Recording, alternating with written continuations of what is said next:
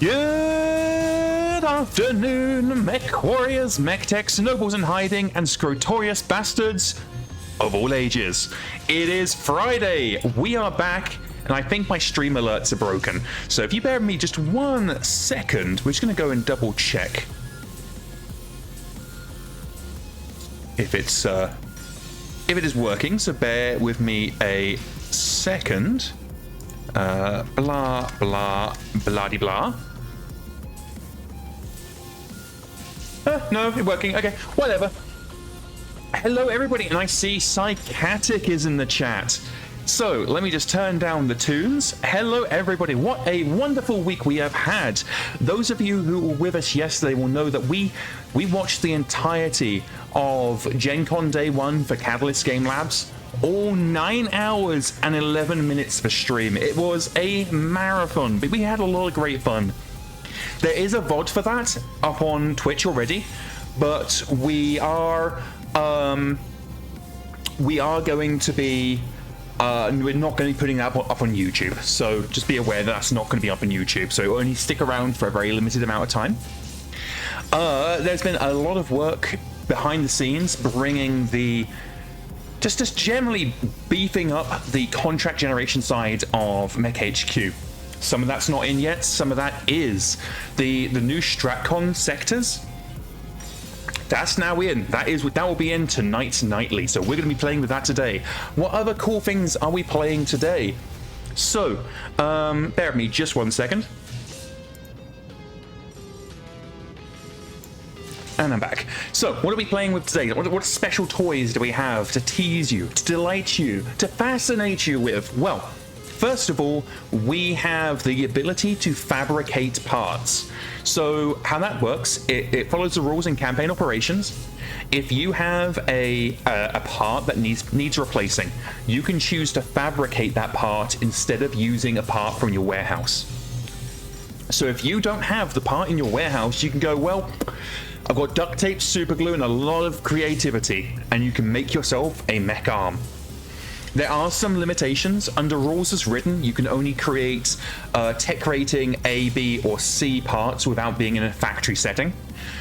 We do have some campaign operations to lighten that. So if you are not in a factory setting, but you are in a maintenance bay, you can fabricate tech level D parts, which is mech limbs. Very important.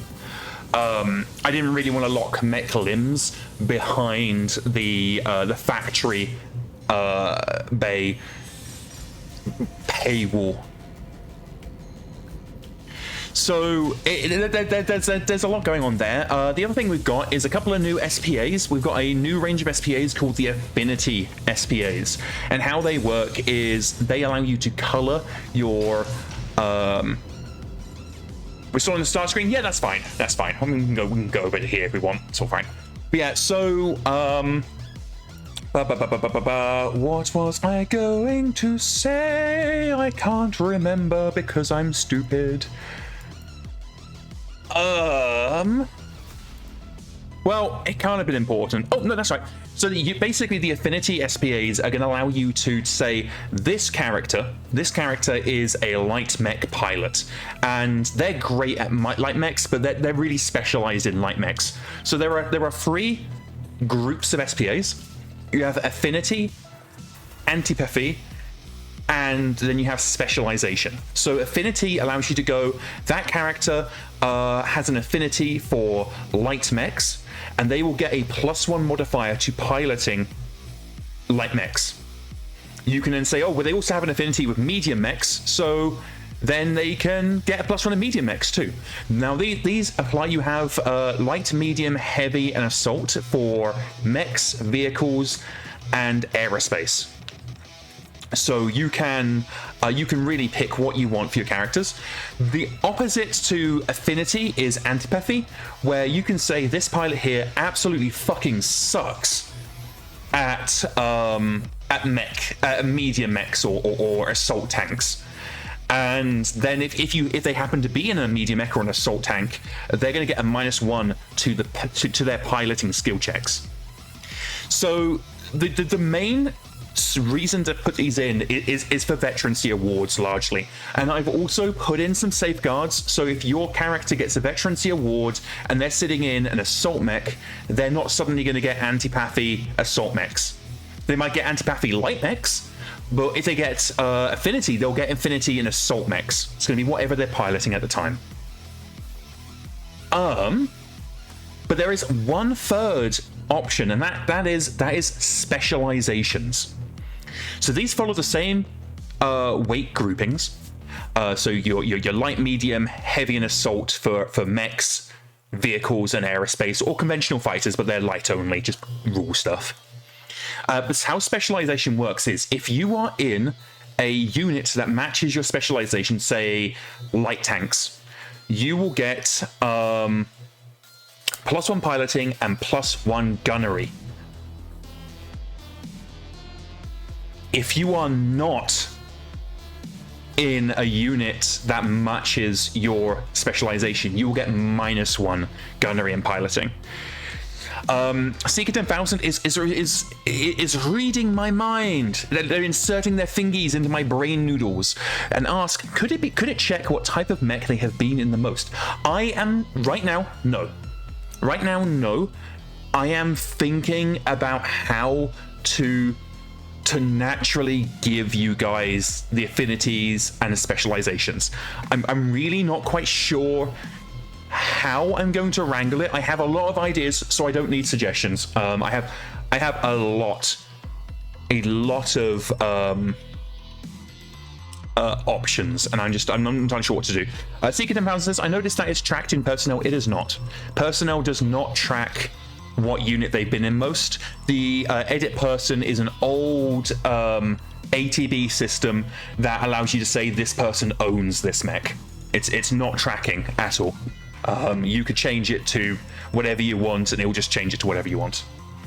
Fox Arrow says, nice, always glad to see veterancy awards get some more tuned. Yeah, on the fabrication side, the fabrication comes with, I believe it is 3 new SVAs. I might have got that number wrong, but there is actually, I can just have a look. Let's switch ourselves over to Safari, and I can just bring up the PR. Give me 2 tickles, 1 second. Because this was only, I don't think this hasn't been merged into the nightly yet. This is only from my composite build. One of the privileges of being a developer, I can kind of take things that I like and just create a custom build. So, fabrication, where are you? There you are. Seeker 10,000 says, I was talking about the thing which tells you what units the pilot has been in. That doesn't exist. You're thinking of the owned unit thing. The historical. Oh no! Now I understand what you mean. Sorry, you're talking about the assignment log. Okay, now we're on the same page. That is not really an effective tool to do what you're saying, because that's not really stored at the character level per se. It's just a single string, so we'd have to pass through the string to find units, but then it would break the moment someone was using a non-English language in their UI. So, 4 SPAs. Well, 3 SPAs and a floor. There's the Fabricator SPA, which is going to reduce the target number of fabrication attempts by 2. Jury Rigger decreases the cost by 25%, and MacGyver reduces the effective tech level or tech rating of a part by 1, so more complex parts are easier to fabricate. To give you an example, I mentioned this earlier, but I'll be precise.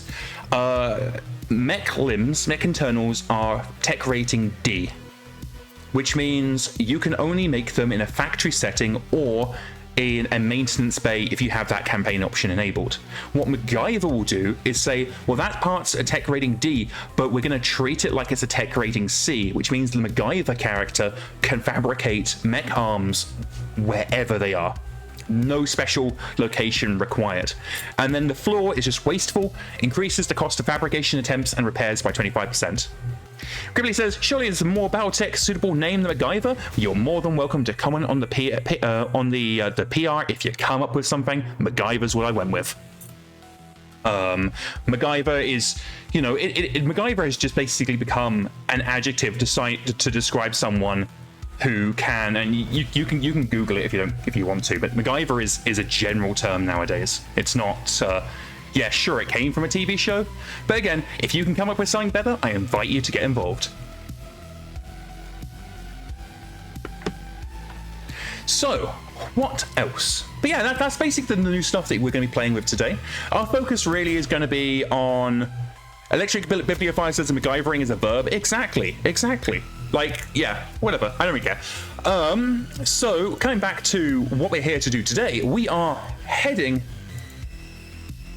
into the last 11 months before the inner sphere is graced with a periphery surprise attacker, the clans. In fact, if I scurry myself just north a little bit, you might notice a certain horrific Clan Wolf, Clan Steel Viper. That's right, the clans are coming. But there's one thing that that we've been putting off for a while. Psychatic redeeming no cursing. Psychatic says keep it family friendly in name of Clan Ghost Bear, and I'm not allowed to swear for the next 5 minutes, though we may extend that for a little bit because I actually owe Psychatic a forfeit. So Psychatic invoked the bits reward for a Comstar interdiction, and what that means is that I wasn't allowed to say a certain word for 5 minutes, and I accidentally said it. And so Psychatic, for their forfeit, asked me to buy some ghost pepper potato chips. So if you'll forgive me for being a streamer very briefly before we jump into our BattleTech stuff, I am just going to grab my wife, who has suspiciously emerged in the right time. Oh, no, they're going to the bathroom. But yeah, my wife will be over in a moment, just to kind of give you some background knowledge before I eat this potato chip. They're just getting some gloves. I will open up the potato chips. So I am required, oh god, they stink. I am required to eat one of these potato chips. I'll give it to my wife. But my wife would like to tell you a story of when I... Oh, Radar says I can't stick around. Well, take care, Radar. Don't forget this. It will be on VOD later today and on YouTube tomorrow. But my wife has a story that she wanted to share about when I first moved to the States. So take it away, wife. Okay, hi. I'm the wife. But so when Illiani first moved here, it was, winter time. I was like, it sounds great, ramen. We could just go get some ramen. It'll be fine because I can get you plain broth. And Danny had Illiani had let me know that this spice was not a thing. She could not handle it. It would kill her. So I ordered her plain chicken broth to go with her noodles. And upon getting it, we picked it up, she starts drinking some of the broth and is like, oh no, I think I must have gotten some of yours. This is really spicy. And so I quickly reach over to taste some, and no, it was in fact plain chicken broth, the type they give to children. And and that was too spicy. However, in the year since, we've been training her taste buds, and she's now able to handle some amount of spicy. I am worried that these chips may in fact kill her, but I'm hoping they won't, because I think they came from Trader Joe's, and I figured Trader Joe's wouldn't kill my wife. That seems very antithetical to their business model. Which we're about to find out. So I do have a chip for you. Oh, okay. So I am now going to eat the chip. Do you want just a little one? No, give me. Do you want a...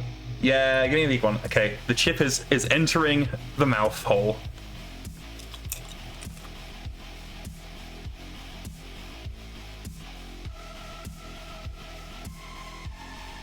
I don't know how spicy these are supposed to be. It has ghost pepper on it. Are you dying? So I have successfully eaten the chip, and I'm like, oh no, this chip ain't got shit. Like, this is just tasting like What? a mildly spicy chip. This is bullshit. And then the aftertaste. Oh. And then the aftertaste just keeps coming. Oh. I'm reaching for the water. Well, you good? Yeah, I think I've survived. Oh no. Well, do you want me to leave these with you? Yeah, we'll leave these with me just in case we get any more In case you do any more work. word crimes. Yeah. Okay, I will endure. I will endure. I'll use my Rasalhagian pride to fight back the pain.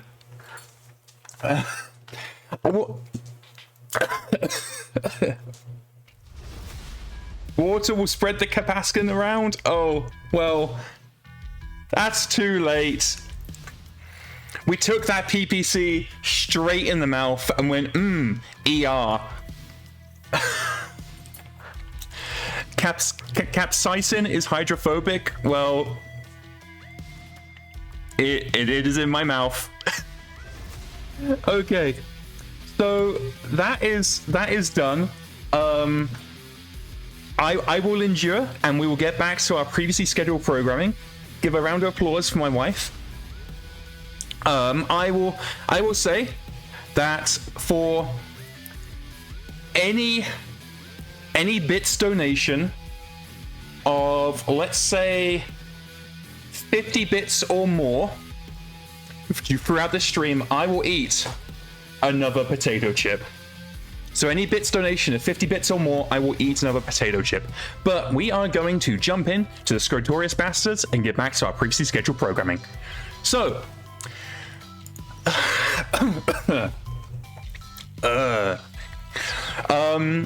we were in the middle of Operation Vacation, and the evil Federated Commonwealth have attacked. Now, we have at least this month to fight them off before before we can get rid of them. Psychedelic says, is that one chip per 50 bits spent? Yeah, let's go for it. Let's go for it. I've got an entire bag of potato chips because you can't just buy one chip. Excuse me, one chip. If we eat the whole bag, I will eat the whole bag. I will dance. I will be the monkey that dances for your entertainment. So we have a convoy hijack. So what we need to do is we need to route the Op4. We need to knock out 33% of the Op4, and then if we do that, we will capture the convoy. We haven't deployed anybody, so let's find someone to deploy. Who is intact? Let's go for... Oh, not you. Not you. What BV are we looking at? We're looking at 7.5 BV. Ugh. I think that means we're going to have to pull in Baker. Karate's missing someone. Sultan's not good enough. Oh my god.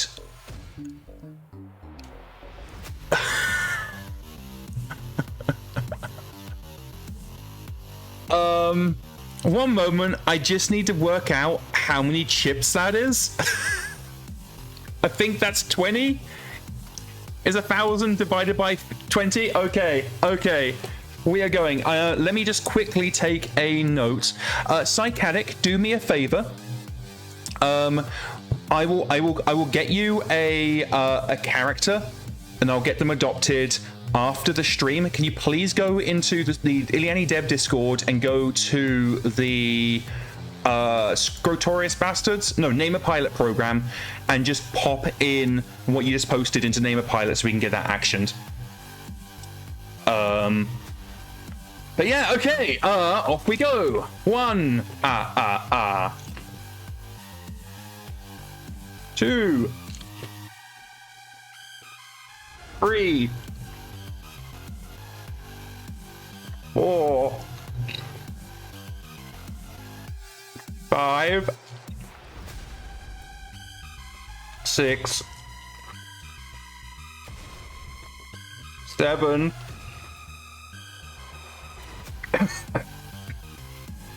8.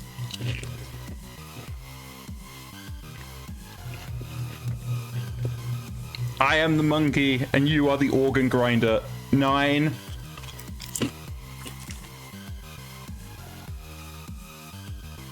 10.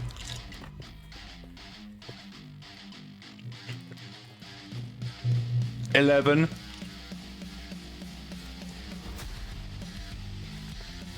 12, 13, 14. 15.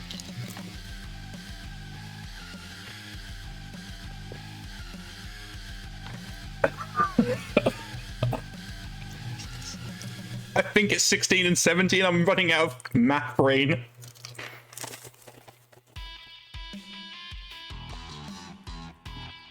$18 and 19.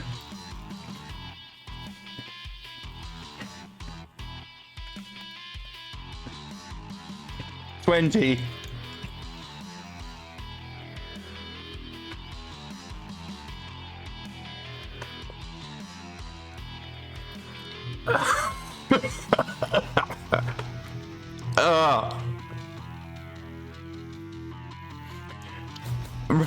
'No, no, King Mao, no! King Mao says hydrate.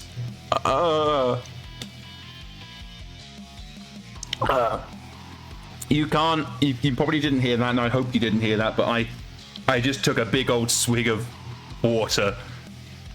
And stretching.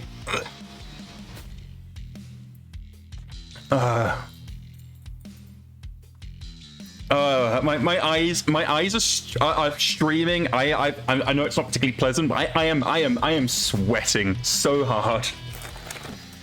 We'll put the hell chips away for now.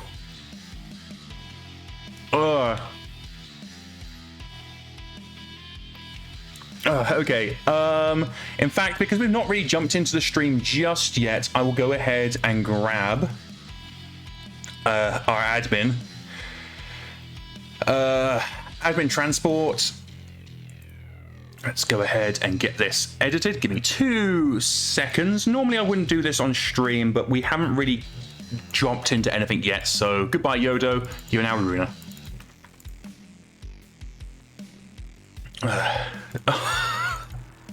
Oh my god. Do people eat these for fun?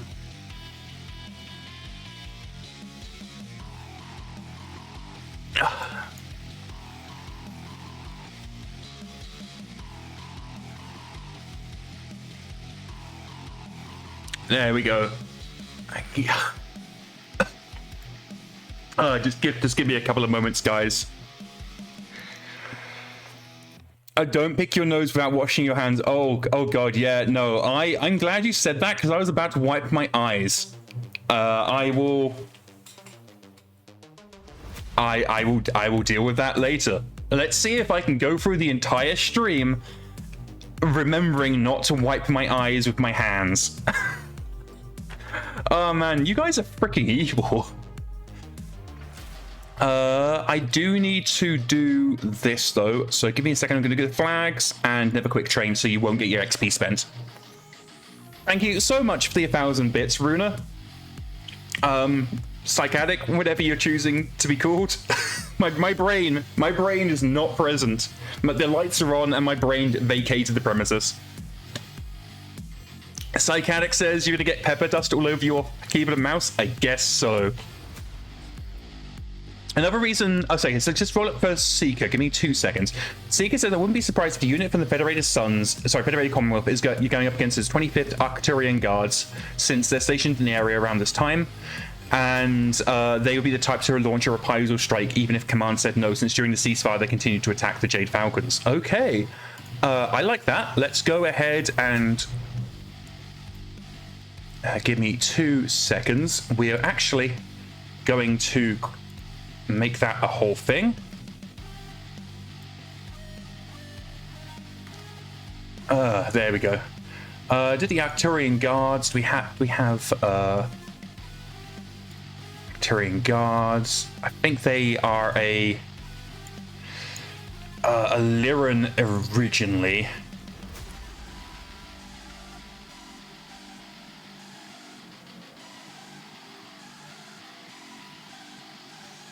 Ugh.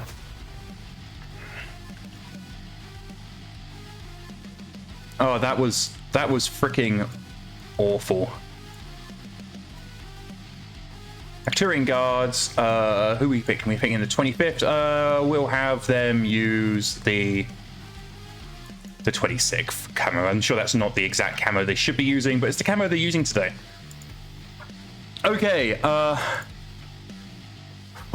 okay. Let's go back to picking who we're throwing into this. I think Karate Lance might be the play. So let's go ahead and deploy Karate Lance. They're a little bit under strength, but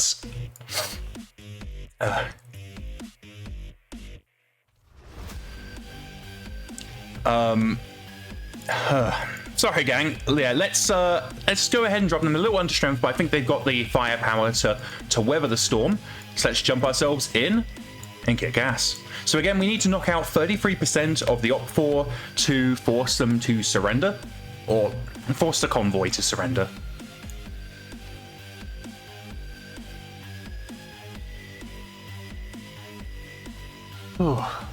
Oh my god. Okay, we're going to change the camo on the convoy units just to make them a little bit easier for me to spot. I've already gone in and checked all the options are optioning. We don't want that.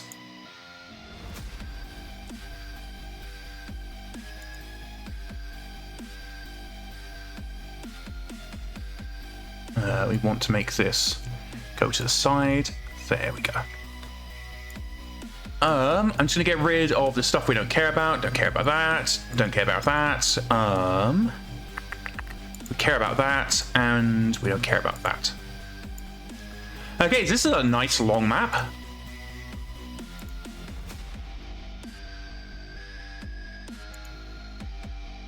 There we go.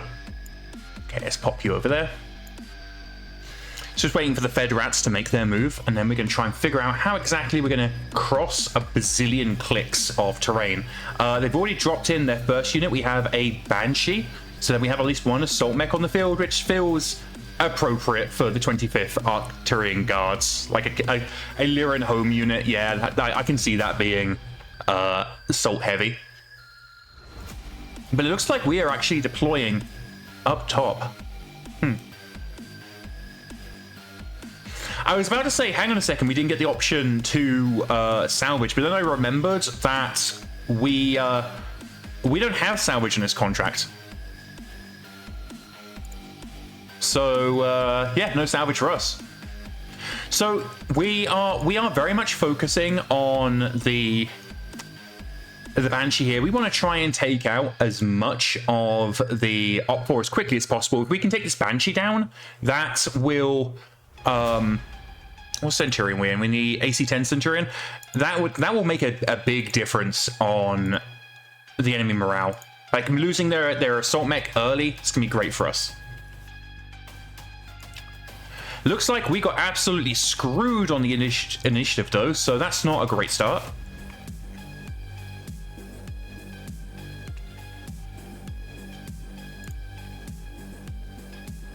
Interesting. Why can't I see you?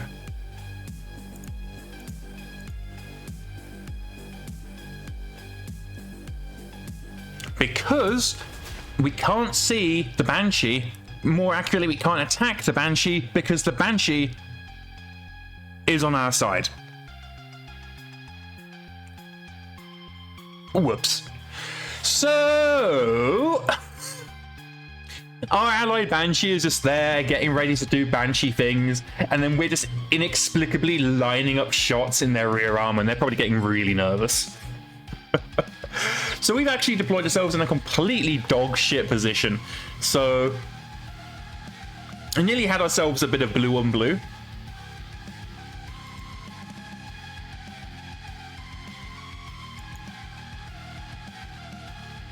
Ooh, Psychic says they've been playing Halo Campaign Evolved. I've been hearing decent things. My jaw is actually locking up from the chips Yao made me eat.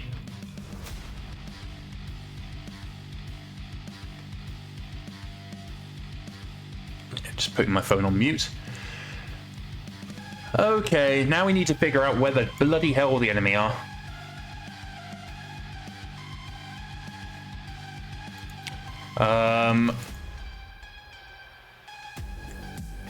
Canik says it feels like Halo that I'm enough like Halo that I'm happy. Okay, well, that's good.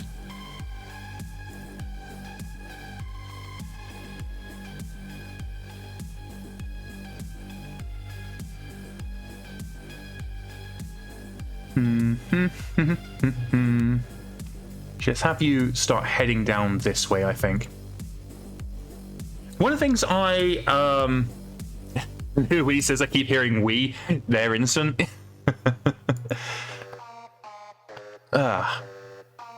One of the weird things is, like I say, when I can feel my jaw locking up, I can actually feel like my neck muscles just tensing. For those of you who weren't here at the beginning of the episode, Psychatic got me to do a forfeit to eat a ghost pepper chip. And then I said, because, you know, it's all good fun, that for every 50 bits donated throughout this episode, I will eat another chip. And so they immediately donated 1,000 bits and got me to eat 20 chips. There are still more chips in the bag. My wife, for some reason, decided to get me a really, really big bag.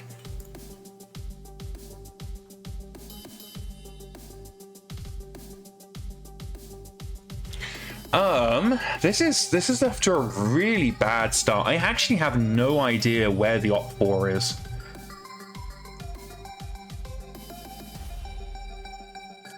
And for some reason we can't enter these woods. Are they ultra heavy? And they're not.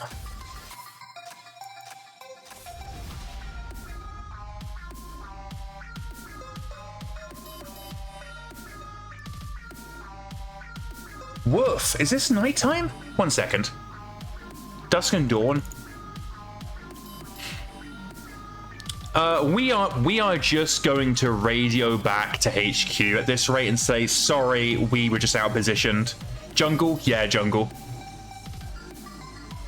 Yeah, I think we are just going to tell HQ that we were deployed out of position and couldn't get a shot off on the Op 4. Not ideal, but we'll just deal with that.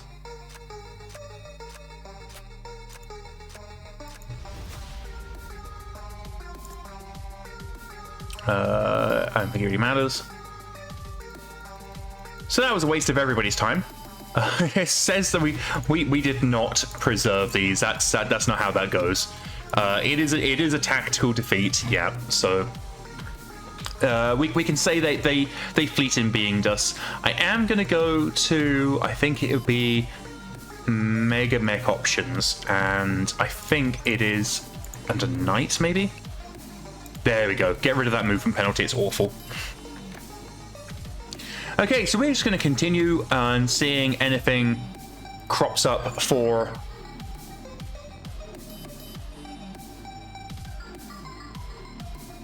The youngster says, the convoy hearing you, leave them die, saying this is a waste of time. It was the enemy convoy, I'm happy to say, so it isn't our problem. It looks like we got another attack on our base. So let's head over to here. It looks like, again, it's the early warning center again. They are deploying with 13,000 BV. Shit.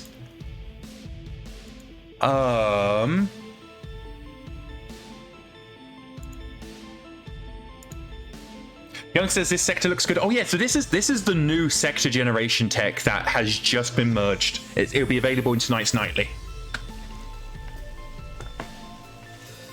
It is an equatorial Riverlands massif with a conurbation with basically 2 settlements. I'm particularly proud of the roads, if I'm being perfectly honest. Those were a lot of fun to develop.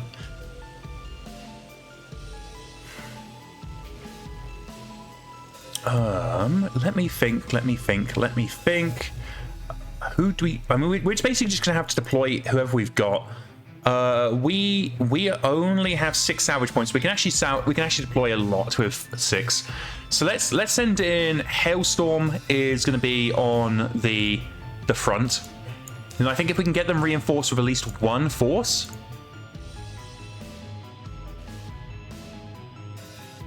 Oh no, they've got aircraft. That's where their bulk of their BV is. And we've got horse cavalry. Great, I'm glad someone's taking this encounter seriously. And because we got fleet in beings, we don't have, I don't think we have access to... What we're looking at in Baker Company. Okay, so it looks like Karate Lance has returned. So let's go and deploy Karate as reinforcements.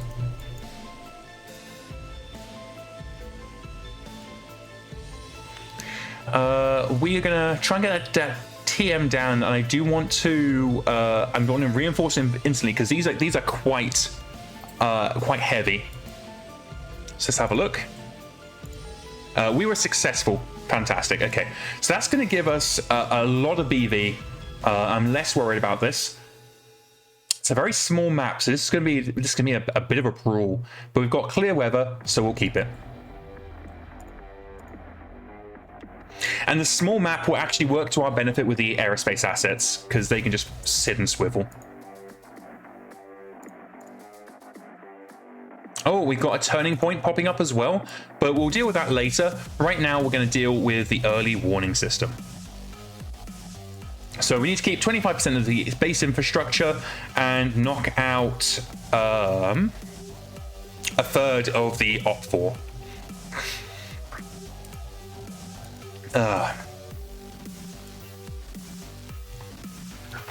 I do not think the beast infantry is going to survive being fuel air bombed by Princess. How does your mouth feel? It's tingly, and it is both tingly and just very. Yeah, it's hard to explain. I don't really have the words, but it's just a bit odd. Oh, I don't think we have any problems on this map.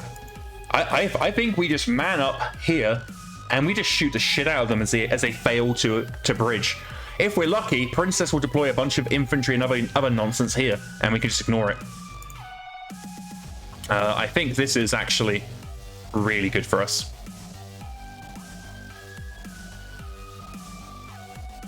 So these are level 4s and 3s, so we're not going to see anything behind them.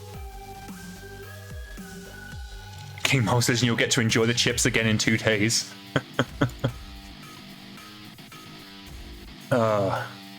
My eyes are sore, and I don't think I've rubbed them. Oh, initiative report. Go away, initiative report. Okay, so our deployment zone sucks. Also, why is that in the water? Let me get my pen and take a note of that. We shouldn't be having gun emplacements appearing in the water.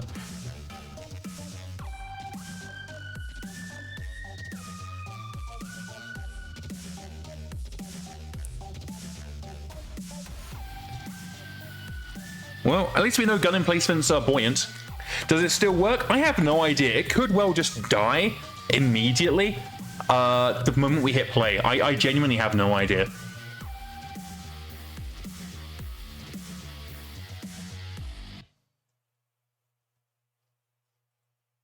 It says height 1 bits on a depth 5 tile. Yeah, so I think it's going to work, but again, I genuinely do not know.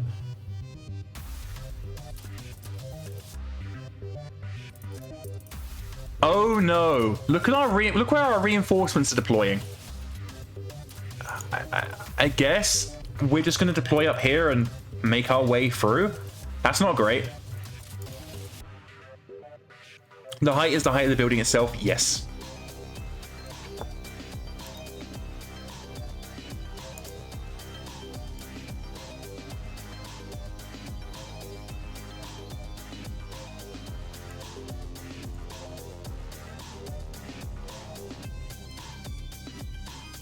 Electrobibliophile says they had a mission where all of the turrets spawned like that. Okay, well at least we know that likely means they're not going to immediately die on turn 1. That's nice.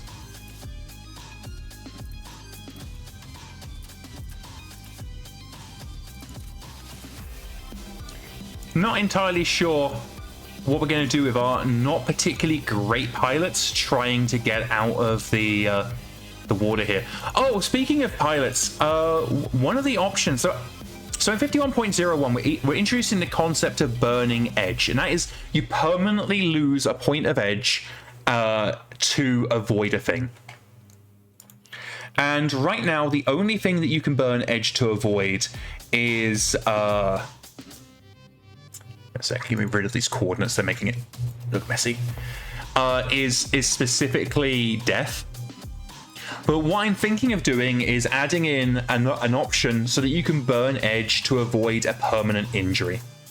And so I'm going to use that concept to actually get rid of the permanent injury on issue report. So they'll grow their leg back. Because issue report lost their leg last round. And I think, because one of the reasons why I'm introducing burnable edge is to have a way to get rid of edge. And so adding an option where you can burn edge to avoid a permanent injury, I think is a great option here. So that's what we're going to do. We're going to do that to rescue issue report and then bring them back into the fold. We will need to get them a new Warhammer though, so we'll see if there's any on the market.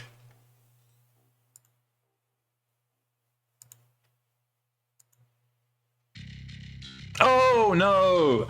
A Centurion has fallen over. Not great. Let's just get them back up. We'll careful stand because I don't trust myself. Oh, we do not have the movement. It's not letting us. I think it's because we moved. We can't careful stand. So let's just try getting up normal. No, it's saying we don't have the movement to stand. Emo says that's a turret built on an old abandoned oil rig. Oh, I like that.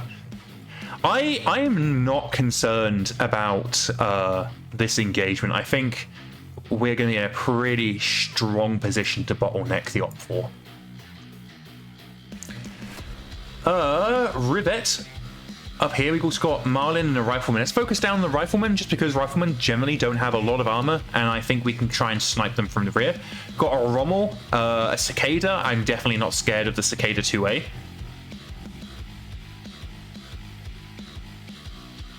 For anybody unaware, anything that's being rendered in grayscale is out of line of sight.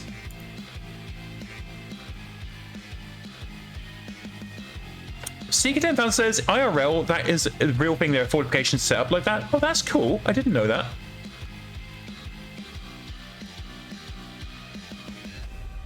Actually, no, I did. You have, we have concrete water defenses in the UK. I just never really thought about it.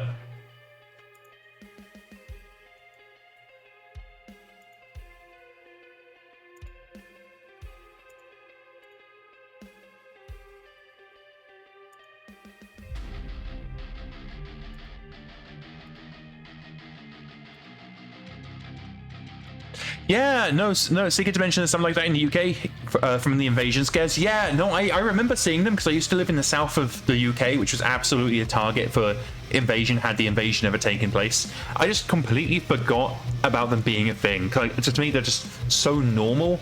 I just wasn't thinking about them existing at all. Okay, we're exchanging some long-range shots. Got large lasers, PPCs, LRMs flying downfield. Our reinforcements at the back are slowly trying to get themselves out of the big wet thing. So we're just going to skip firing for all of those.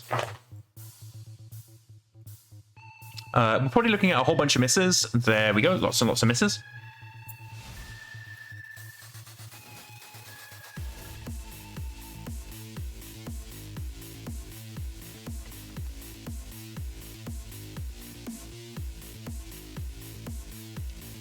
Don't mind me, I just had to wipe my eyes, though I did remember to wipe my eyes with my t-shirt and not my fingies.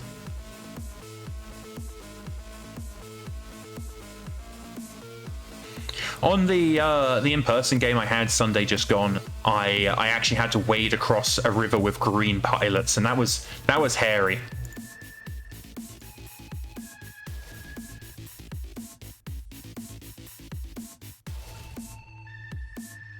So we're actually going to bring up the bot command, which I thought we had set to be displayed by default, but I guess not.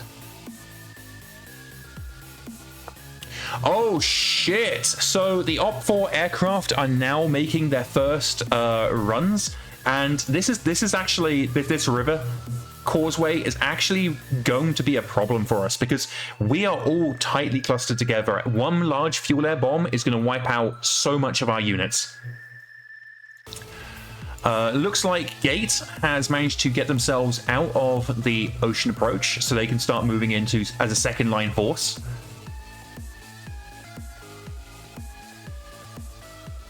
Okay, looks like we got at least one aerospace asset making a approach vector. It looks like a Chippewa.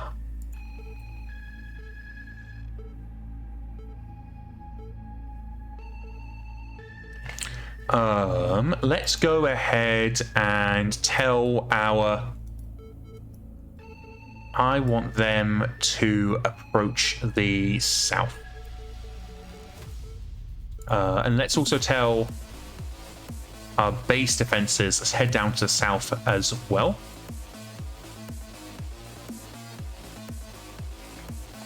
Now this is going to tell them to retreat, but we are going to... Can I just... Oh, maneuver. Oh, beg your pardon. That's not why I shouldn't be using... Give me a second. Do we have tooltips? Give me a second. I'm not used to using this, so I'm still trying to figure out what we're meant to do.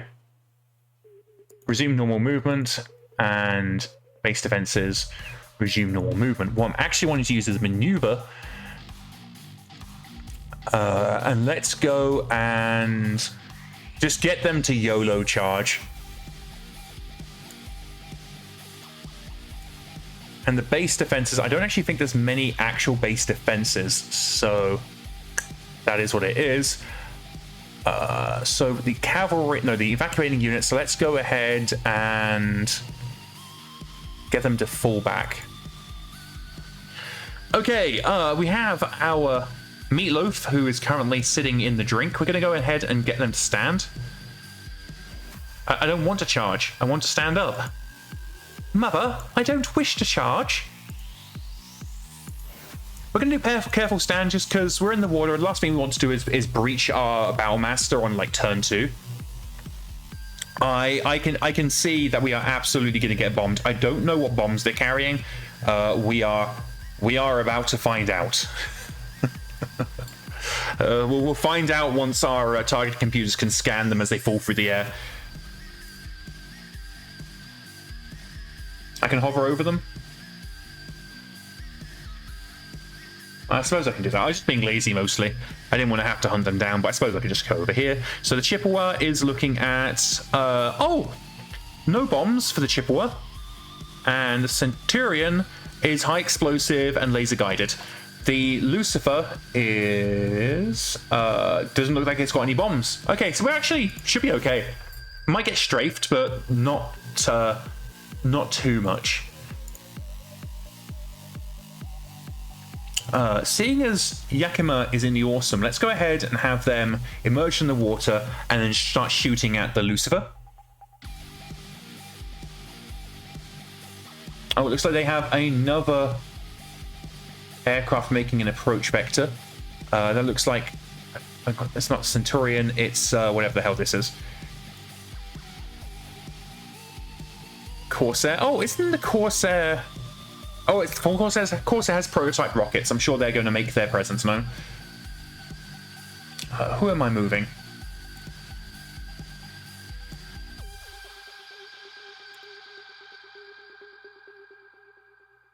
Oh, it's just a movement report. Jesus Christ. Okay, Daka time. Let's head ourselves down here. It looks like we have the Rifleman is again still the best target, so let's throw a few PPCs down the Rifleman's way. You know, just to make the Rifleman feel welcomed. I am largely uninterested in the aerospace assets because I don't feel that we have the weapons to take them down. We can have a look at least. Yeah, LRMs. Yeah, we're looking at 3% and 8%. I'd rather focus on the ground units and try and bring them down the 33% we need to route them.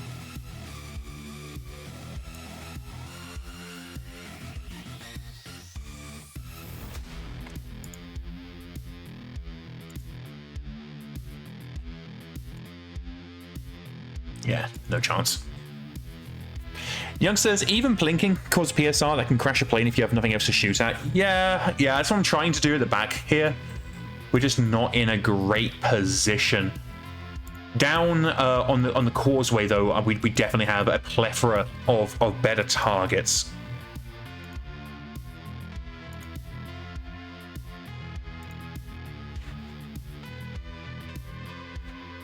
I'm not sure Meatloaf can even shoot the Chippewa. It cannot because we're underwater.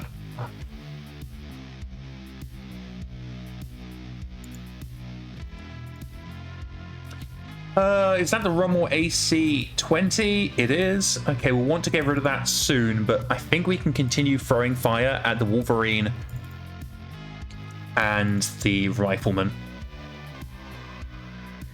We're basically just picking whichever of the two has the best targeting. And unfortunately, oh man, the Lucifer pilot has shaky stick, so yeah, we've got no chance in hell. We're looking at a target number of 13. We might have had a small chance for 12 plus if they didn't have shaky stick, but that shaky stick is just making them too hard for us to lock on with our targeting computers. Okie dokie. Anything good? The Chippewa is throwing down some fire at Trip Hazard. Unfortunate. Oh, there is some high explosive bombs being dropped on Odin's head.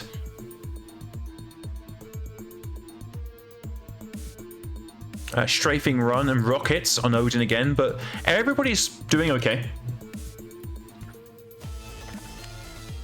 We're still early on into this engagement. We can't really expect too much sexy red just yet.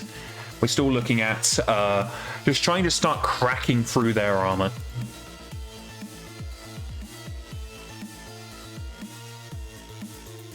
Knowing these aerospace aren't armed to the gills with bombs definitely makes me feel a lot more comfortable. Like, we can get them straight. They can do a strafe here and there, everywhere. But really, what I am focusing on is just trying to whittle down. Because it's worth noting, we only have one turret, I believe. Unless we have one back here.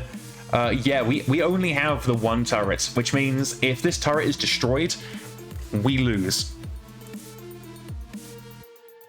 See, I do think we can definitely roleplay this as being an offshore oil rig that just happens to have some armaments.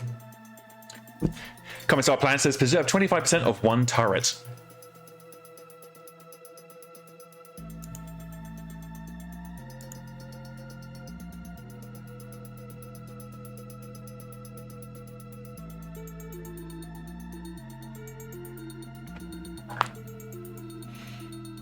So we're actually going to go ahead and change the behavior of the light cavalry. We're going to change them to Berserk version 2. Now, Berserk actually it's not a good one. The reason why we're going to change it here is because specifically I want the behavior that Berserk does. Now, what Berserk does is it effectively just lobotomizes Princess. So all she thinks about is getting close and causing damage. All of her tactical thinking gets thrown out of the window. So we're going to go ahead and do that just to get the cavalry to actually make a charge. Right now they're kind of faffing about at the back and not being particularly useful.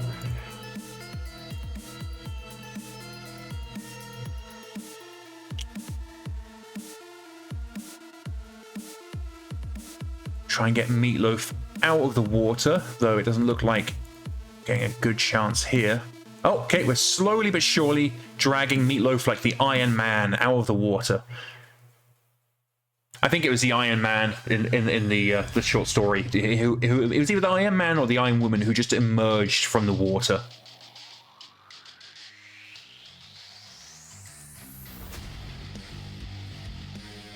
Just walked out of the ocean.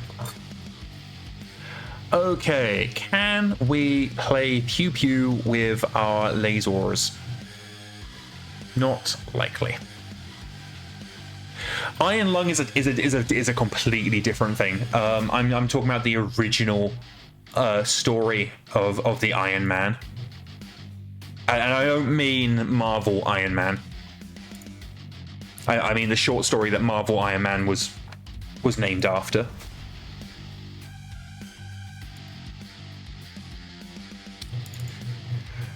This cicada is feeling very brave, so we're going to reward that bravery by shooting it in the face.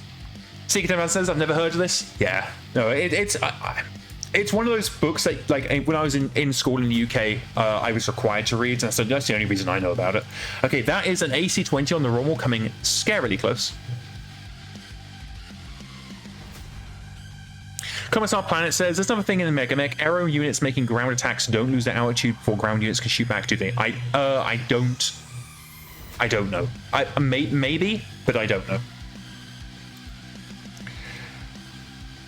Okay, start zooming in a little bit. Now they're a bit closer. We've got a Phoenix Hawk on our flank here. So Phoenix Hawk 1, so it's machine guns and a few other big stuff. Pew pew.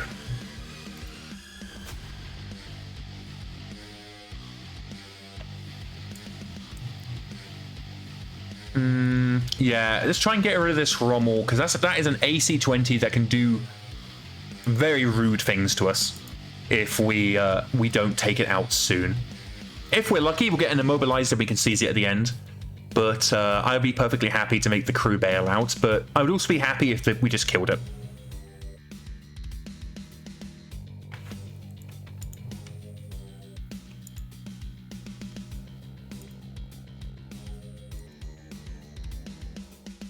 Okay, we're only getting one PPC because of weird stuff.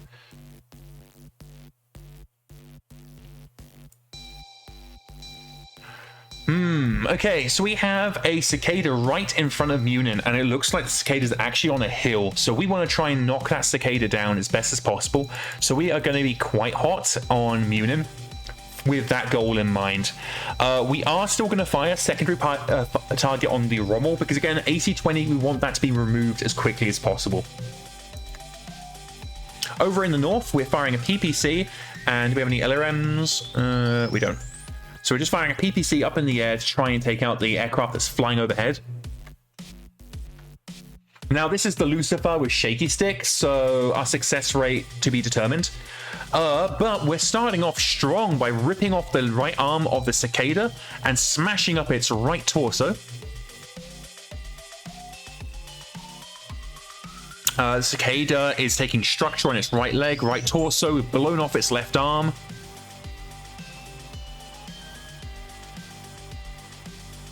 That looks to be it. The cicada, unfortunately, is standing, so they are in a position to boot one of our pilots in the head.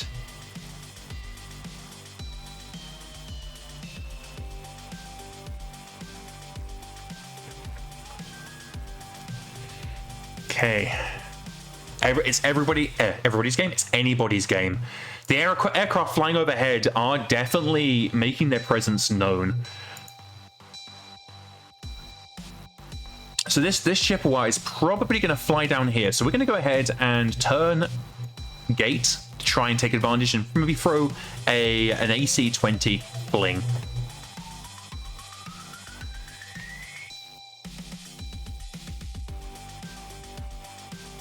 Okay, looks like we're down here now.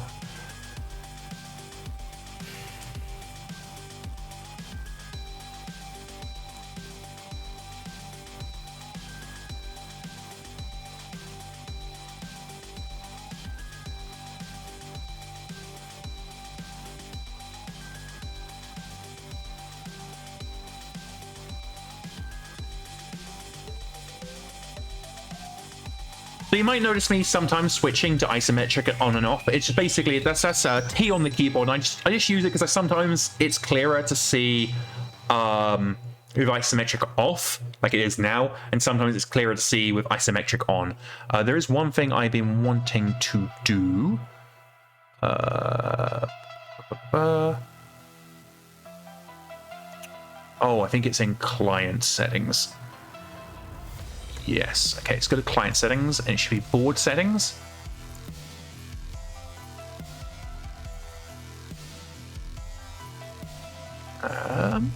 And I could have edge highlighting. There we are. That's what I was missing. Ah, that's a bit clearer to read. Okay, Odin, I feel like it's actually in a strong position back there. They are, I don't think they're in partial cover. No, they are in partial cover.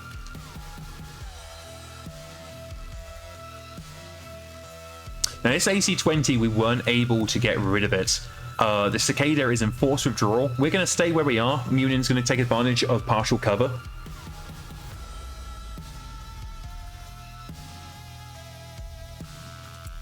So we're actually going to pull Meatloaf out and have them to a 180.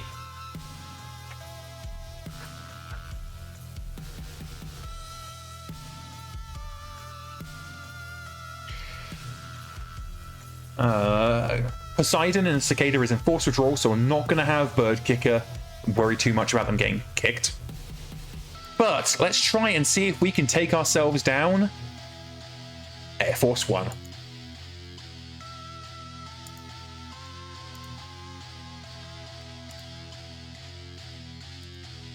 Even one aircraft taken out of the air is a big win for us, because those aircraft have a lot of BD packed in them.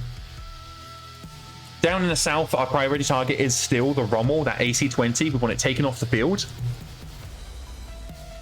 It looks like we may actually get the opportunity this round. We have a lot of decent chances to hit from... come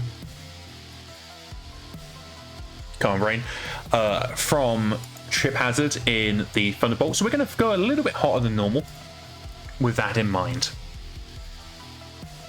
We are actually going to go into edit bots, because there's something I need to quickly edit. Come on, Brain. Let's go. And we need to tell the evacuating units, we need to tell them that to ignore their damage output, because they're being dumb and stupid.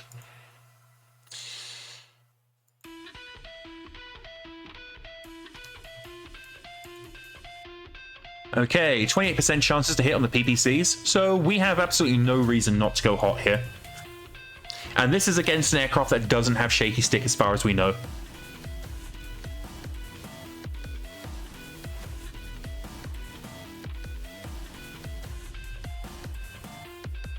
Can't hit the Rommel, and the Cicadas in forced withdrawal, so we're going to throw PPCs down at the Phoenix Hawk. If we are incredibly lucky, we might be able to knock out the Phoenix Hawk's relatively weak head. Munin, however, has a 0 TMM to 0 Gator rather on the Rommel, so we are going to unload. Again, running a little hot, but if we can kill the Rommel, that is an entire AC-20 taken off the field. I keep saying this, but it's really, really important. If we don't treat that Rommel seriously, the Rommel will fuck us up. Only a single PPC from Meatloaf.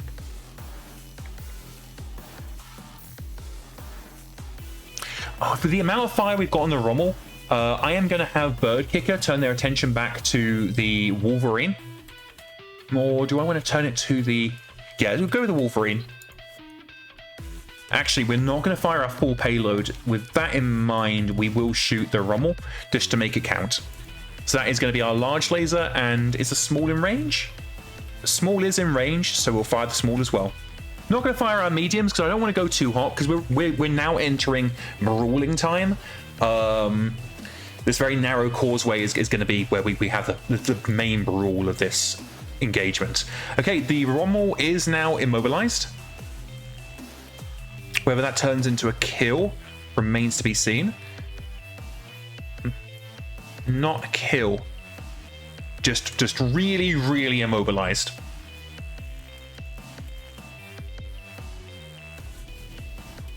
Now, I highly doubt that the Op4 is going to abandon the Rommel, so we are probably going to need to kill it.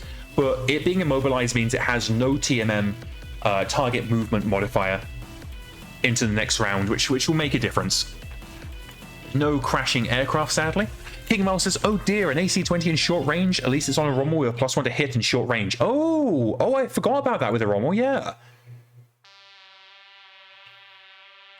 Okay, we are looking at barely having dented their Young says immobile will actually give you -4 to hit, I think. I think you might be right.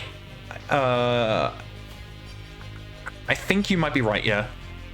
King Mole says, so now you can back out of AC-20 range. That's a very good point. That's a very, very good point. Let's do exactly that. Because they're almost on top of us, so... Secretive as it says, it's that they can't shoot you if you stand on top of it. The problem with that is everything else can. So I think withdrawing back a little bit, maybe to this line here, this line level 3s against level 4s, I think that's probably the play here, because they are swarming our position. We do not have them. We basically need to start withdrawing anyway. So might as well put as much distance between us and the angry AC-20 as possible. Eric Strazi, glad you could join us. You missed me eating the ghost pepper chips. Speaking of which, there is, for anybody who hasn't been around all of today, yeah, I can take that. I do have a bag of ghost pepper chips. I promised I would. And just for the entertainment purposes, we anybody who donates, but let's rephrase this, for every 50 bits that get donated onto the stream today, I will eat another ghost pepper chip, and that is valid until the bag's gone. So if you donate 1,000 bits like Psychatic did earlier, I will eat another 20 chips. I will do it. I'll regret it, but I will dance. I will be the monkey that dances for your entertainment. And just as a reminder, one of the bits rewards that you can redeem is the ability to adopt a character that will allow you to dictate how the character spends their XP, name them, give them a call sign, pick any of the little, personality attributes. And all proceeds are going towards getting me a new computer, so I have an easier time of developing and producing content for you all. Just as this battle drags on, if you are... Yeah, it is firing at AC-20 at trip hazard. How much ammo has it got on that thing? If you are enjoying yourself, by the way, Black 5 shots don't care about that. Standard 12, I do care about that. If you're enjoying yourself and you haven't already, please consider hitting the... let's go off the turret. Please consider hitting the follow button so you can be notified of when we go live. When do we go live? We go live Monday, Tuesday, and Thursday, and of course Friday.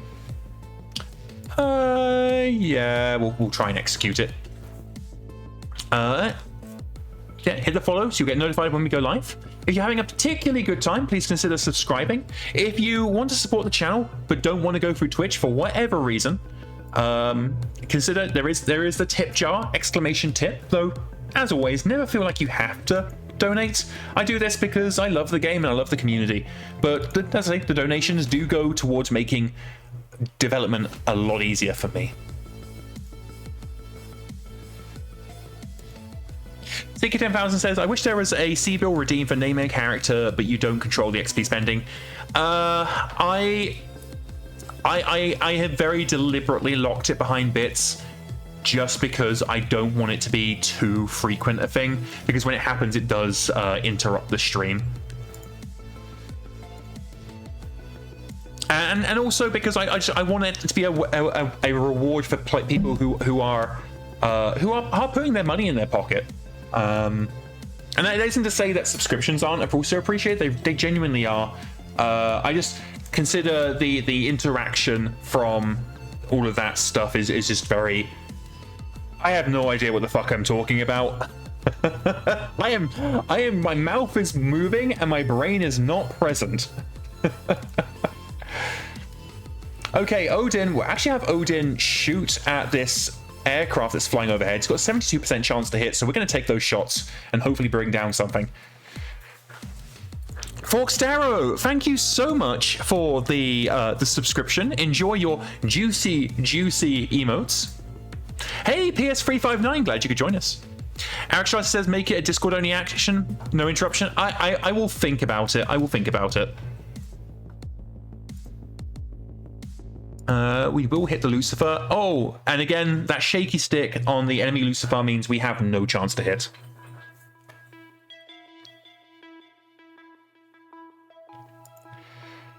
Okay, 0% chance from Meatloaf. What about the Shaky Stick? I suspect the Shaky Stick is also going to be 0. Okay, we've got a 3% chance to hit that annoying Lucifer, so we're going to take it.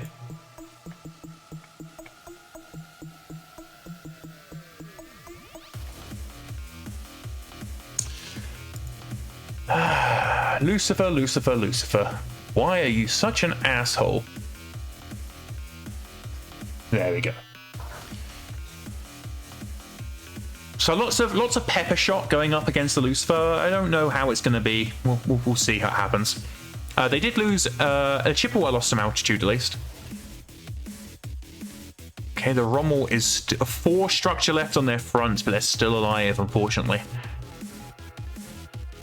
Oh, we have injured the Chippewa pilot. Good job, and knocked out the avionics. Very nice, very, very nice.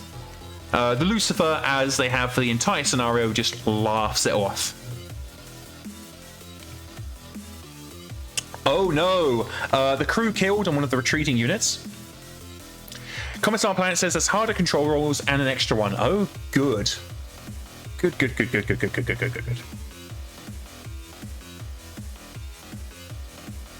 Aha! Overcharge, the Chippewa is out of control. And they have crashed. Suck on it. Avionics, large laser, LRM-15, fire control system. Yeah, they're ejecting. They are absolutely ejecting. They didn't die in the crash, but they are 100% ejecting at the end of the round. That was the Chippewa that had the audacity to fly over Odin, giving him 72% chances to hit.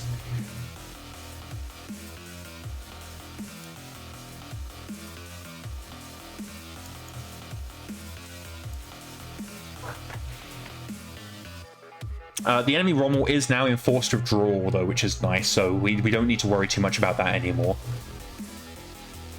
Secretive Hauser says, I feel if you crash, you should auto-eject by default.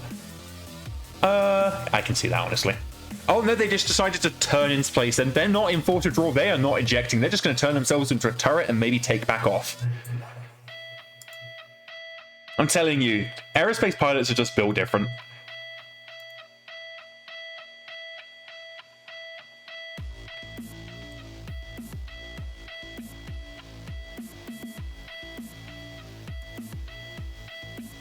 Odin is in a fantastic position, so we're not too worried about that. I think we are going to have to walk over and punch the Chippewa. If they don't eject at the end of this round, that may unfortunately be what we have to do. Let's see, because I don't think they've got much of an armament left. Let's have a quick butchers. Let me see. Oh, bugger off.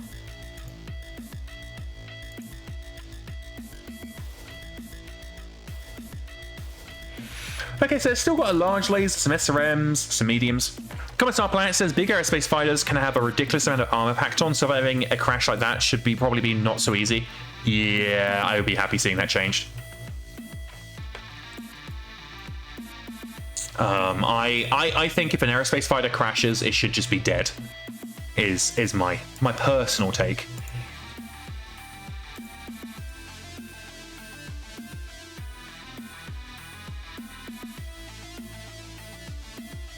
Not entirely sure what Poseidon in Cicada is doing. I am worried that we might have accidentally broke the rules of engagement. One of the things I'm planning to do is add a little dialogue that pops up if you're going to break the rules of engagement. It says, hey, yeah, sure. Okay, the Rommel has ejected, which now means that we will be able to salvage... No, we won't be able to salvage a Rommel because we have 0% salvage. Oh, goody. We're going to keep an eye on the Cicada and see if they attack. If they attack, we know that we've broken the rules of engagement. Now we just need to kill everything.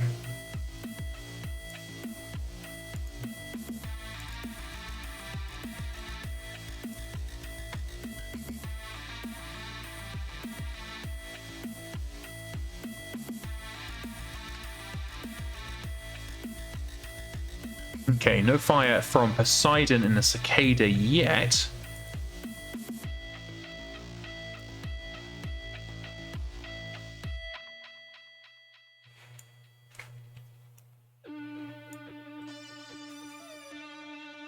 I am wondering if... Yeah, let's try and take out this Wolverine here. We've got the heat, so we can go a little hot, and we've got some fantastic chances to hit.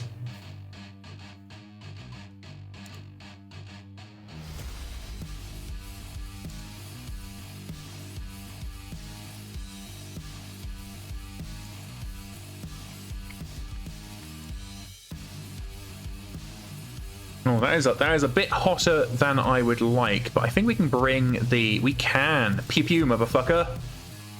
One cool thing, my copy of Ace's Scouring Sands is available now at the local gaming store, so I'm going to be picking that up probably on Sunday. My copy of Alpha Strike hasn't come in yet, but I am more than happy to get my hands on Scouring Sands. I'm really looking forward to press ganging my my loved ones into playing that. Oh, 1 second. Did I just see 0? No, I thought for a second I had seen 0 armor. I get a little bit concerned. But overall, looks like a lot of firing. Both we and they are still standing. Nobody has gone down yet. Nobody has gone down yet. So we're still into round 6, and this is anybody's game. Oh, there goes another one of our evacuating units. And they're beating up the powerman now. It's very kind. Assholes.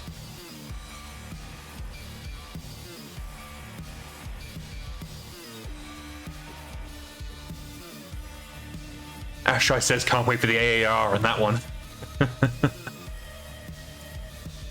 Oh, on the Scouring Sands, yeah, no. Once I actually get a chance to play it, I will be 100% giving you guys.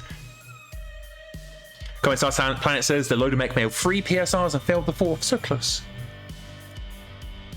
Let's just check. What are we looking like on the percentiles? 80 to 90. So yeah, I think with the aircraft they've got, it's just gonna be so hard to rout the ground forces. Odin is gonna stay back in this defensive line. The 25th has a large air complement. That also matches what we're seeing.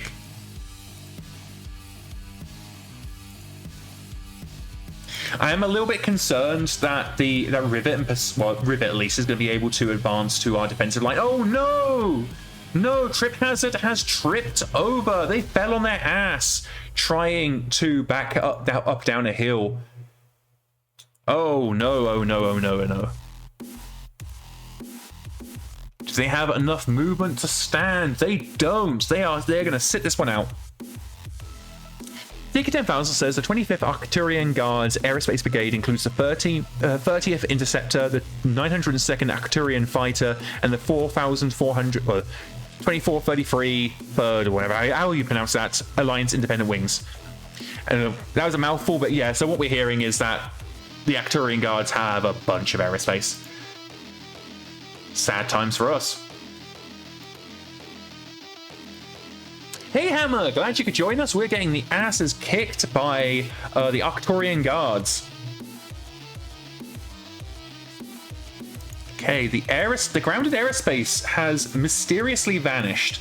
I don't know if it ejected or if it just squeaky wheeled away. PS359 says this is an interesting map. Yeah, no, this is a really interesting map. Is Bird Kicker? Yeah, Bird Kicker is got some partial cover, so we'll leave Bird Kicker where they are.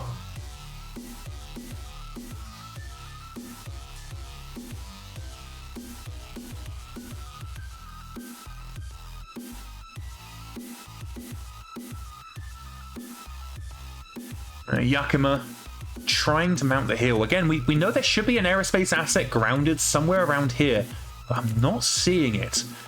And it's not coming up on my sensors either, so I don't know if they just ejected. Or potentially just took back off. That's also possible. There's Trip Hazard. They're not doing great. They haven't got a lot of armor left. And the Powerman doing Powerman things. Electric Bibliophile says, I hate the evacuation-based defenses. It makes no sense for them to hop in a dang Powerman and waddle away instead of bunkering up. I heartily agree. I really do. Young says, are custom maps define deployment zones something that could be a thing, like forcing a deployment zone to be on the island? I think so, but I think you have to define it in a map, and then it will probably be overwritten by by MekHQ. It's a very much a maybe, I don't know. 92% chance to hit on Odin means he's about to claim another kill, I suspect. We're going to blow the shit out of this Wolverine and then start moving on to Shock Jock the Phoenix Hawk.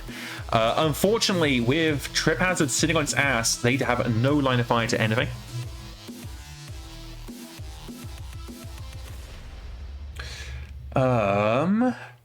So we can get an easy shot on Rivet, but we're actually going to have who's in that Grasshopper? Munin. We're actually going to have Munin shoot at the Phoenix Hawk. We're going to hunt for some of its ammunition, because if I remember correctly, the Phoenix Hawk one should have machine guns.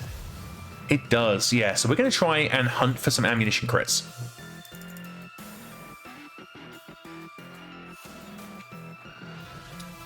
Yeah, I'm not seeing the Chippewa, so I don't know if they've just squeaky wheeled away or ejected and we didn't notice.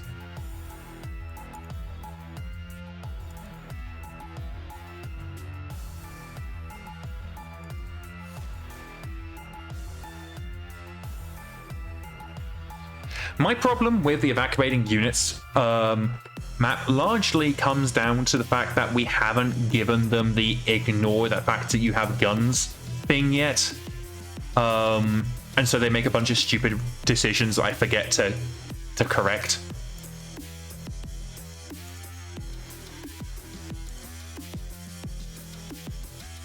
Electric Bibliophile says the reason it bothers me is because you lose if they die. Yeah.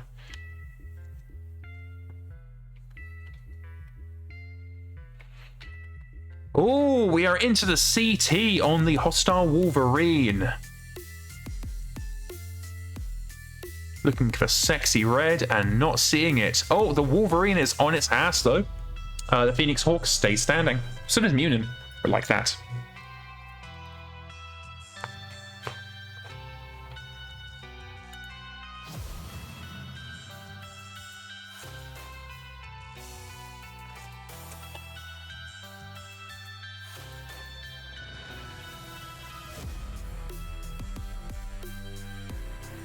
Power Man having Power Man problems. Franchise says I mitigate that and solve Illiani's problem by making sure I control them, not Princess. Yeah. Okay, we are very close to their breaking point, though. We just need to kind of push for another 11%. We've not had any major casualties on our own side yet, and their ground forces are being torn apart. So this could still be our game, and I don't think we're gonna be seeing their victory. It's really going to come down to whether or not they can kill anything before the 11% goes down. And again, we're not getting any salvage on this contract at all, which sucks, but does mean that we don't need to worry too much about that nonsense.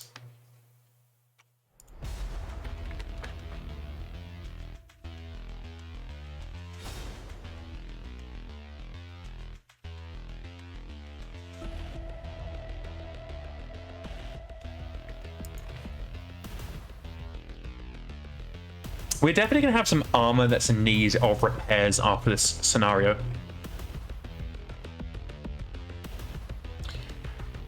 Okay, who are you? You're Bird Kicker. You're already in cover, so we'll leave you in cover.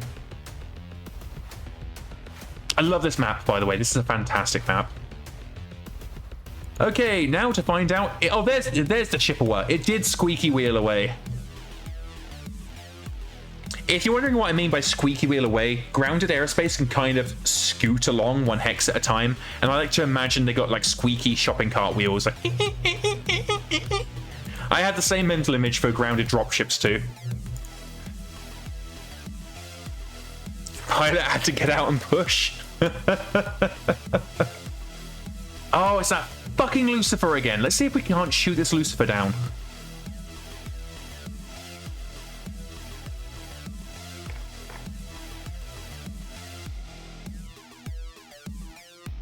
Okay, who is our primary target? The Phoenix Hawk is pretty fucked up. And Poseidon, for some reason, isn't going into forced withdrawal, despite being in forced withdrawal.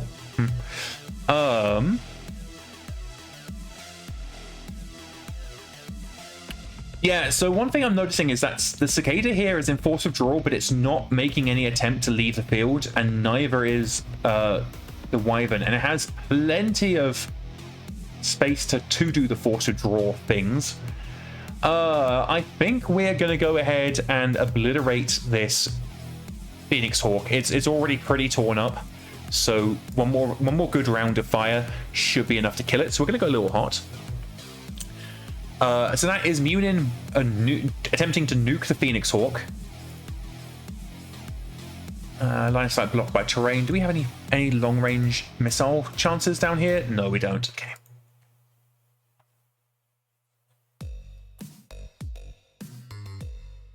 So our beast infantry is using their laser rifles to also pepper the Phoenix Hawk. So I don't think we need to put any more fire on the Phoenix Hawk, but we will go ahead and start diverting fire back onto the Rifleman. The Rifleman's pretty fresh, but it is still a Rifleman. And so 3 PPCs with a really, really good chance to hit it is going to do nasty, nasty things to that Rifleman. The fact is, at this point, we're cool enough that we can basically fire whatever the hell we want, and there ain't anything they can do. And because we're holding a really strong defense position, they can't hit our legs, and we're not really required to move much, so we don't need to worry about our movement, our maneuvering, reducing our aim while they do. Which is always a good position to be in. If you can make maneuvering the enemy's problem while it just straight up isn't yours, you are already in an incredibly strong position, tactically speaking.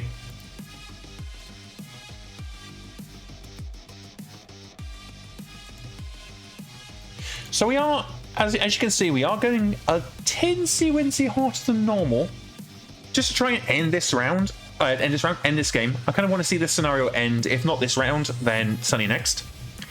We're only got a 3% chance to hit on this Lucifer, but if I can knock this Lucifer out of the air, I will consider that a massive victory. Because this Lucifer has been a pain in our ass this entire scenario. Oh, their Phoenix Hawk is dead, as often Phoenix Hawks are, by its head being destroyed. Goodbye, Phoenix Hawk.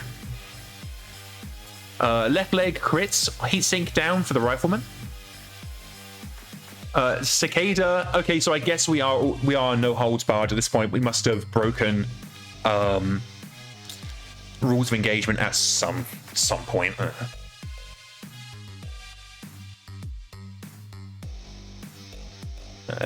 Yep. Okay.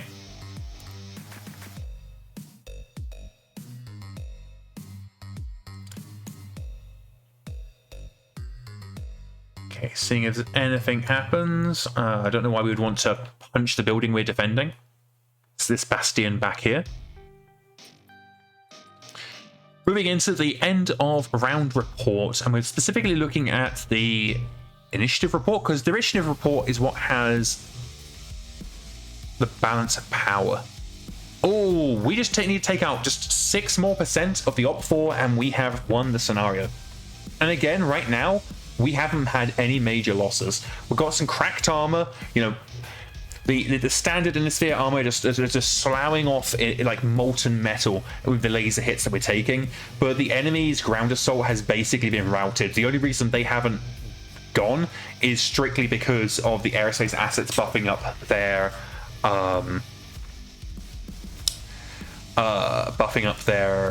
BV.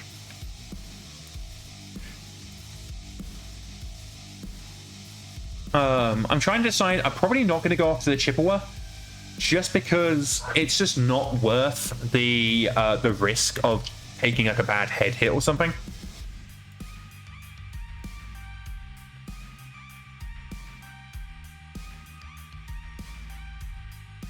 I mean, actually, I say that we might as well move into kicking range with our Battlemaster.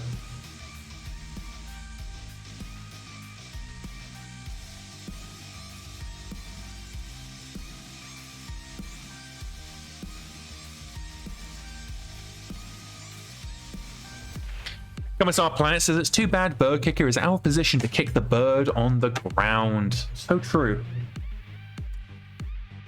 Okay, this is turning into a fucking clusterfuck, and because we broke the rules of engagement, and I really, really hate that system, but because we broke the rules of engagement, we are going to need to actually kill Poseidon and Rivet. So that's what we're going to do.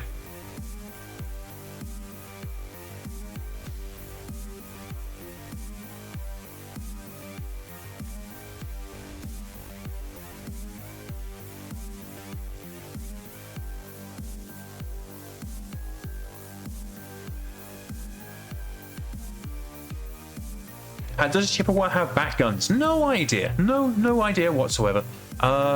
Maybe, maybe not.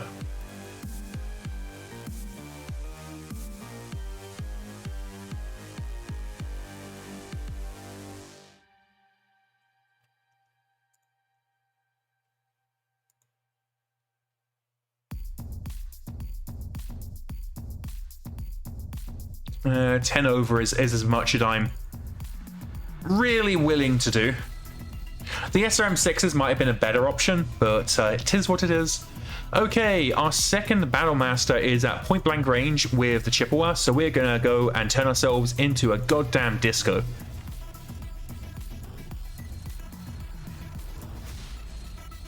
We have a fantastic short range package on the Battlemaster. Looks like the Chippewa is still trying to go down fighting, so we'll be more than happy to put it down, well, fighting.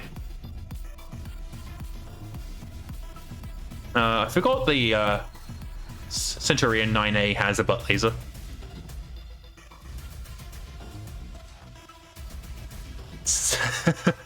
Seeker 10,000 says you're going to make them panic at the disco.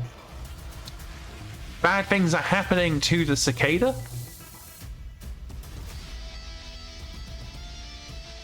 Really bad things are happening to the cicada. There goes the cicada. Time for the Wolverine. There goes the Wolverine's leg, at least. Oh, there goes the Wolverine as our Beast Infantry knock out its engine and its gyro. I really hate how aerospace fighters can be tougher than some assault mechs. Oh, boom, ba da boom. There goes the ammunition on the Wolverine.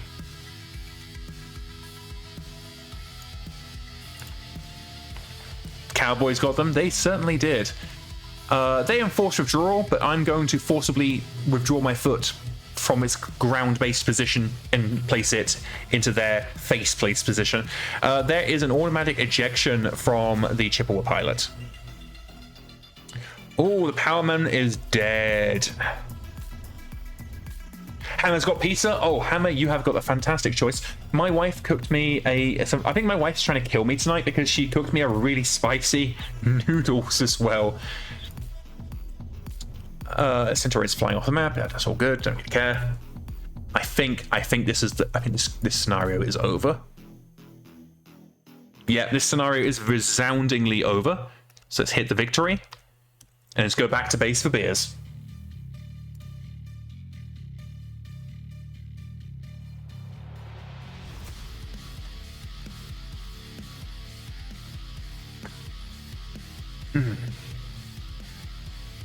Yes, I would like to salvage, please. Although I don't get to keep the salvage, sadly. We certainly control the field. Ooh, got a kill for Odin, Meatloaf, and Munin.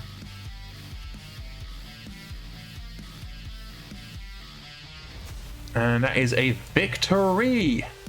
Don't care, go away. Alright, so it is the 11th of April. We have once again defended our early warning center. And we are now looking at a decoy engagement in 2 days.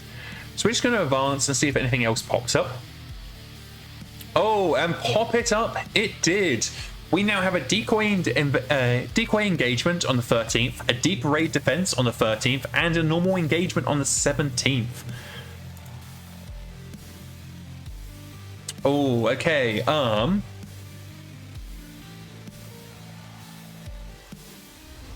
I don't know. if we have the forces to do all of this.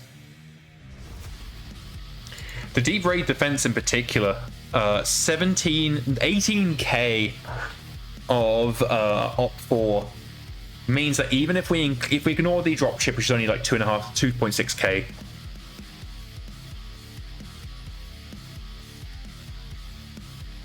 Seeking Advance said you said the infantry was going to do nothing. What are they bringing to each battle? Yeah, that's a good point. We could. Okay, I think that's what we're going to do with the engagement. We'll send in Valiant Lance to Fleet in being the engagement. The deep raid defense is that ain't happening. We'll just deploy Steeljaw to Fleet in being it. The decoy engagement. Okay, this is 13k of op 4. Admittedly, we have got 5k on our side, but still, it's not great. I think we're just going to Fleet in being this as well. Fleet in being is when you deploy a force to a scenario and then don't fight the force. You don't fight the scenario. And what that means is Fleet in being is a naval doctrine where by just having the fleet or the force deployed there, the enemy is forced to strategically operate around the fact that your force is there, even if you don't engage. So essentially, what Fleet in being represents is you're commanding your forces to stay out of the engagement range of the Op 4, but close enough that they can't fully complete their objectives. So mechanically, what it means is the scenario is counted as a defeat, but it's not counted as a decisive defeat, which is what you would get if you didn't turn up at all.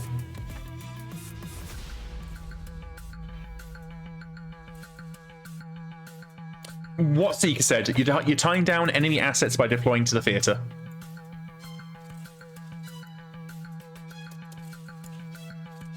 Oh, we got a dropship raid as well?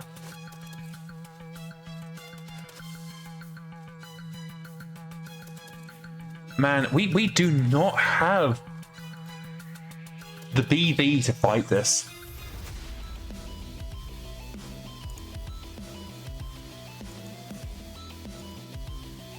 At this point, we're going to get rated as a decisive defeat. Action says op tempo on his cushy deployment is nuts. Yeah, I'm really concerned because at this point we're probably going to be classified as a last stand. Ugh. Jesus Christ, that's 17k.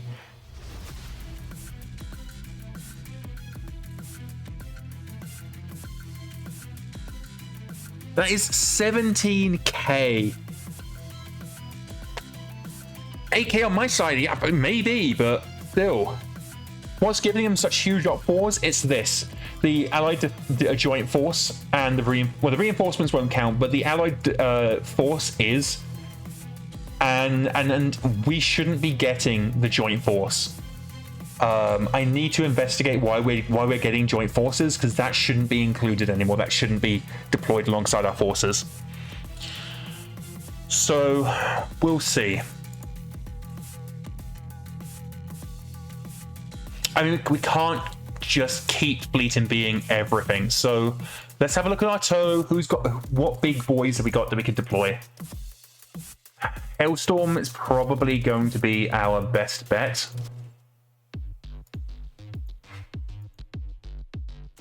And for this scenario, we need to survive 12 turns. The scenario is slightly ballsed up, but yeah, we need to survive 12 turns to secure the victory.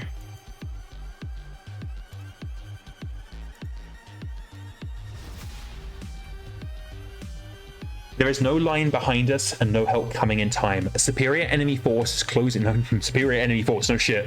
It's closing from a broad front and we cannot hold this ground. Only bleed them for it and get out with the fighting command still intact. This is not a battle to win, it's a battle to survive. Make the enemy pay for every meter, keep your formation together, and preserve enough of the unit to fight another day. A command wiped out here achieves nothing, no matter how many it took with it. So basically, we need to hold the enemy up for 12 turns.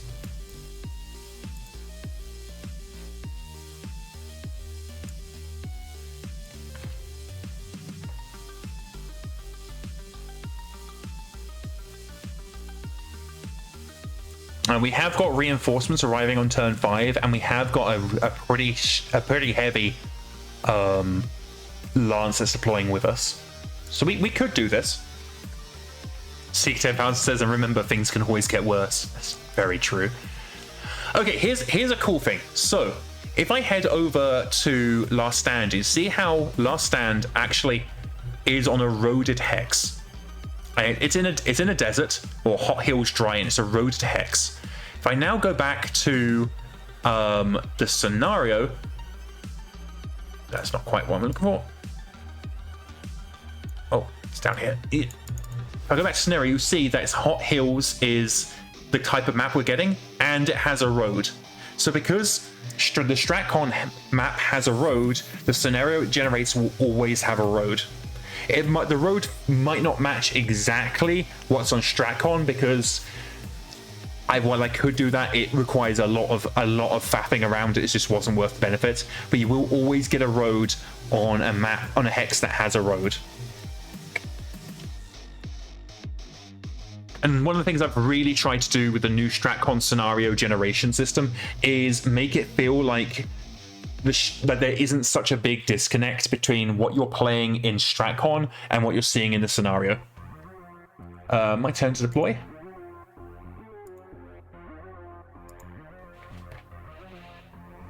Trying to see where the good. I think these foxholes here are probably going to be where we want to form up.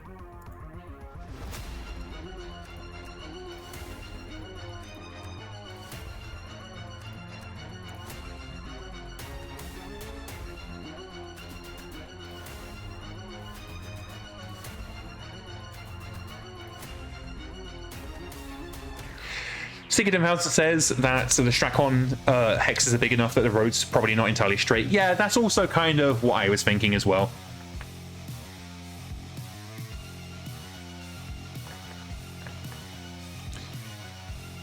Okay, so this is survive to 12 rounds. It doesn't matter how many we kill. We just need... Oh my lord. Okay, so there's the Op 4.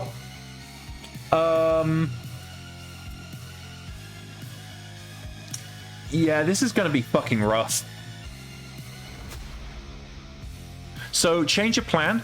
Odin and Union are going to form up behind these level 1 hills here. And that was going to give us a very clear field of fire, because there is not a lot of cover here.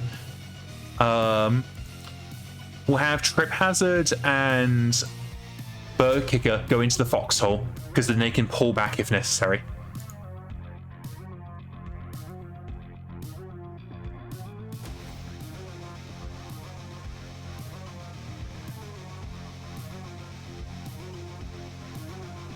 At this rate, we're not even going to make it to the clans.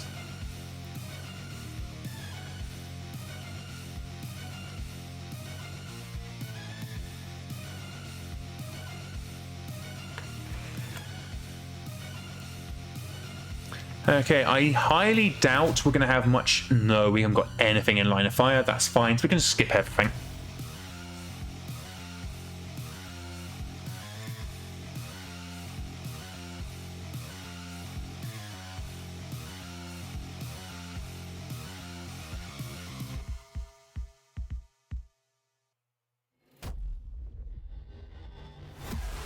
Okay.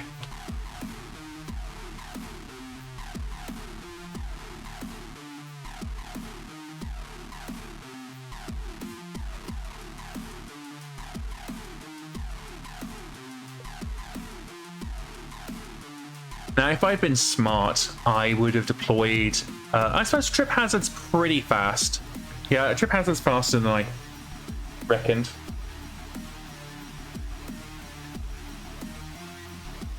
Okay, that is Munin into position. So we're going to basically have Trip Hazard and Bird Kicker be the first line of fire. Then they're going to pull back under the cover of Odin and Munin. Munin especially can't reposition well, so you're going to need to be careful here.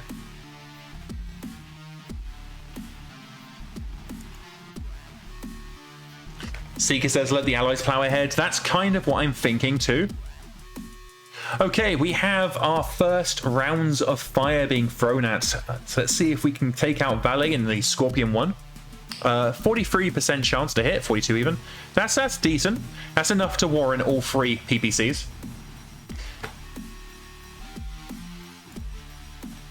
Valet is the first over the parapet, so as always, you never stick your head above the trenches unless you want it shot off. So we'll fulfill their clear life goal to be immediately killed on round 3.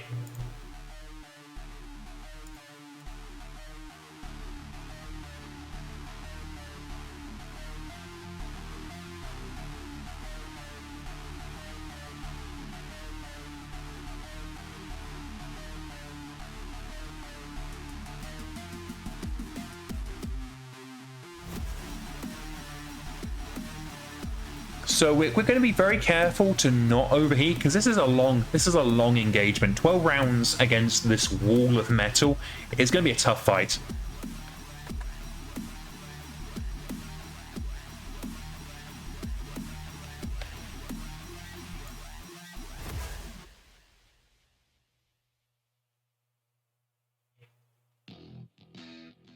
Okay, thankfully a lot of misses, but I can already see a bird kicker taking a lot of fire. Enough that I'm starting to second guess whether this strategy is the play.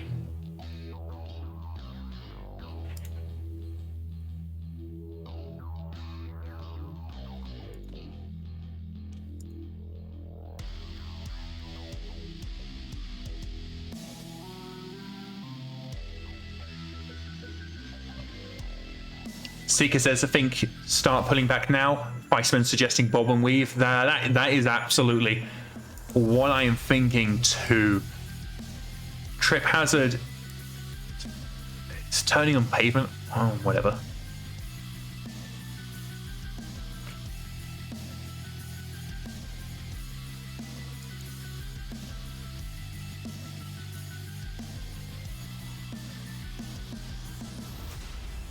Okay, time to start backing up and shooting. We need to be really careful not to leave trip hazards high and dry, but yeah, now is definitely the time. There's no point faffing about. Because we can tell by the fact that they've all got call signs, these are not weak pilots. These are not greens, these are probably veterans or better.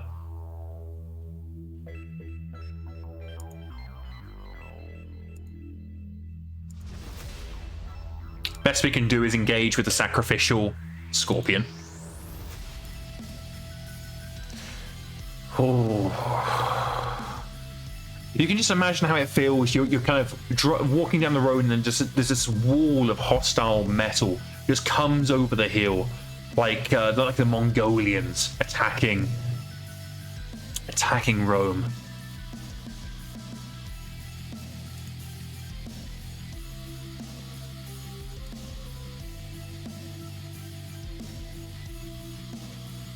Okay, we're not going to go. We definitely. The last thing we want to do with Bird Kicker and Trip Hazard is to cook up too much heat, because that's going to immediately start reducing our movement, and that's going to be a huge problem if we're not careful. For Munin and Odin, it's less of an issue, though we do want to be careful with Odin because of the fact that he's fat, and we don't want him to be unable to pull back into the same position as Munin.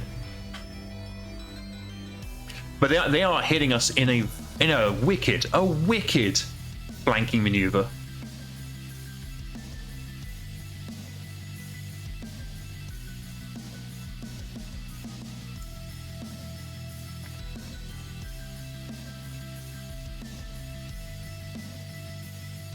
Oh, there is a CT engine hit on the Scorpion. It's going to be feeling that. Scorpion itself runs hot already, and getting that engine crit is just going to make it toasty. We can see from Trip Hazard here, though, that Trip Hazard's not in good shape. We need to get Trip Hazard out of the line of fire now. So this actually may be necessary to bring Bird Kicker forwards to screen Trip Hazard. So that's what we're actually going to do. So Bird Kicker is the most maneuverable of Trip Hazard and Bird Kicker. So Bird Kicker is going to rush forwards using their pristine mech as a body shield for Trip Hazard. Trip Hazard's going to continue pulling back.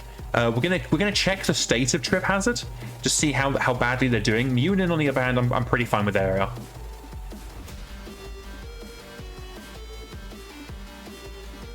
Thankfully, our heavy metal can now start getting involved. So Trip Hazard it has no right torso armor. It's pretty badly all over. Secret Amount said only if MegaMek actually had the shielding rules. That's true. Maybe we could implement that at some point.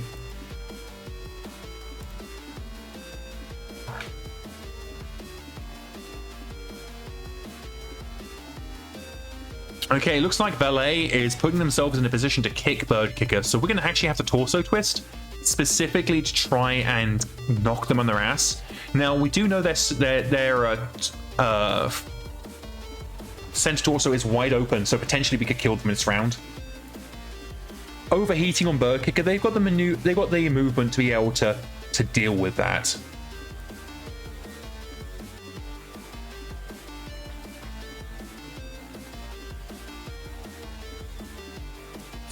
Okay, with the amount of fire that Bird Kicker's taking, I suspect we may be regretting using them to try and allow Trip Hazard to fall back. But that's what this scenario is all about. It's about balancing your resources and working out how you can last the 12 rounds. I do think the Scorpion's dead this turn, though.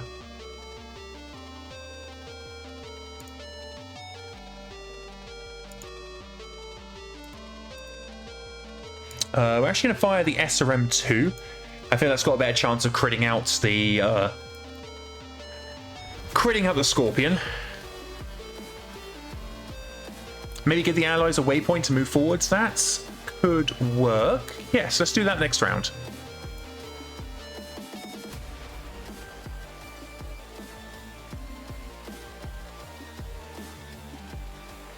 Oh, yeah, that Scorpion is basically toast. Bird Kicker. Oh, yeah. Suck on that, dickhead. Yeah, so Bird Kicker is now in just as bad a position as Trip Hazard was. Comments on our planet says protecting the Thunderbolt with an open torso is good, but the Crab probably needed more TMM for that maneuver. I agree wholeheartedly. This is very much a case of working with what I've got. However, we are going to have our friends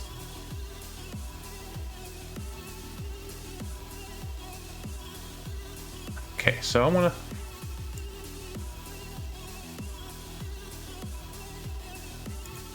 let's get our allies here. I will say one thing I wish is that I could give a waypoint for all of the units at once. So be like, okay, all of Joint Force, I want you to move here.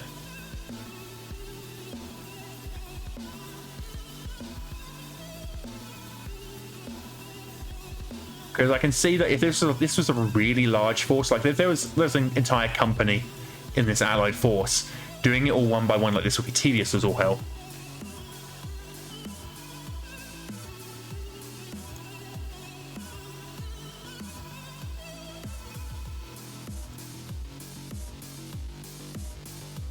Okay, so Valet is now in force withdrawal. It looks like our reinforcements have arrived as well, which is very, very nice.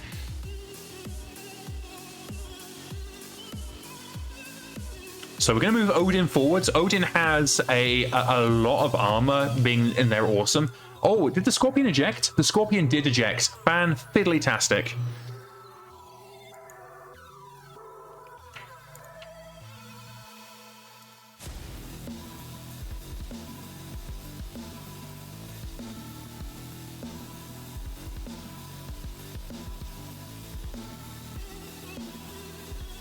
Okay, so Odin and Munin are breaking out of cover specifically because Bird Kicker and Trip Hazard are in such a bad position. I will say, I really, really like, it looks like our allies are listening to our waypoints, which is really nice.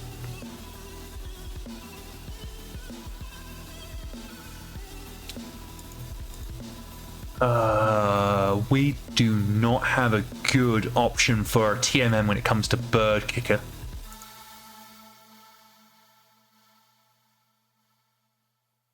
Yeah, there's a Scorpion ejecting.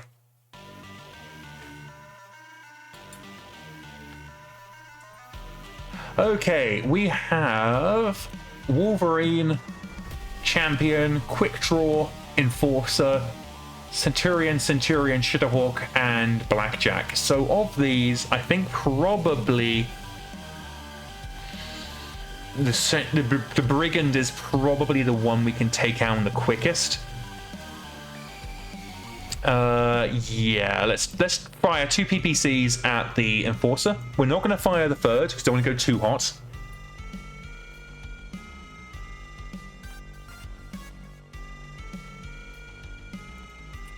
What has the most ammo to go boom? Yeah, I think probably it's either the quick. No, I think it's the Centurion, honestly.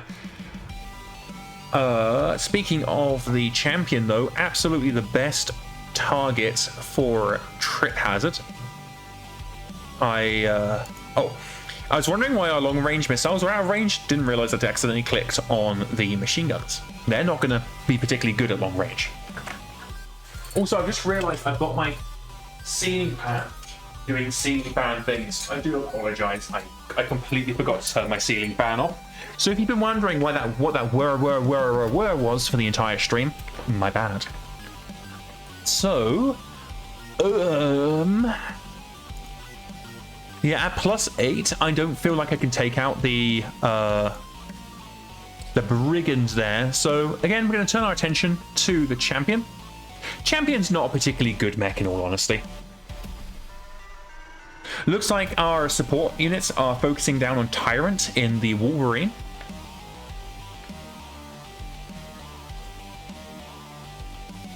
Go away, tooltips. Bird Kicker is running awfully hot and doesn't have good targeting opportunities, so we're going to let Bird Kicker cool down. Okay, let's see. Any sexy red? We still have another 7 rounds to survive.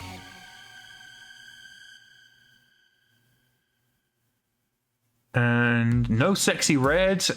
We are good.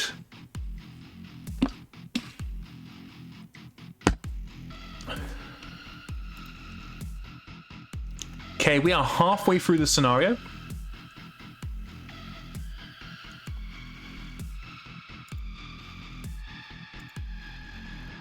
Oh, this is Odin. Okay, Odin, I actually want pretty much holding steady to be at the anchor point of our defensive line.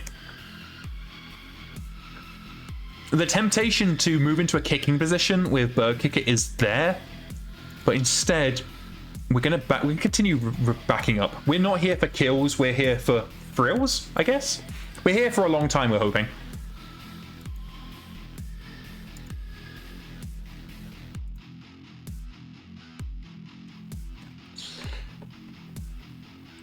Let's see here.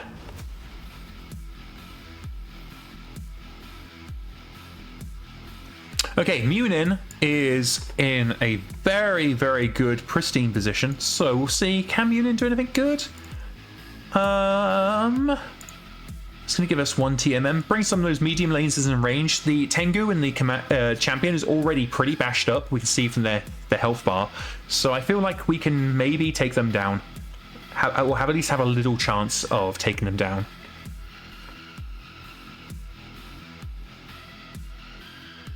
Okay, it is the shooty hooty tooty time. So our focus here is going to be the... Oh, it could be the Tengu, but actually the quick draw, we're looking at 97% chance to hit on the quick draw. That you don't get those targeting opportunities very often. So we are 100% firing all three PPCs. Seeker is suggesting we should turn off the waypoints now. I think that's a great idea. That's a very good idea. Let's go clear all waypoints.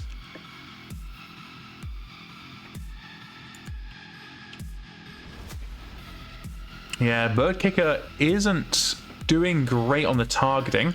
So we're going to let Bird Kicker just cool down. We're bringing Bird Kicker and Trip Hazard out of the fight, I suspect. 28% chance on a tyrant.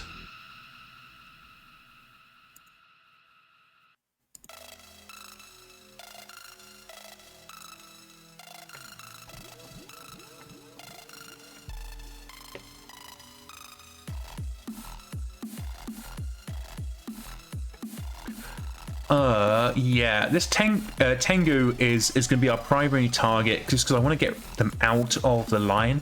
Now we are completely fresh on Munin. We can hit the big red button, fire basically everything, and we're going to be heat neutral.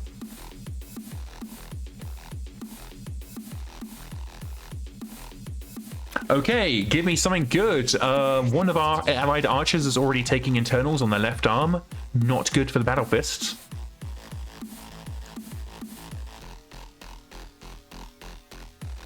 Champions internals on the right torso. Don't know if there's anything good there, but happy to see it. Everybody succeeds to stay standing.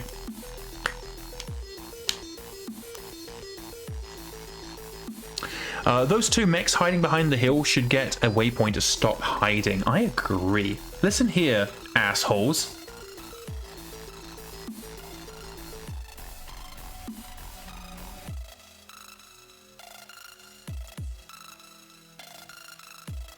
Get in the fray. And you...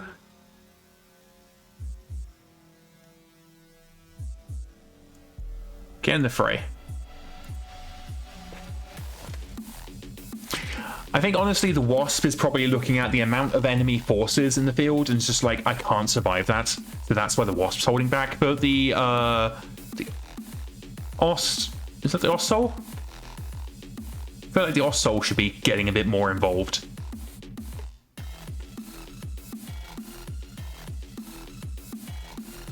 Okay.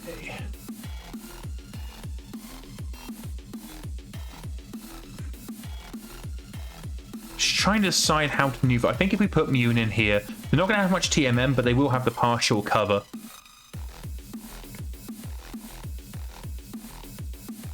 Odin at this point, we can start backing up again. And Bird Kicker can continue their fighting retreat. We're now on round 7, so we only have 5 rounds left. Just need to go last for another 50 seconds. And our allies are now very happily getting involved. You won't get partial if you're a lower elevation shooter. That is true. Shit, I hadn't thought about that. I will say, BattleTech's line of sight rules are just a bit weird.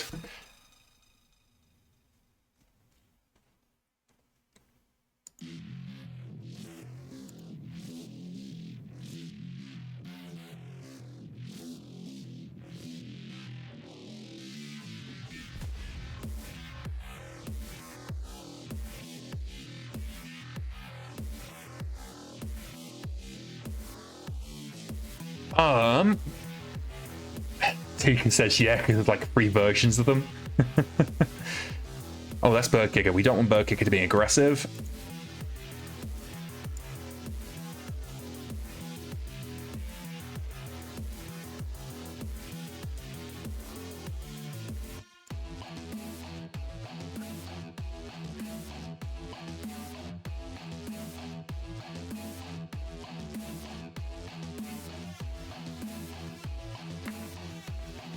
Okay, it looks like the Ost Soul is actually getting involved now. Are they shooting anything good? Large laser?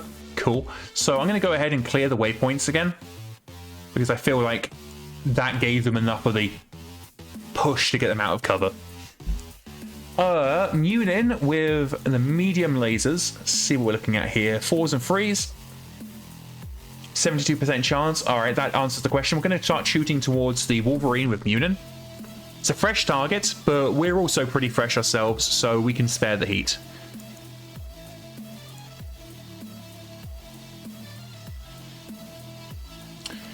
Odin. I feel like Odin is also going to shoot Tyrant in the Wolverine. 97% chance. Again, you do not get these chances to hit very often, so we are going to take advantage. It means Odin's going to be a little bit hot, but again, Odin is the centerpiece of our defense, so we don't actually mind if Odin starts taking fire. we don't need Odin to be as maneuverable as the others to keep them safe.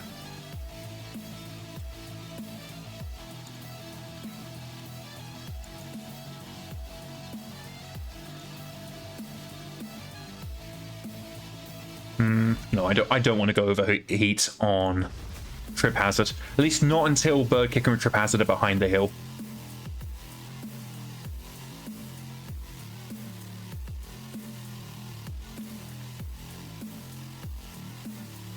Okay, 3% chance to hit from Bird Kicker is not great.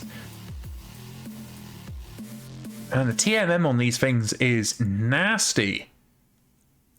I guess we'll go for the 8%, but not happy about it.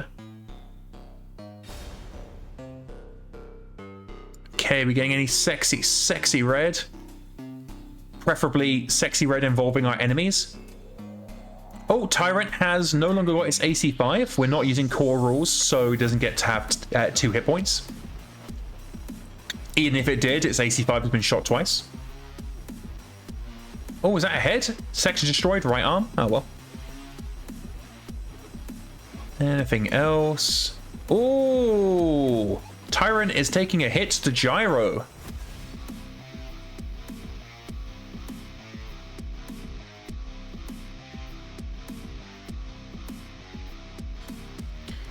Okay, Wolverine very understandably is falling over.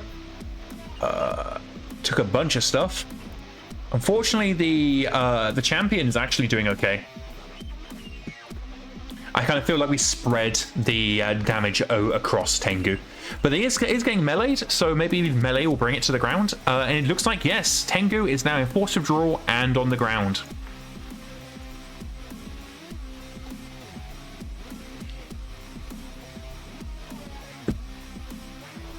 Okay, we are now on round 8. We have 4 turns left before we can end the scenario.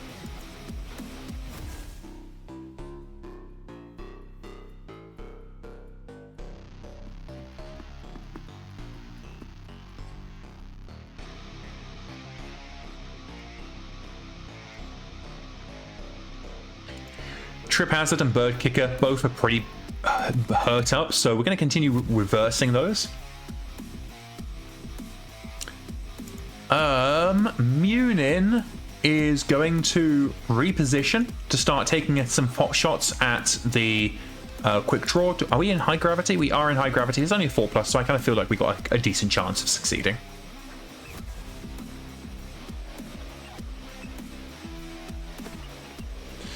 Odin is going to stay stationary, try and cool down a little bit. And Bird Kicker is... We're not going to reverse over the hill. That actually would be a really bad option.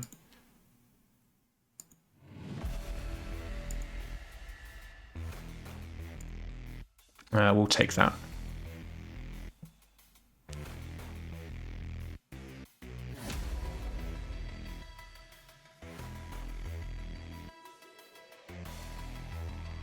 Oh, the hostile Wolverine attempted to stand up and smashed up its engine and its gyro. King Mole says, how high is the gravity? I think you have to be at least 1.2 before the gravity-related PSRs actually become meaningful. Let's have a look. We are in gravity.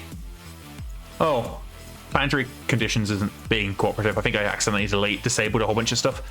We will have a look by heading back over to a navigation window. Actually, we'll just do it this way. Boop. It is 1.34 Gs. So yeah, we absolutely would take some damage if we fucked up. Oh, there's the Wolverine ejecting. Oh, and the champion ejects. Both the Wolverine and the champion eject in the same turn. Fan-fiddly-tastic.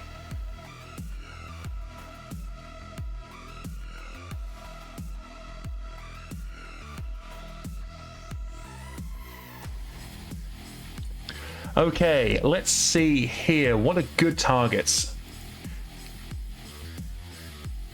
The Brigand, it's a tiny % chance to hit on the Enforcer, but we'll take it because we've got the spare heat now. Commissar says, I've noticed that Princess with these big forces will throw them in piecemeal like this. Yeah, so what I think is happening is that the herding causes Princess to think that she shouldn't move out of the pack. And then basically, because there's more of Princess's friends over here, she thinks that she should activate herding and stay over here instead of getting stuck in. And then occasionally some will peel off. But yeah, this is actually a big thing. I don't know if Hammer is still here, but if Hammer is here, the herding issue with large forces is definitely a problem.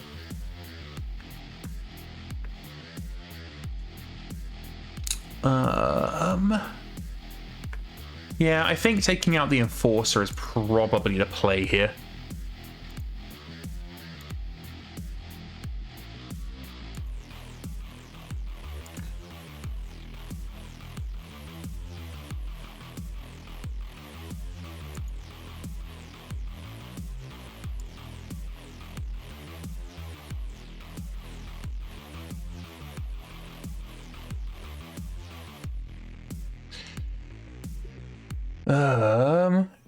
Yeah, Bird Kicker I don't know what the issue is. Bird Kicker is just having, Bird Kicker's taking a shoulder crit. That's why Bird Kicker can't hit anything. Okay, now I see.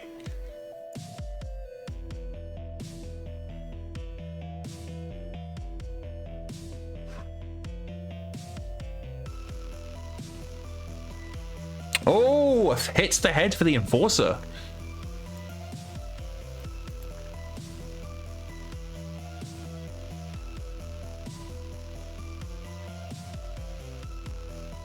And we are into round 8. Beg your pardon, round 9. There are just 3 more turns left.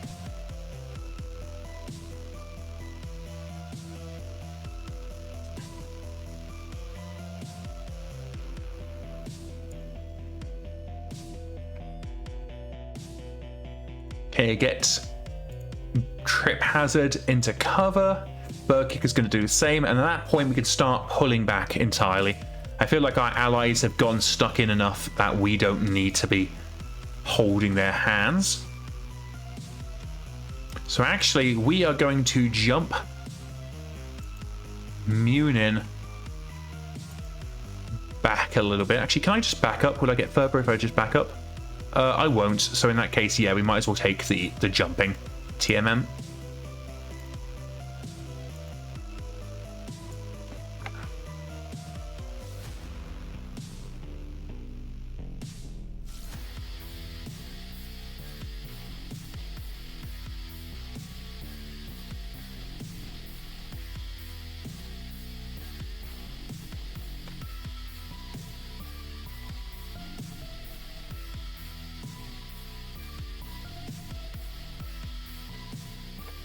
I'm going to take a note on my post-it notes about the herding issue.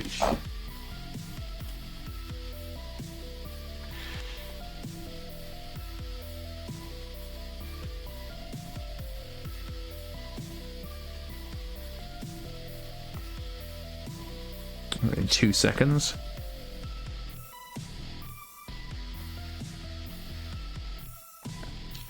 And I think it's this kind of behavior from Princess that makes people just turn on Berserker version 2 for every scenario. Looks like we're taking the Enforcer down again. 92% chance to hit, so we're going to go ahead with all 3 PPCs.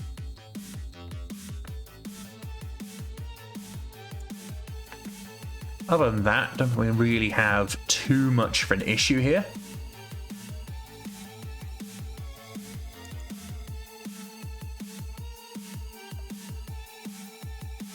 We'll take the 8%.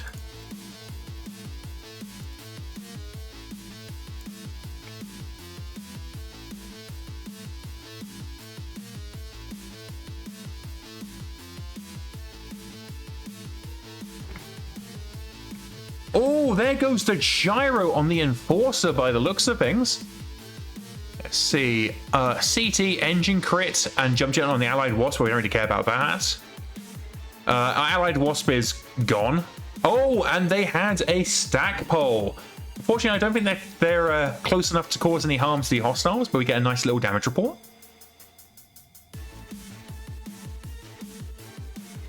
Let's see. We're into internals on the Enforcer for the CT. Very, very nice.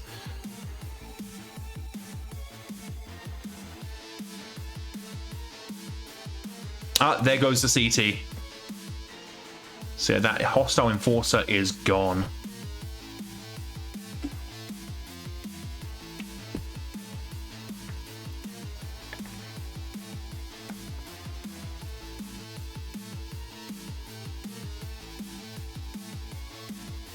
Okay, we're in round 10.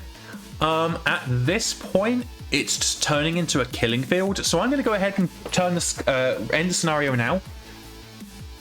Do I want to do that? Because if I had the ability to just select these all and give them all a waypoint to kind of group select and have them attack me, I would. But I think that because Princess is just herding too much at the back, it's just creating this asymmetrical fights where I can just kill them as they come in. So yeah, we're going to say that at this point they start pulling back, or at least allow us to pull back. And we'll end this scenario here. Seek is saying it's a decisive victory. I'm inclined to agree. Yeah, we really smashed them. Yeah, so they lost an entire lance.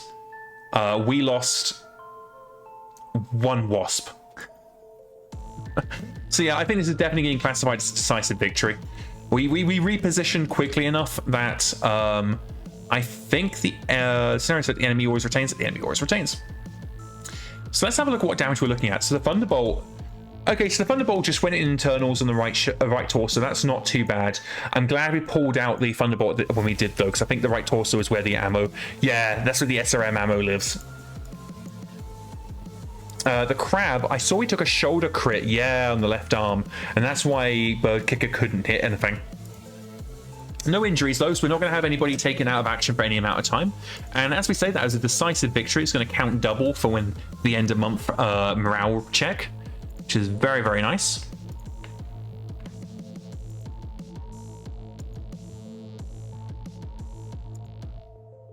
Four is tired and wants to go to bed.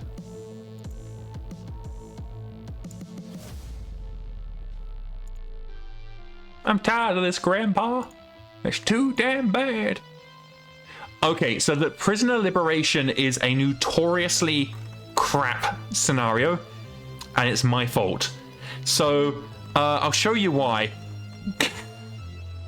I forgot when I told the free prisoners to generate as infantry to reduce their available BV.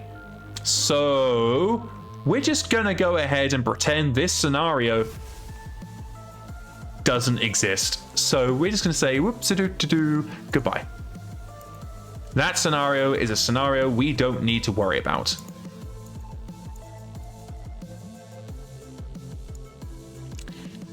So that never happened. That will be fixed very, very soon. Okay, who wants to see... Let's cancel this. Who wants to see...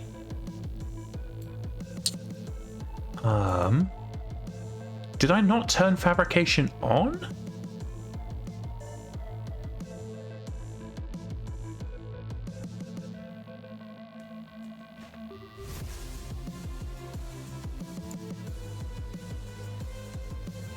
Interesting. Interesting. Because this should allow me to fabricate. Let me just double check that I did turn fabrication on, because it was working earlier.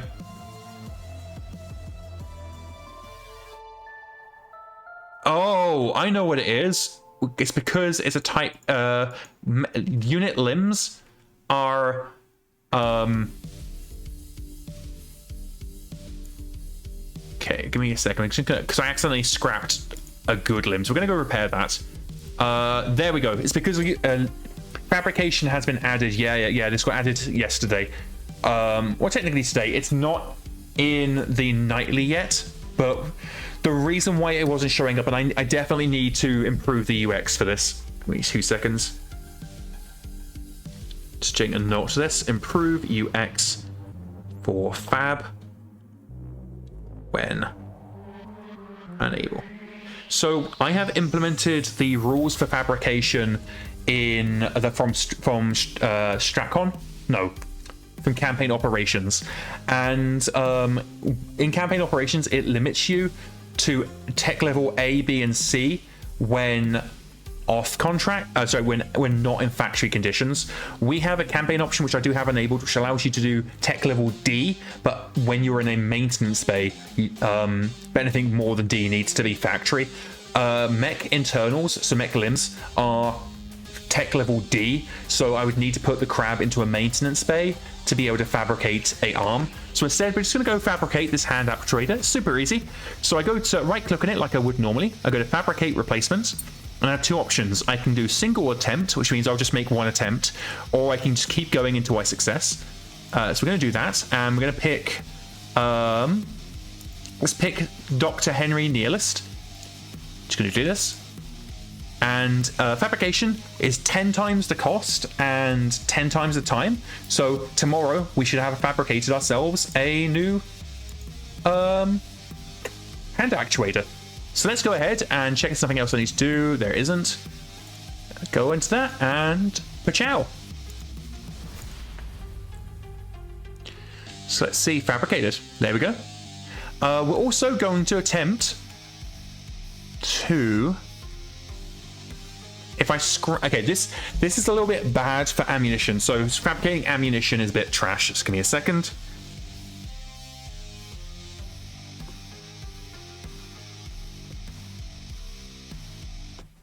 So just making a note that fabricating ammo sucks.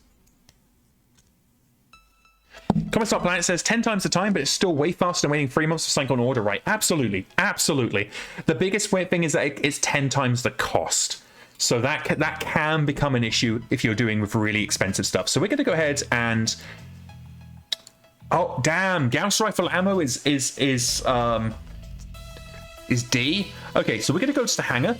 And we're going to go and put our Goliath into a maintenance bay. It's going to cost 100,000 C-bills a week, but we can afford that. And in theory, I should be able to fabricate. No?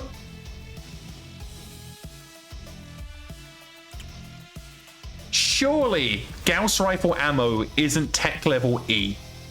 Let's find out. That seems to be wrong. Gauss ammo should be A. Yeah.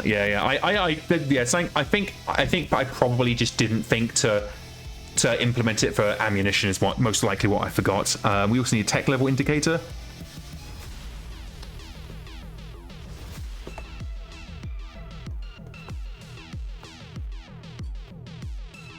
Yeah, I agree there. Oh, King Mole's not quoting the rules. Okay. It's literally a lump of metal. I'm not sure. We're going to go ahead and we're going to save. Give me 2 seconds. And then I'm going to put it into factory conditions. And then, okay, so yeah, Gauss rifle ammo is tech level E. That is kind of crazy, not gonna lie. That means Gauss rifle ammo is harder to fabricate than an entire mech's right arm.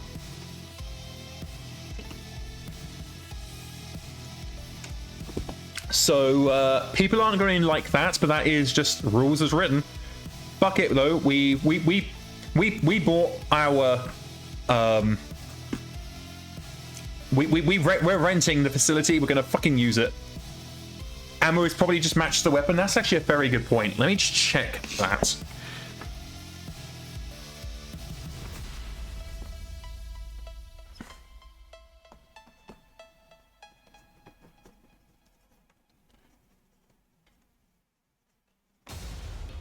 So one of the reasons why oftentimes I do the I actually test this stuff before it even hits nightly is this is a great way for me to see how it works in the real, as it were. But yeah, I need to definitely look into this. Having Gauss rifle ammo be crazy is gonna just generate so many user complaints. So now we know that's why. We're gonna jump back into Scrotorious Basterds. Seeker 10 fan says we crowdfunded that Goliath. We're damn well gonna use it. I agree. I'm also hoping I clicked the right save.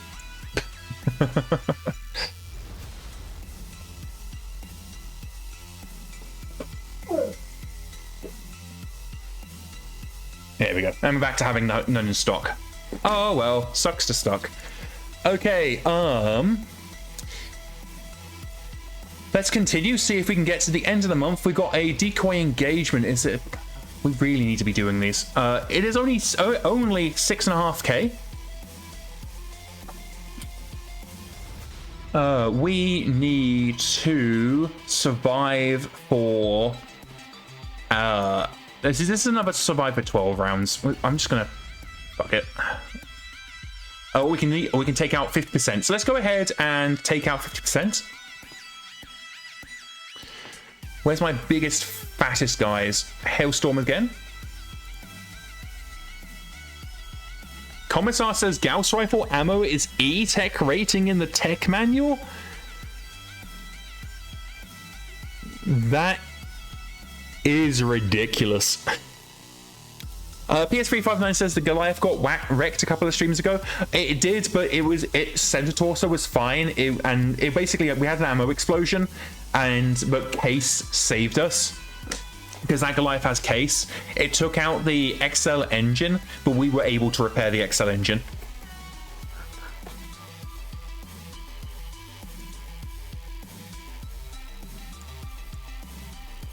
Holy shit! The Gauss rifle ammo's arrived. Hooray! Secret 10,000 says that means it's higher tech than Narc pods. Jesus Christ.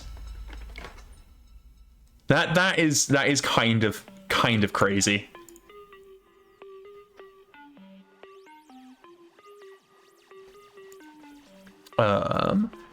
Alrighty then. Decoy engagement, here we go. They're doing this to me at the end of the bloody month.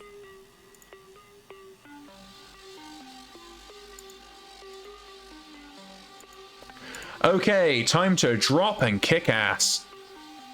So our goal here is, because we're not going to be able to get, I don't want to have to survive for another 12 rounds, so we're going to focus on killing 50% of their dudes. We are on our own versus them. We do out-BV them, but they out-skill us, I suspect. We are in the middle of the jungle fighting Charlie.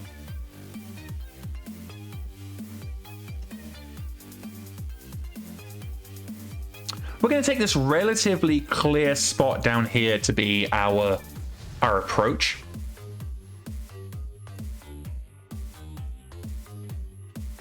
I definitely don't want to be deploying in the goddamn swamp.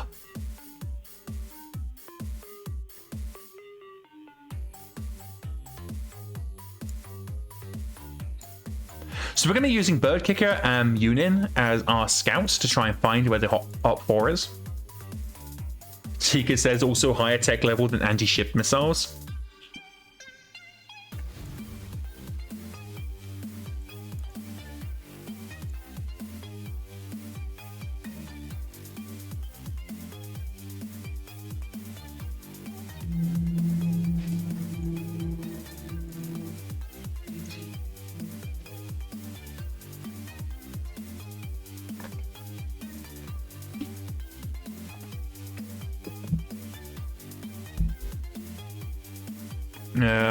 Nothing to shoot.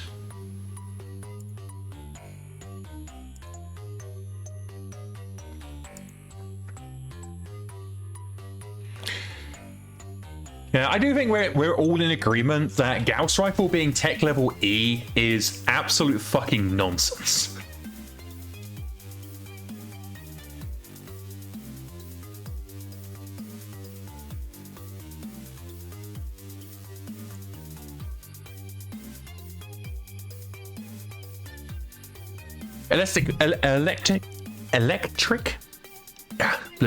Electric Bibliophile says, definitely a case of just matching standard ammo to the weapon. No way someone actively decided to do that. What I wonder is if someone accidentally thought that that tech rating went F to A, and we're like, oh yeah, E, it's really easy to make. BZ Retribution says, isn't the rule that ammo is one level lower than the weapon?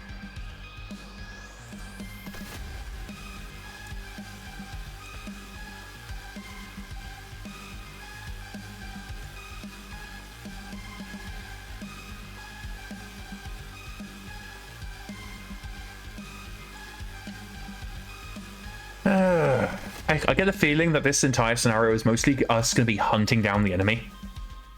The Gauss Rifle is also tech rating E.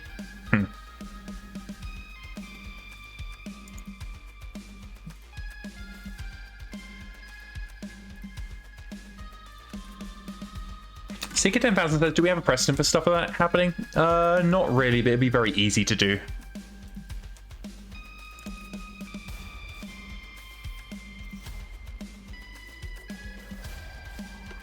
So we're going to start having Munin jump around. We're going to have to be very, very careful not to accidentally jump into any swamps or break our ankle actuators, but we really need to be finding the Op4. We are dealing with a lot of vegetation. Is there a sensor band that we should be tuning into that is particularly good for scanning through vegetation?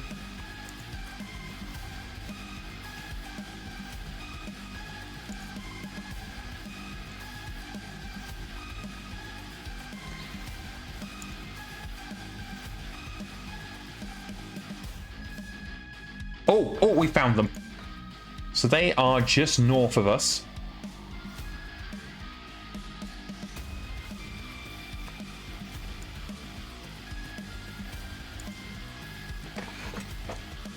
So we're going to just advance north through this woodland and see if we can try and get them into a good line of fire. Now, Odin, unfortunately, is very, very slow, so it's going to take a bit for Odin to catch up.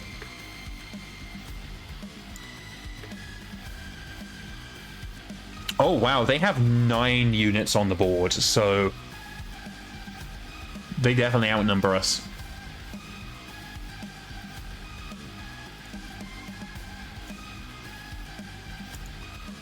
They have definitely spotted us as well.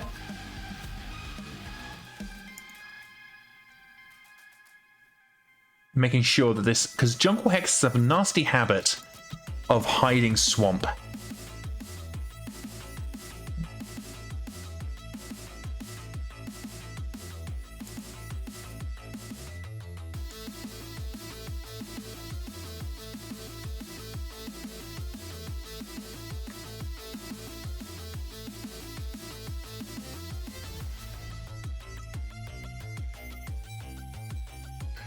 Okay, so we now have an entire lance returned. So let's just... I'm really wanting to get a sense of what we're actually looking at. So I might have Munin jump into some heavy woods where they can get a good look.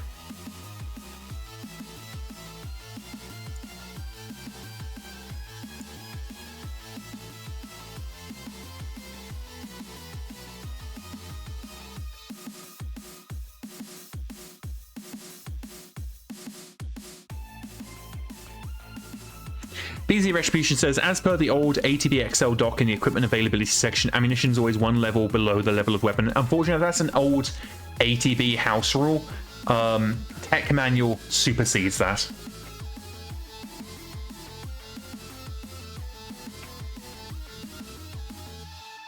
Oh, I see. I'm rereading your message and I realize you're just pointing out that's where you're remembering it from. I see, I see.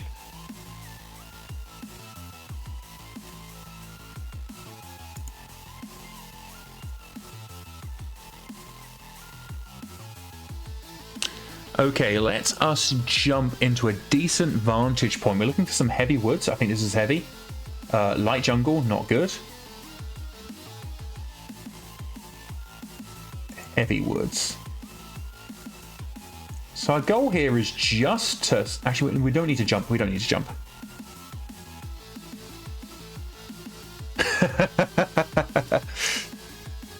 Youngster's asking if we can just go to Gen Con real quick and ask. The thing is, with it being a Total War era rule, I don't think we're going to get a response that will be useful.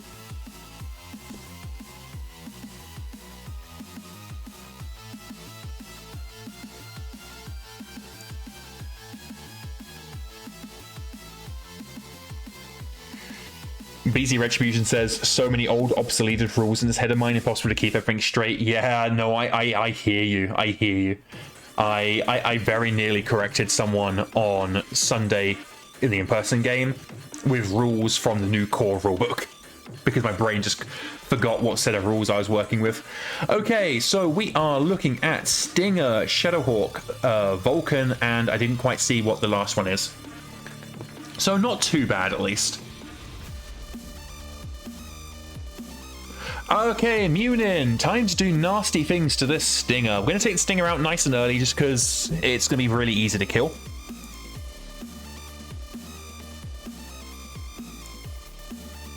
One of the biggest changes to New Core Orbit? Honestly, there isn't actually a lot of big changes. If you go to the official MegaMek Discord, I posted a link in the announcements channel yesterday with a really, really well-written article that goes over it. I can tell you what my favorite changes are. That one's really easy. The first one is no skidding when moving on tarmac. That I'm a huge fan of. The other is that the ammo explosion rules, having ammunition damage capped. That is incredible for me. I will emphasize that side slipping is still in the rules. So the whole hovercraft side slip thing, that is still in the rules, but skidding if you turn and run on concrete isn't. Oh, we did not kill the Stinger. We rolled really badly. What other rules am I really like the autocannons now having 2 hit points. I really like how punching and kicking both get -1 on the target number instead of how it used to work, meaning that punches and kicking are now both very viable. Okay, Munin's gonna hold put. We're sitting in some heavy woods and we're surrounded by light woods, so we're actually in a really strong position. Ultra autocannons can't jam anymore. Oh, that's good. That is good. Commissar Planet says punching is already so strong. So punching is strong, but so situational. In 9 times out of 10, it is so much better to just kick instead of punching.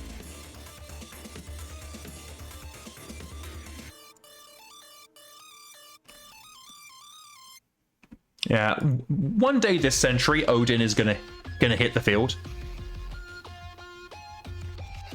Okay, Vulcan is in melee with Munin.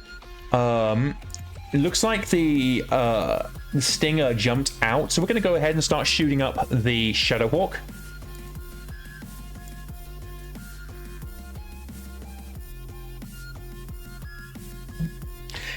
Bibliophile says the AC buffs and the core rules were so desperately needed. Oh, I cannot disagree there.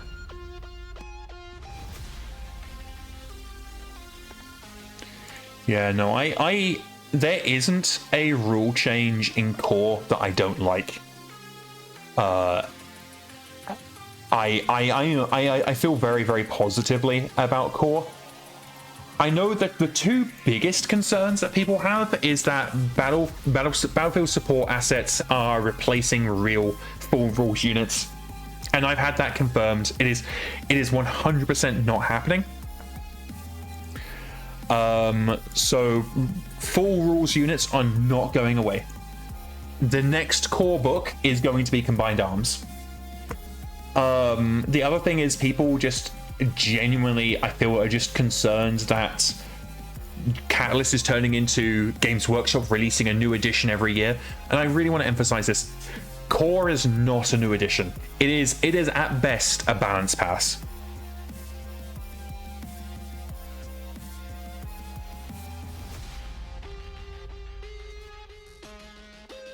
No sexy red.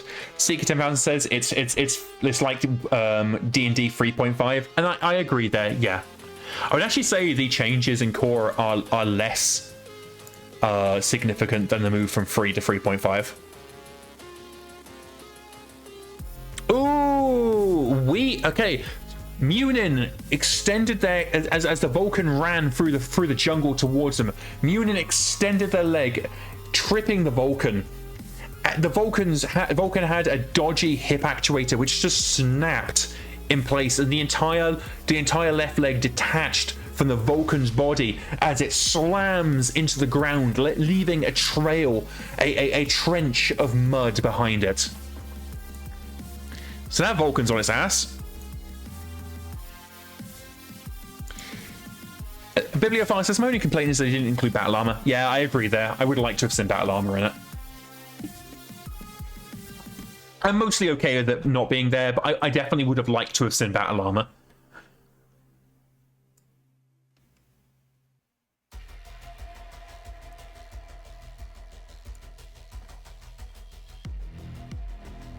Okay, Odin is continuing the slow and steady march through the jungle. I'm very happy with Munin's position, so we're going to hold steady. If they start jumping around us too much, then we will address that. Trip Hazard must be running a little bit hot. Trying to see where they... Oh, Heat 5. Yeah, that explains it. Let's have Bird Kicker run up, try and get eyeballs on what we're actually dealing with up here. There's a Stinger. We have another sensor return on the hill over there, and we don't know what either of these northern sensor returns are. That's the Stinger. The Vulcan is still on its ass.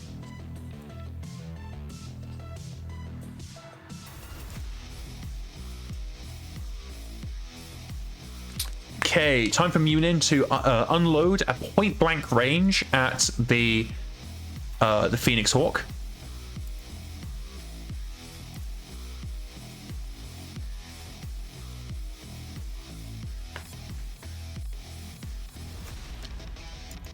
You ain't enforced withdrawal yet, which means you are open season. Oh, my machine guns are in range? Don't mind if I do.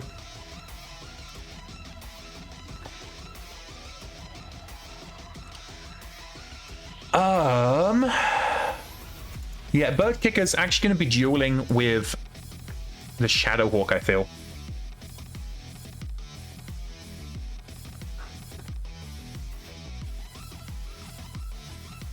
Oh, it looks like a fire has ignited beneath the unlucky Vulcan.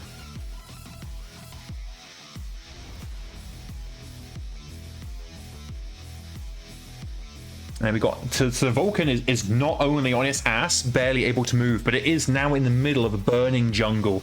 So we're not going to put it out of its misery. We're going to try and bring the Phoenix Hawk. Munin's now going to do some more MekHQ and hopefully knock the Phoenix Hawk on its ground.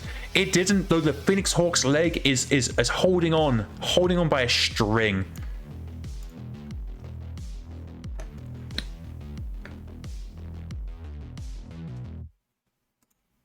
I actually feel really, really bad for the Vulcan. So Seeker says being on fire is pretty fitting for Vulcan. I kind of, yeah, no, when you put it like that, I do agree. But that Vulcan was absolutely pristine right up until Munin tripped it up and then just detached its entire leg.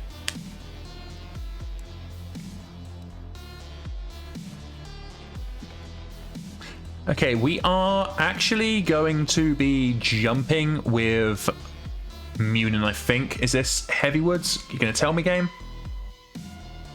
Light jungle. Light jungle. We're in heavy jungle, right? Heavy Woods. Okay, we're actually gonna stay put in Heavy Woods. I feel like Munin's in a good fighting position. Odin's slowly but surely trying to join the party. Bird Kicker squaring off against the Stinger. I would really like to have some kind of cover, even if it is only light woods, but we'll take it. Oh, the Vulcan successfully stood up.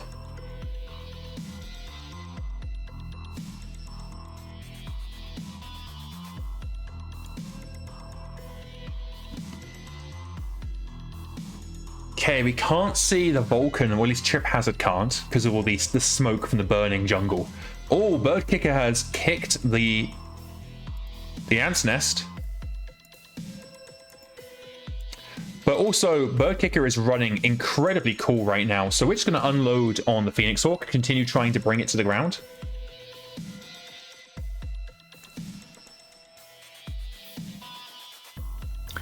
Okay, Bird Kicker.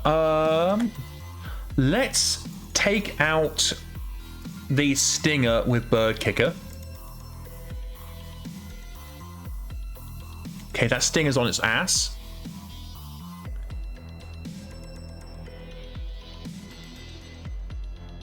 Oh, there goes the Stinger's left leg. Another left leg destroyed. Oh, there goes the Stinger's right leg. The Stinger has no legs. You ain't got no legs, Lieutenant Dan.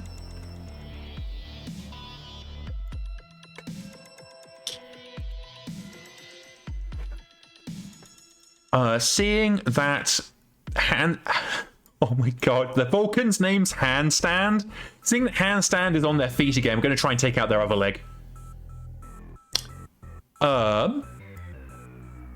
We managed to kick. Yeah, so, okay. So we actually managed to kick their... Okay, so the Vulcan also has no legs, Lieutenant Dan. So both the Stinger and the Vulcan are legless, and the Vulcan is on fire.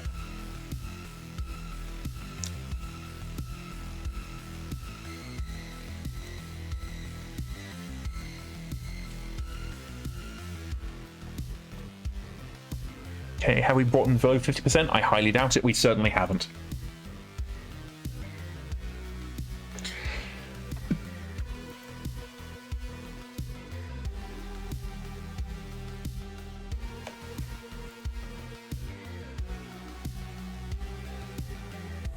So we're moving Trip Hazard to flank to the left, specifically to try and box them in a little bit more.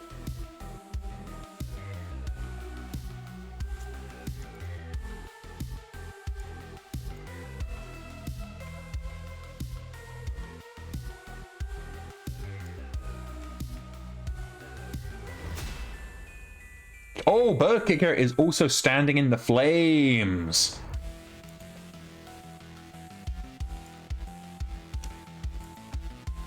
I'm expecting the Stinger to eject, but just in case they don't, we're making sure we're in a good position. Oh no. So Handstand ejected from their mech and just died. So yeah, the Vulcan is gone.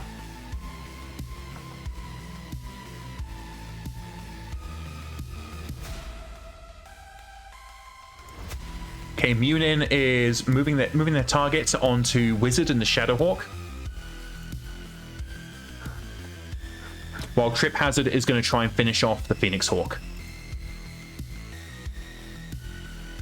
We're actually going to go and use our mediums for the Phoenix, just because I know we can shoot all 3 mediums without too much trouble, and then we have enough heat left over for the SRM2. Which is more effective once, because the Phoenix already opened up in a lot of places. It's more effective to heat sink, crit seek, than if we find one big weapon. Bird Kicker is going to unload into the back of Wizard the Shadowhawk.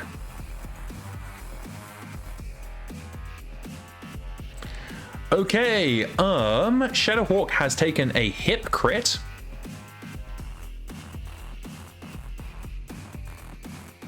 Anything good?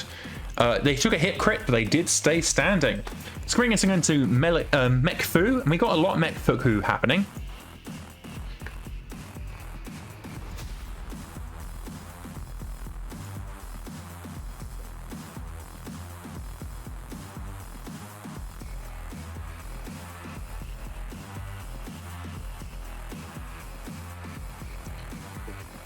Okay, we have managed to crit the Phoenix Hawk's foot.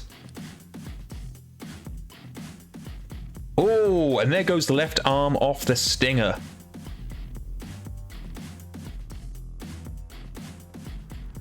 And the Phoenix Hawk is in forced withdrawal. So really, the only op4 we've got left here is Wizard, because the Stinger's also also in forced withdrawal. So I think we might actually have... Yeah, they're very close to breaking.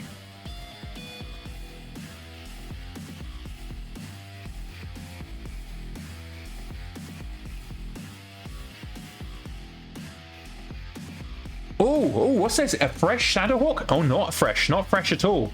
The Stinger pilot has ejected. The Shadowhawk's backing up. Odin was also there.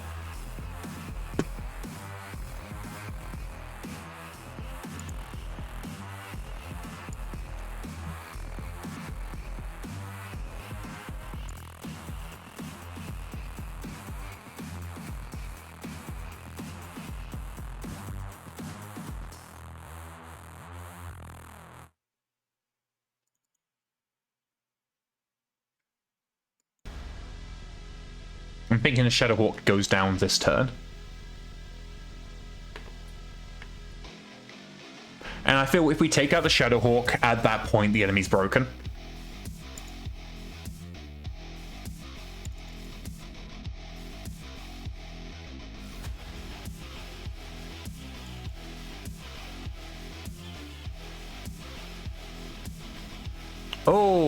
Oh, that is nasty. A crit to the lower arm and the upper arm and the left arm there for the Shadowhawk. Left leg destroyed. Lots of legs getting destroyed in this one, which is very appropriate for a jungle match. So Shadowhawk is on the floor right in front of Bird Kicker. Bird Kicker is going to do what Bird Kicker do, and that is kick Bird.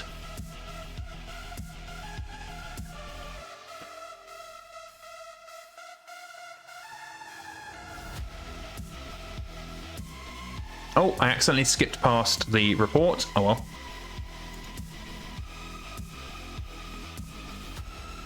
They are down to 56%. So as soon as the Shadowhawk's dealt with, we are victorious. So we're going to continue pushing. We do know we have this. We have two center contacts here. I'm wondering if they're infantry or vehicles or something.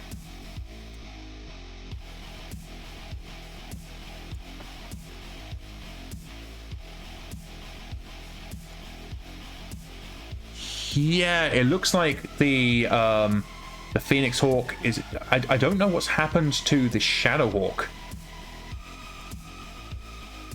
Okay, this will give us a line of sight on what's happening up here, at least.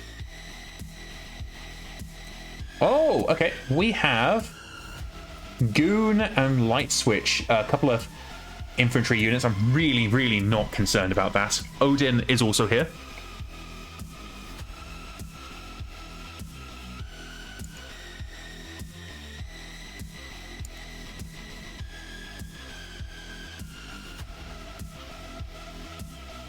The Shadowhawk has ejected. Okay, there we go.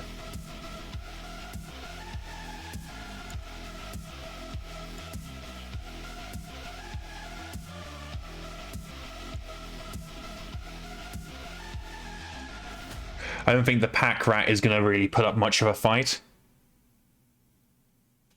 I am noticing a weird princess thing. I'm going to take a note of this as soon as I find where I put my pen. Pen! There you are.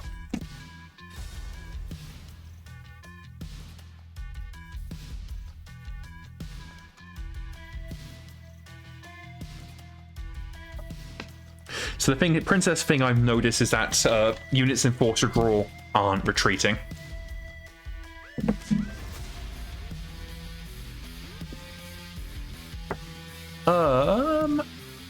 I guess Bird Kicker can shoot the platoon. Not going to really do much. But you never know. Might kill a dude or two.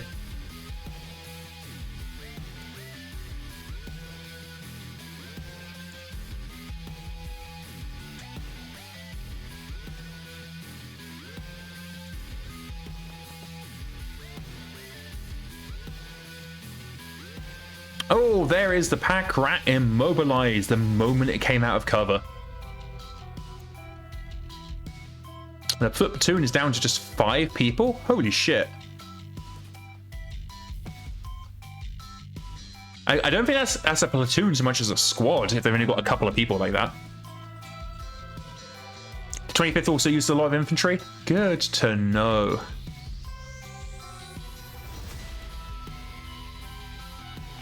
Okay, yeah, they are absolutely broken. We have secured victory once again. Rev up those flamers.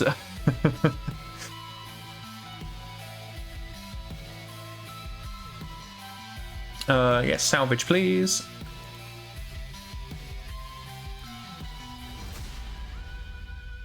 Victor retained, so we get control of the field. A little bit of a light damage on the grasshopper, but nothing too worried. Engage the following energy. We did that. It's saying we didn't get 50%. That's 12 turns. We definitely didn't do 12 turns, but that was in force withdrawal. Whatever. There we go. Resolution is victory. Yes, it certainly is. I could have actually. I feel like I'm going to go in and change that. I feel like that was a decisive victory. They had absolutely no chance. We slaughtered them.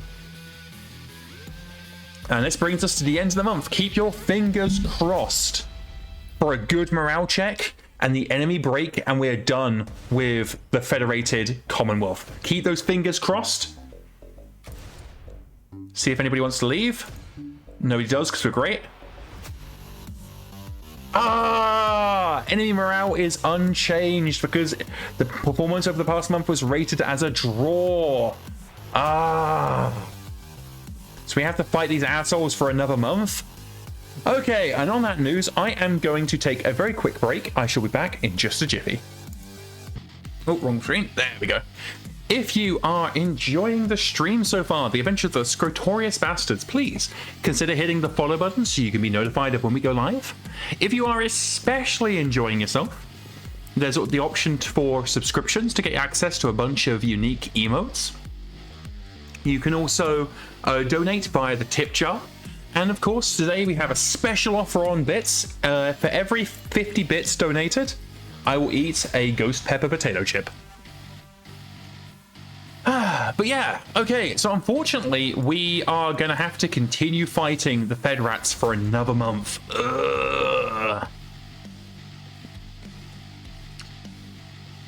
Oh, Odin has used Wealth Zero to transport 200 C bills into the unit's coffers, and then extra income -1 to immediately withdraw 25,000 C bills. I forgot he was doing that.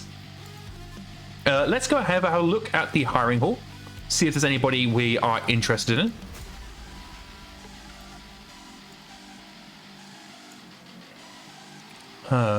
Nobody particularly exciting. Womp womp. What is the unit market like? Oh, we can get a Centurion. We can get the AC-20. Oh no, it's not the AC-20 Centurion. Ugh, never mind, ignore that. Nothing particularly exciting, but there is one thing we were going to do, and that is we were going to find Knight, and we were going to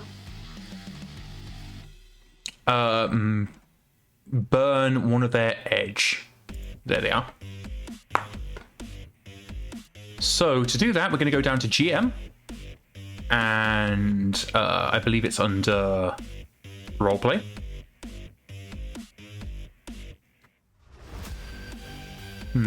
Guess not. Oh, set attribute score. Edge, we should set that down to 1.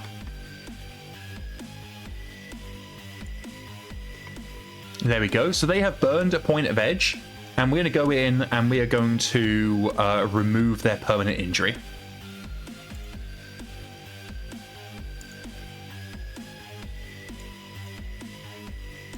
There we go. So they're still beaten to ever-loving fuck from that serious injury they took when their Warhammer exploded, but they no longer have their permanent injury.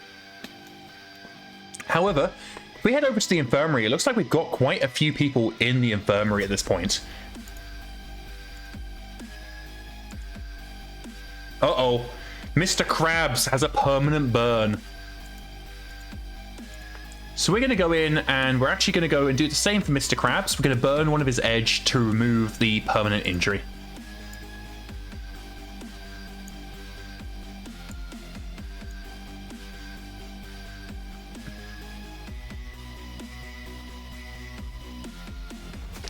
I mean, actually, the burn, I don't think that gives any penalties. It doesn't. So we'll actually leave the burn for now. We won't burn a point of edge for that. For anybody unfamiliar with burning edge, it's a new concept that we're introducing into MekHQ in 51.01. The idea is you can burn a point of edge to survive something that would kill you, or to remove a permanent injury. So yeah, we're going to go in and we'll burn a point of edge to get rid of that permanent injury. There's medical. Burned upper arm. There we go.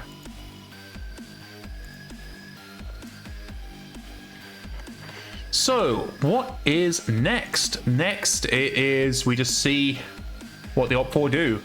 Let's have ourselves some ammunition. I'm gonna get some Gauss rifle ammunition. Nope, sadly not.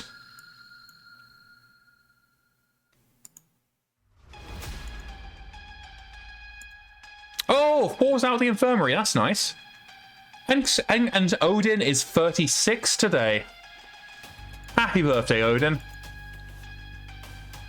Oh, we've got a... The professional has given birth. Oh, that's not good.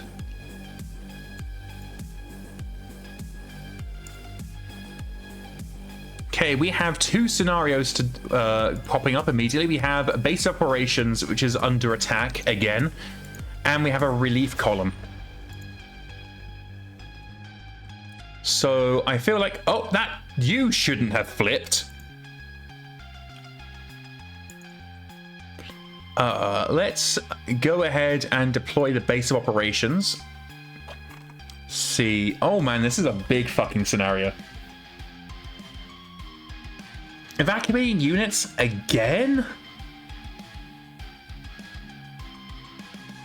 Okay. So we're looking at 9k there. What's our repair bay looking like? We're looking good. We're looking sexy. So I guess, what's the relief column looking like? 9k. Okay, we will deploy Hailstorm to the relief column. And sorry, the base of operations, and Dreadnought will go to the relief column. No, let's send in Karate Lance. Try and get them a little bit of experience. Oh, base of operations is up already. Wooded Swamp, gross. Defend the base against oncoming baddies.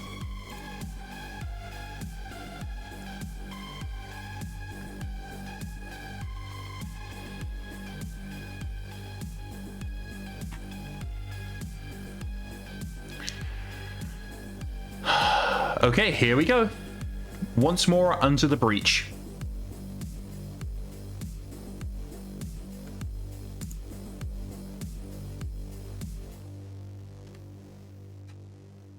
Okay, we have a lot of turrets this time, and this time we're going to be smart. We're going to let the turrets do the fighting. We're also going to remember to immediately go into edit bots and tell the evacuating units they do in fact not need to shoot things.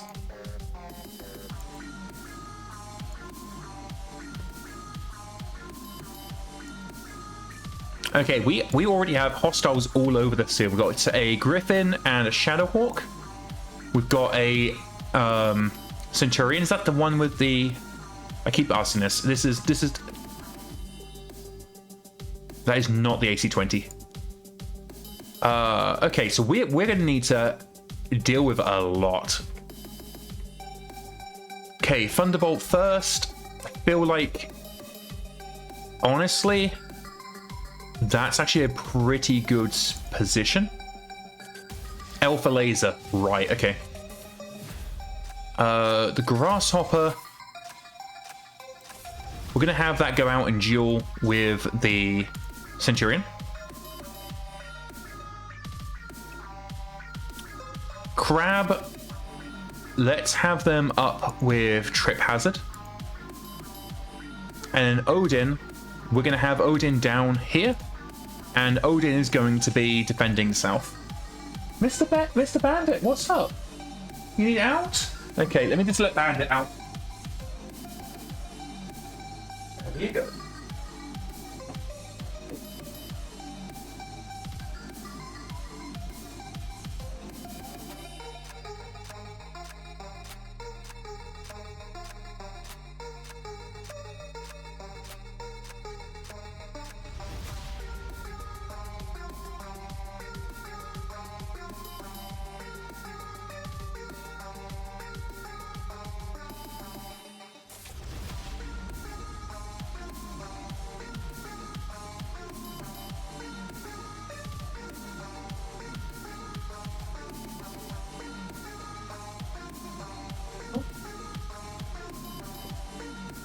sorry about that, gang. I realized my wife had just left a bunch of chicken out on the side from dinner, and if I didn't move it immediately, Bandit was going to go to town.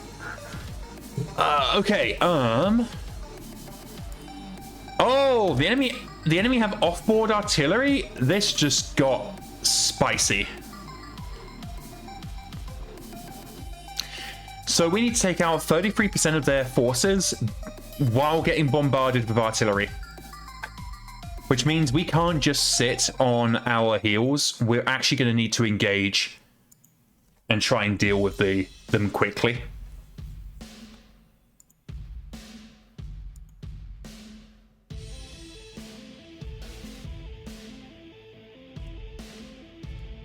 Griffin and a Shadowhawk.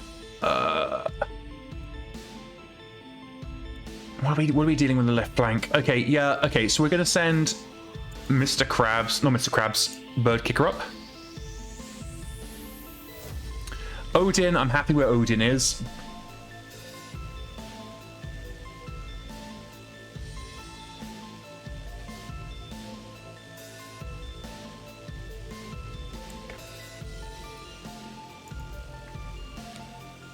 Oh, only an 8% chance to hit. That's not ideal.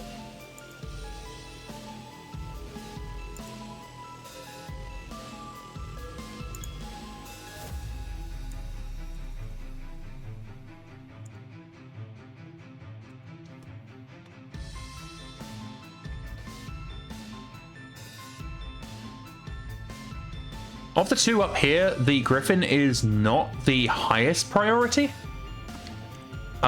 Just because if I can get up close, both of its weapons are long-range weapons, so I can get into its minimum range. And that's basically what I'm going to be trying to do.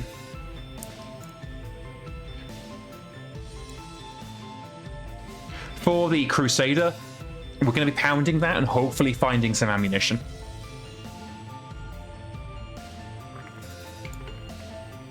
Okay, lots of firing happening. Anything sexy, anything hot. The Crusader has lost an LRM pack and a hand, but remains standing.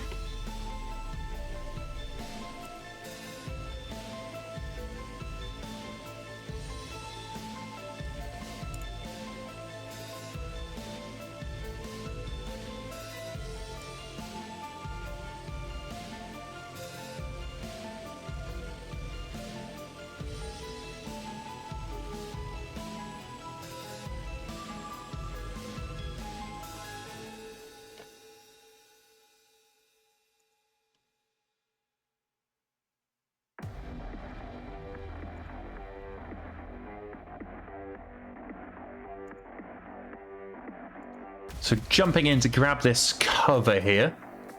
We're actually going to move Trip Hazard up to support Bird Kicker, because I feel like Munin's got the Centurion handled. Oh, there is explosions, there is chaos, there is madness. The enemy bombarding is just hell.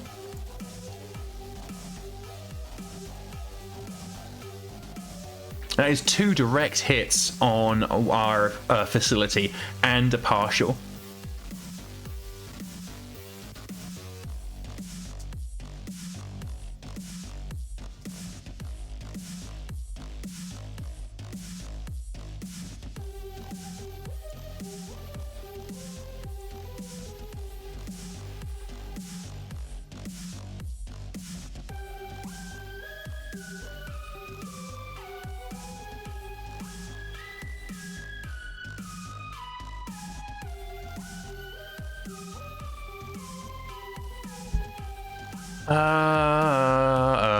I think we continue shooting the Griffin. Again, I know I literally said that it wasn't our highest priority. I don't want to make the mistake of splitting fire up too much, and the Griffin rather, is in a good position to be hit by both Trip Hazard and by Bird Kicker.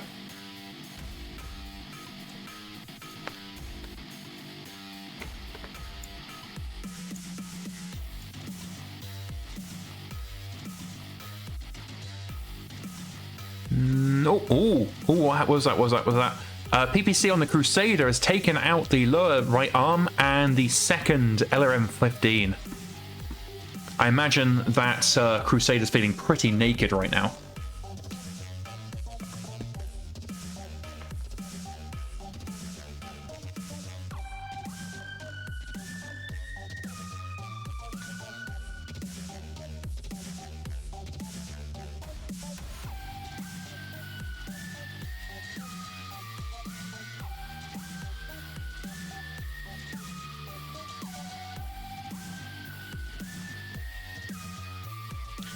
Oh, well, I mean, if the Centurion's going to just sit there, we would be rude not to let it.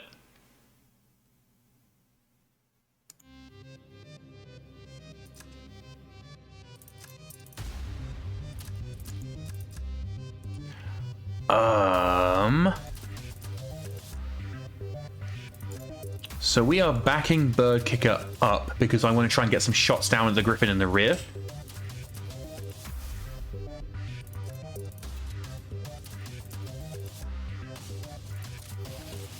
Trying to think what the best move here with the Thunderbolt. I kind of feel like we can brawl with the Griffin with the Thunderbolt. I don't think we need to be too panicky just yet.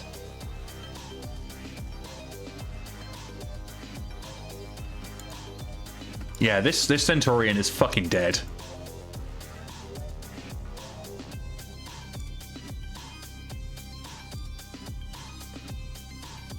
If it doesn't fall over this turn, we are kicking it in the head.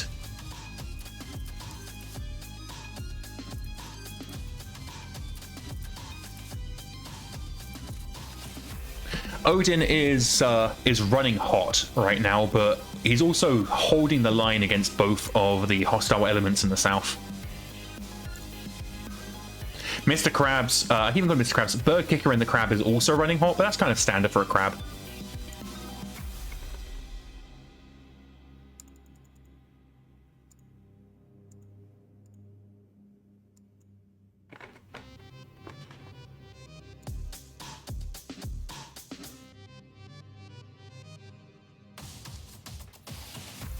Oh, the enemy Griffin is on its ass.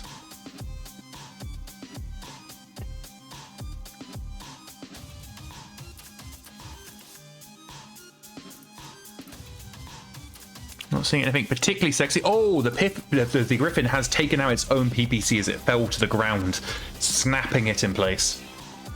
Of course, this means that Trip Hazard is going to kick it hard.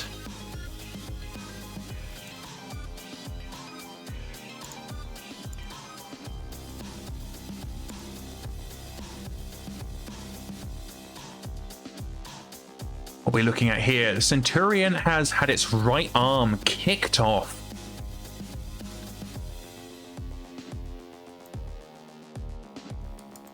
I think that Centurion has to be in forced withdrawal right now because that's the right arm, that's not the shield arm.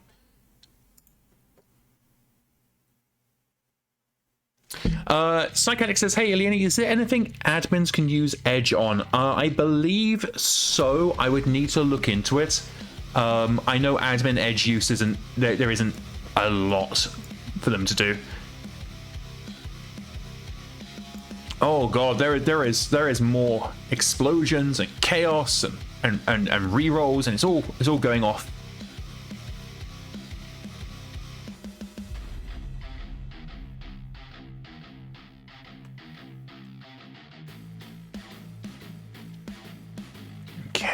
Okay, so the Griffin is falling back there, so we're actually going to go ahead and move Bird Kicker further north with a mind to continue dueling the Shadowhawk 2H.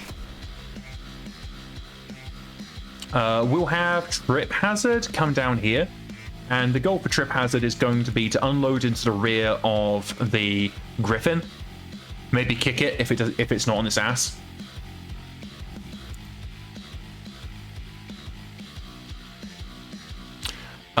Yeah, that Centurion is quite content to sit where I can kick it in the head, so I will continue attempting to do exactly that.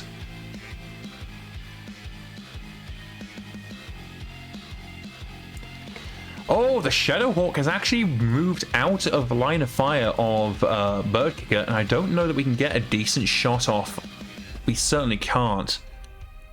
But that's okay. That's not going to allow Bird Kicker to have a healing round. Cooling round, rather. Trip Hazard, on the other hand, is under no such compunction and is going to unfucking load. It's going to make Trip Hazard very, very hot, but we're going straight into the Griffin's rear arc. If that Griffin survives, I will be incredibly impressed.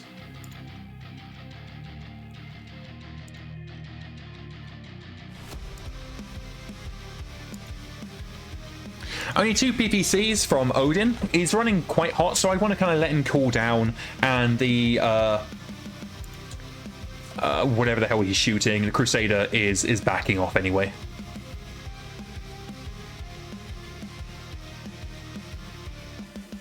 Okay, let's see here.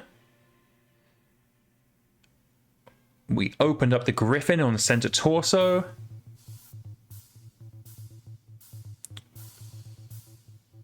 Oh, the Griffin's down to 4 internal center torso. Oh, and there goes the center torso on the Griffin. Down onto the...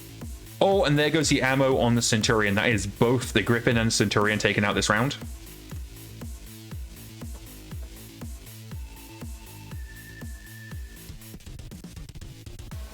I will be checking to see if they are breaking, because I feel like at this point, there isn't much of them left.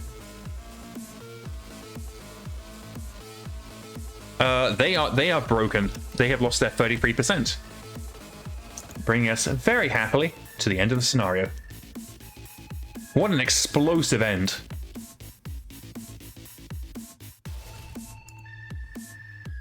Yes, we would like to salvage Eno. We control the field because we are the victor. Oh, Margarita Fajita got themselves a kill. I'm going to classify that as a decisive victory. They had absolutely no fucking chance. Now make sure they it did flip. I think something's got to be seriously wrong with the flipping logic, because that shouldn't have flipped.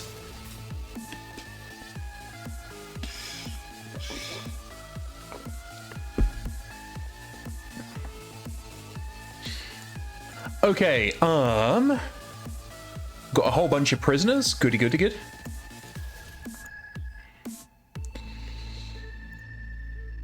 Alright, next up is the relief column. No rest for the wicked whatsoever. What is our goal here?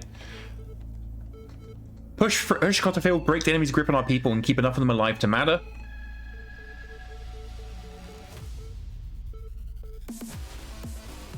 Okay, so if we lose if our allies die, we actually lose a contract victory point in addition to it being a turning point. So we need to rout 33% of the Arcturian guards, and that is exactly what we are going to do.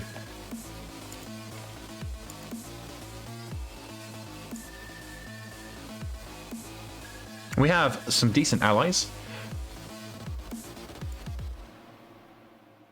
Looks like we're going to have fairly open terrain as well.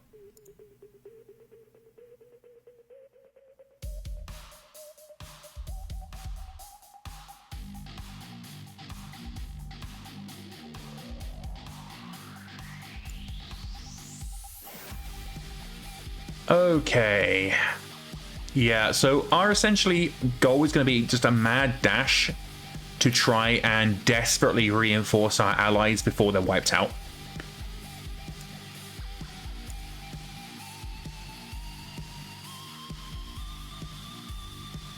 Which we don't have the best force for that, honestly.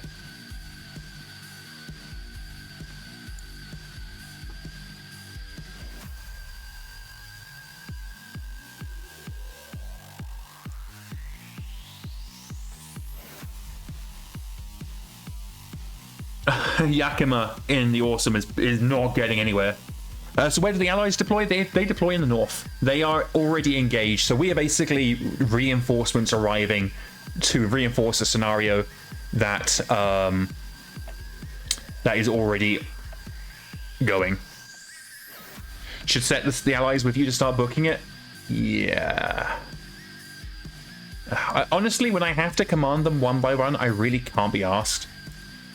We really need like a group command option.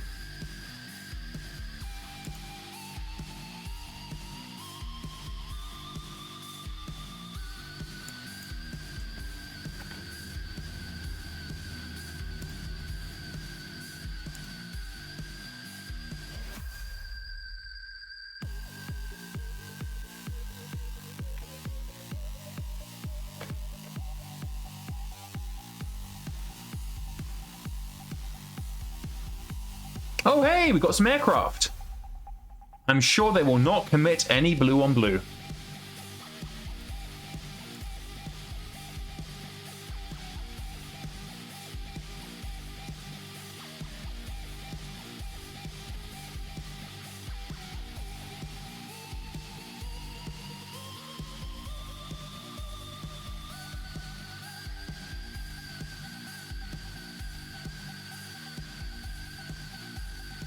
There is still about an hour and a half left on stream. And if you're having a good time, please consider hitting the follow button so you can be notified of when we go live. If you are having a particularly good time, then consider hitting the subscribe button to get you access to a whole bunch of fancy emotes in addition to enjoying the fact that you are supporting the channel. If you want to spend some bits, we do still have the thing where if for every 50 bits donated, I will eat another ghost pepper potato chip. And if you want to support the channel but you don't want to go through Twitch, we also have the donation box. I can hear Bandit is screaming at my housemate's door because he wants to be let in so he could steal my housemate's cat's food.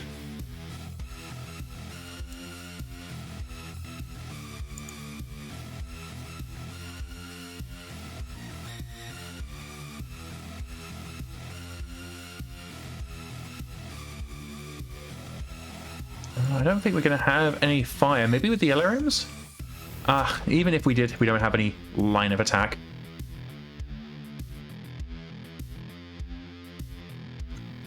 We're just going to have to hope the the Free Rasalhague Republic Air Force can save the day, as they famously do.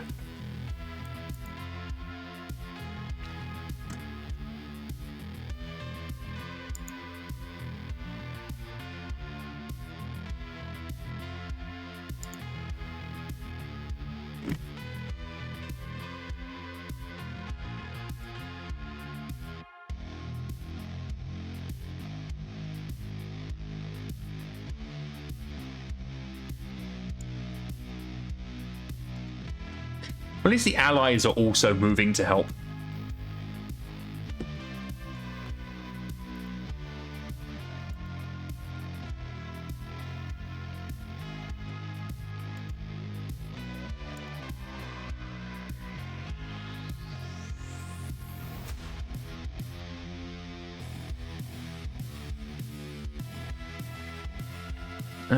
Do we have any chance to hit anything? No. Oh, maybe we do, actually.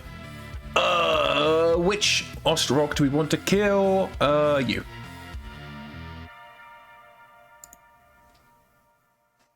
Never mind.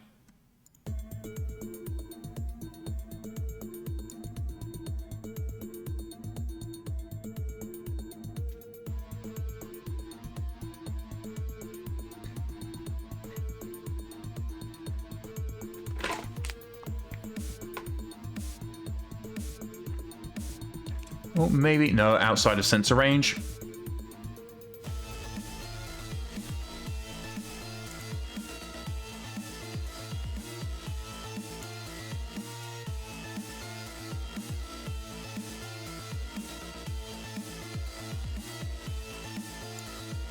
So one of the things that I'm planning for the next campaign, because like when the clans arrive, we're gonna fight the good fight as best we can.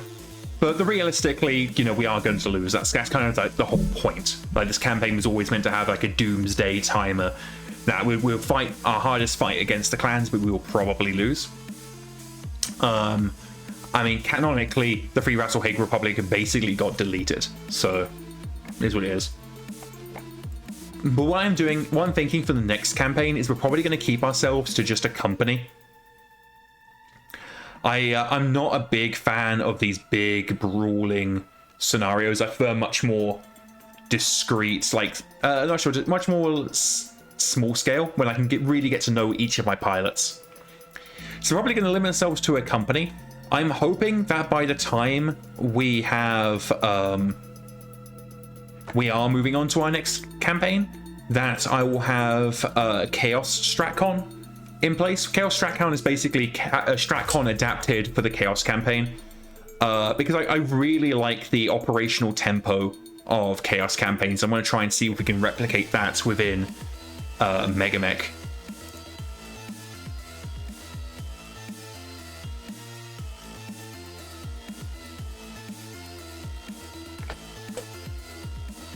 And one of the good things about Chaos Campaign is you can really scale it up or down as much as you want. So you can do the single lance start, which I think is always just such a fun experience, such a challenging experience as well. Just to start off with one lance, maybe a leopard dropship, you know, the classic video game start.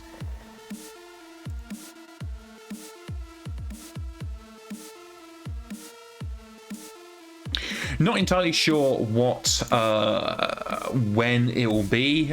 Part of me is like, oh, we could do it on just before the onset of the jihad. Maybe we could do the Harebrained Studios BattleTech stuff. I'm not sure. I'm really not sure. I'm trying to think like what I can do that would be narratively interesting, and also show off some of the stuff that we are doing in 51.01. Though I kind of feel like the Scrotorious Basterds will probably stick around long enough for 51.01 to get out. I say that we've been progressing through the timeline for such a long, such a quick pace. My win condition, like the Scrotorious Basterds will be considered a successful campaign. Like it's gonna be a successful campaign no matter what, because we're just having a good time. But I will consider like the win condition for the Scrotorious Basterds is to survive to Tukiad. Like if they can survive up to Tukiad, then we've won. And that will be the hard conclusion of the campaign. If the campaign doesn't die before then, Tukiad will be the hard ending.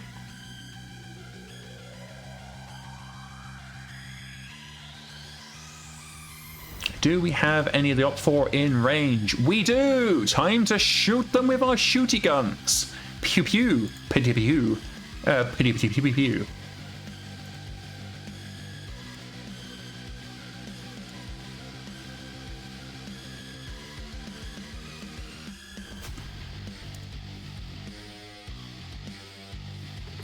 Damn visual range.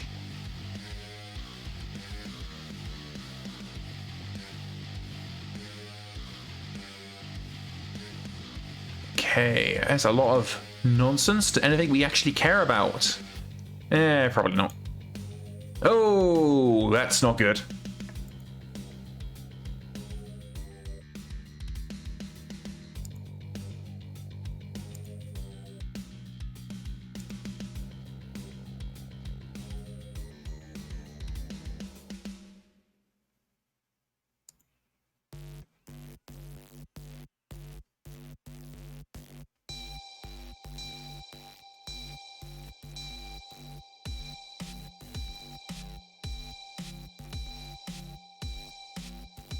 We are getting very close to being broken.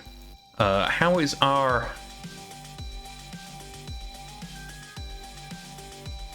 The beleaguered detachment is down to 26%. If we lose much more of the detachment, we will actually lose the scenario.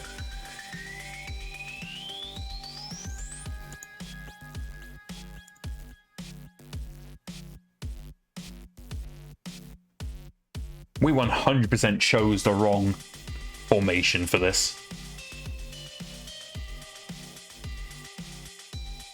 Oh, hey, it's Gonzo.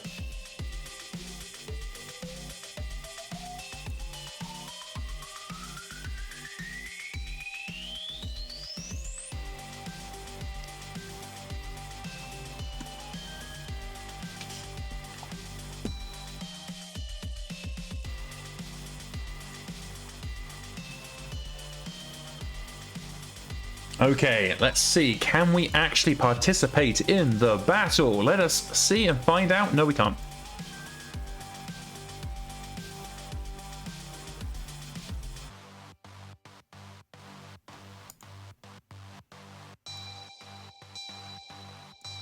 Now, unfortunately, we're just out of visual or sensor range, so we're just not able to really throw in any support to our allies, and they're just getting torn apart. Yeah, I don't know what happened, but the Arcturian guards just caught this detachment completely with their pants down and is just slaughtering them.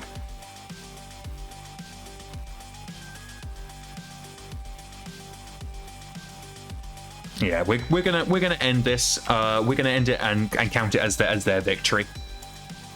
With 26% of the allied detachment left, even if we slaughter the Op 4 at this point, we have strategically lost.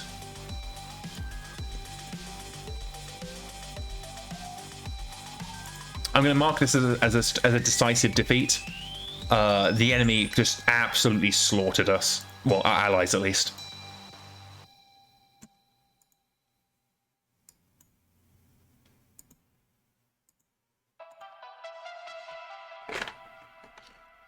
Oh my god, we have another base defense?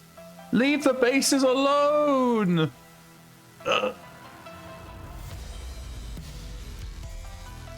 Okay.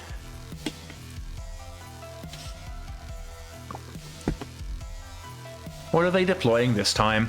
Well, we've got a couple of days. We're going to wait before we deploy just in case anything comes up.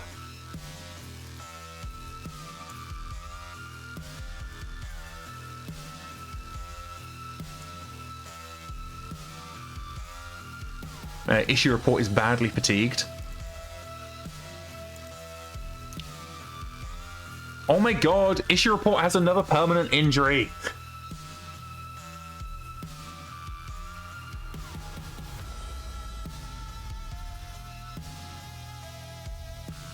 The abdominal burn shouldn't give them a penalty. We need better docks. We absolutely need better docks.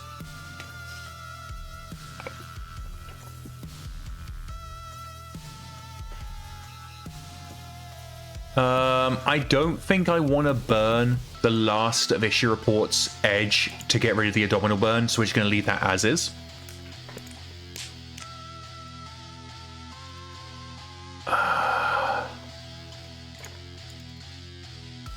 What have we got here to actually try and stem the tide? I guess we can send in Steeljaw.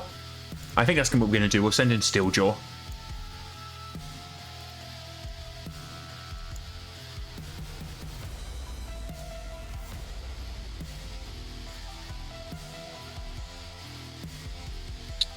Yeah, the evacuating units just comes up far too often, and it's just, in my personal opinion, it's just not a fun play experience.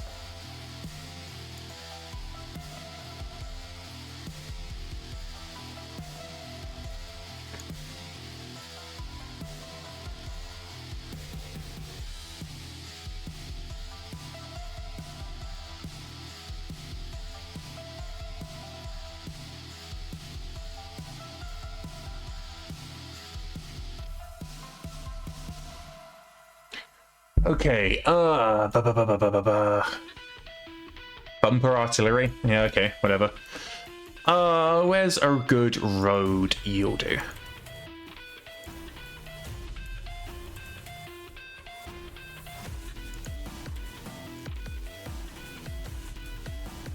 Okay, yeah, they're deploying full artillery.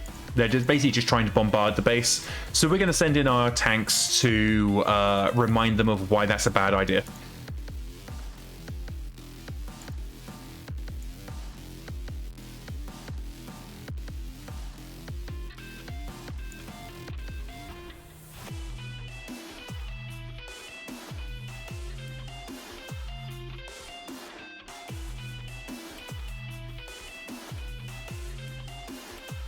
Yeah, look at all this artillery they're deploying. We are going to slaughter it. Hopefully without being slaughtered in the process.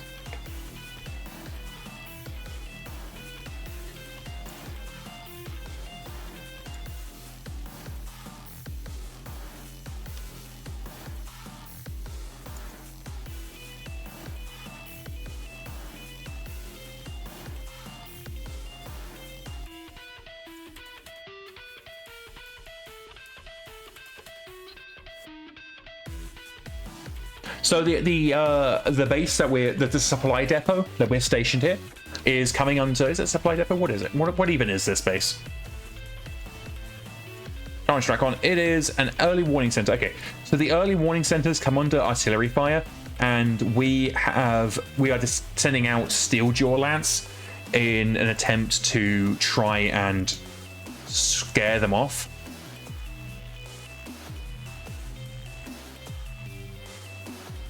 Unfortunately, they're outside of visual and sensor for now.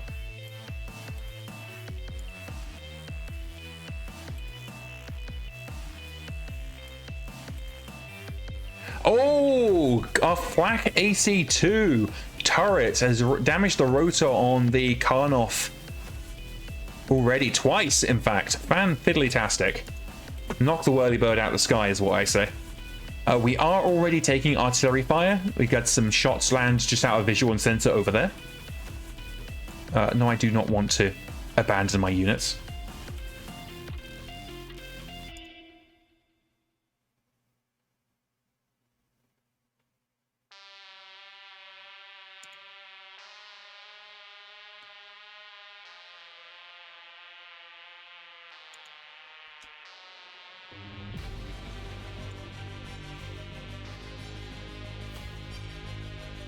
So here's an example of why I really don't like skid rolls.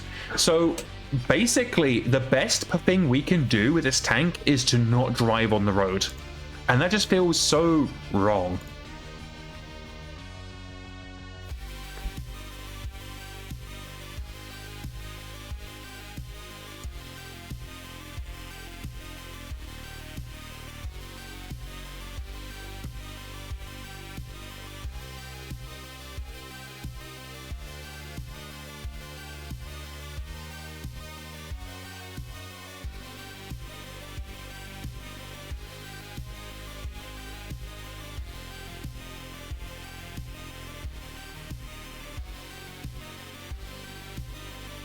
Hey King Mal, glad you could join us. We're currently being bombarded by an artillery detachment from the hostile Op 4. We're sending in Steel Jaw Lance, our tanks, to deal with the problem. Still outside of visual and sensor, unfortunate.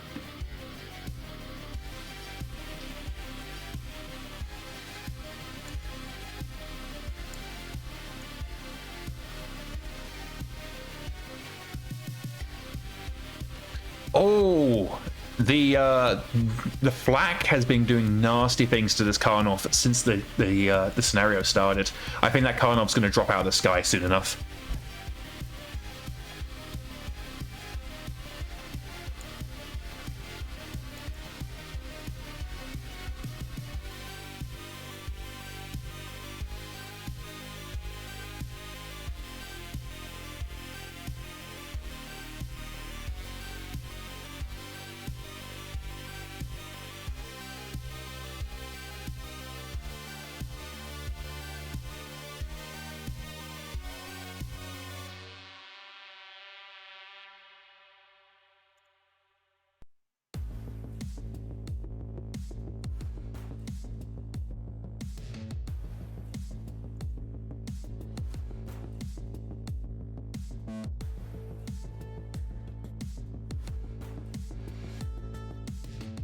Lots of artillery misses, thankfully.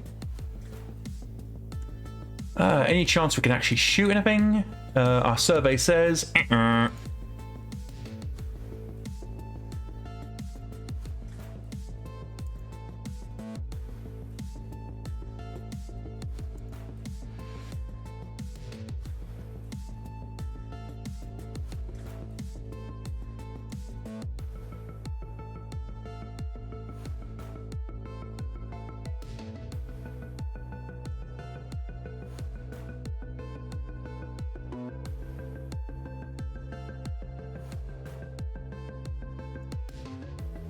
Finally, we can start gunning it. Get this convoy on the roll.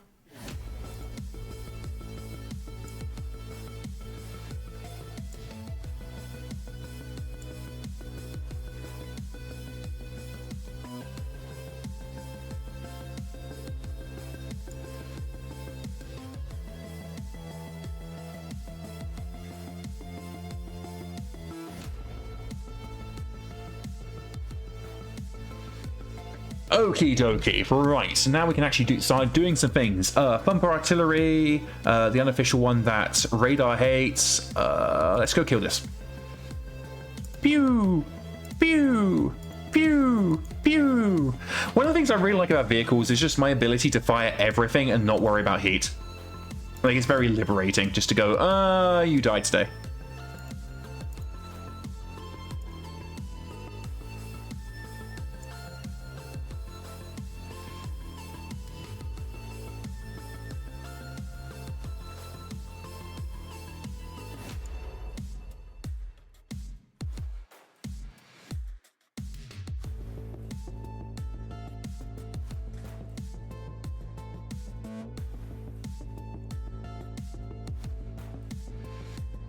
Oh, there is the Thumper Artillery immobilized, one of many.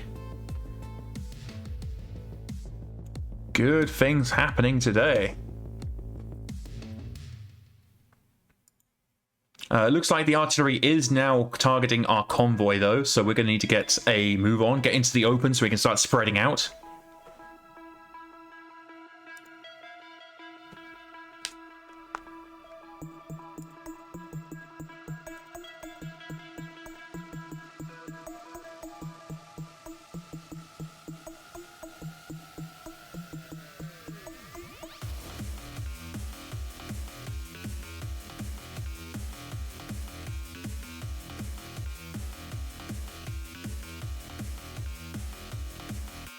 One of the really cool rules changes that they added in core is if you're taking an elevation, if you're a vehicle making an elevation change on a road, the cost is reduced, so you can more easily go up and down hill on roads, which I think is a brilliant. I don't really care where we hit.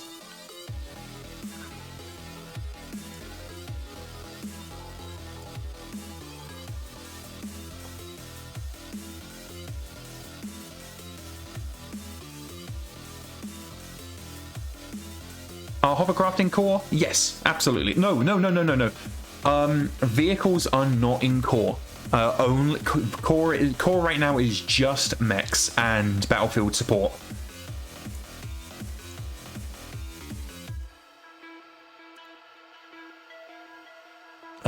Which artillery do we want to kill?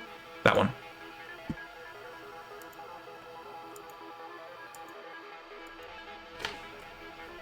Yeah, for now, if you are wanting to... King Mouse says, I thought roads making elevation changes cheaper was already in the rules. No, that's actually a new thing. It also allows you to... I mean, I could be wrong. It might not be a new thing, but I know it does allow you to increase your maximum elevation change as well. That one's a big one. So you can actually make a 2-step elevation change with a tank so long as you are on a road.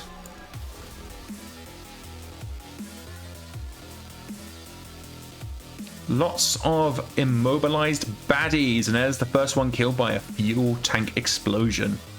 Good stuff.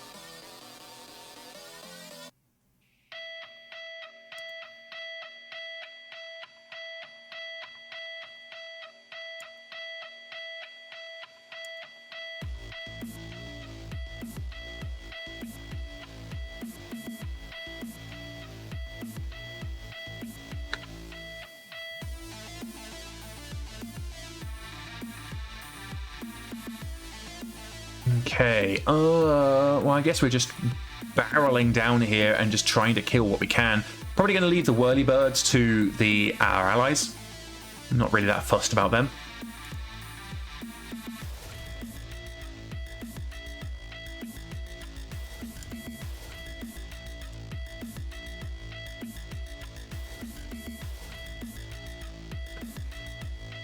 Unsupported artillery is just crazy. Oh, we have been hit by sniper gun emplacement. One of our own allies hit a blue on blued, did some motive damage to our axle. Thanks, assholes.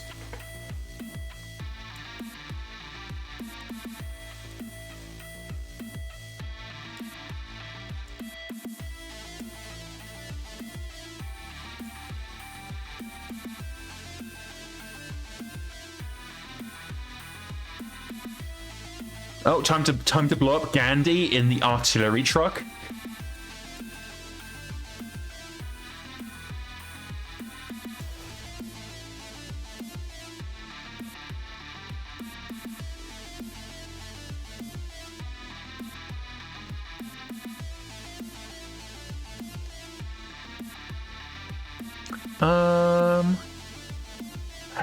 It's an 8% chance. I don't think this Thumper artillery is surviving.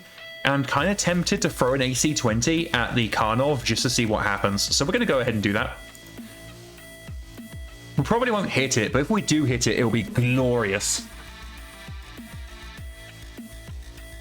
We did, in fact... okay, we missed one of our AC-20s at least.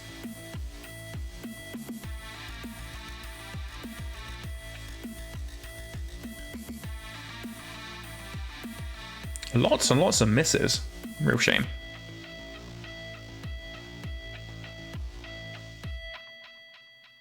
Oh, there goes another Thumper. I think that Thumper died twice. I think that Thumper died 3 times, in fact. So that Thumper is like super dead. We did miss the AC-20, but we did manage to damage their rotor, which is nice.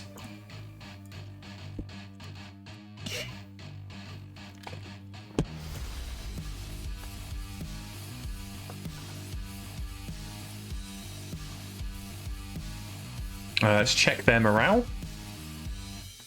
They are not broken yet, though they are pretty close.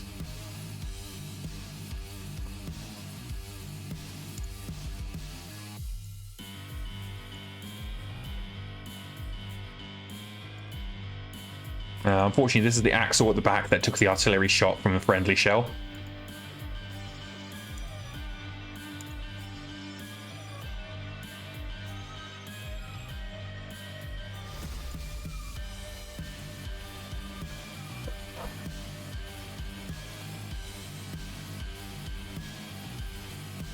Okie dokie.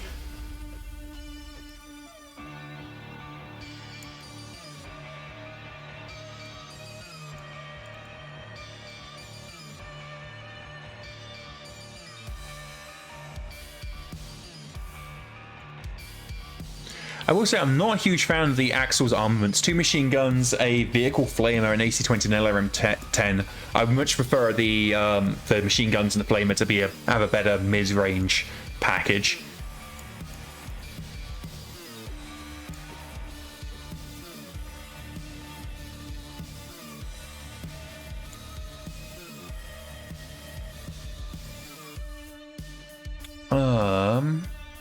I think we're actually going to throw our AC-20s down here.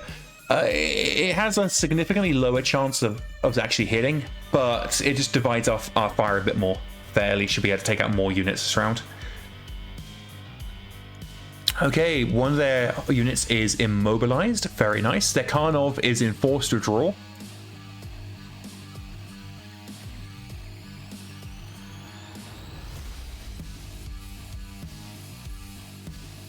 Oh, there goes another mobile artillery. That almost certainly will put them into withdrawal.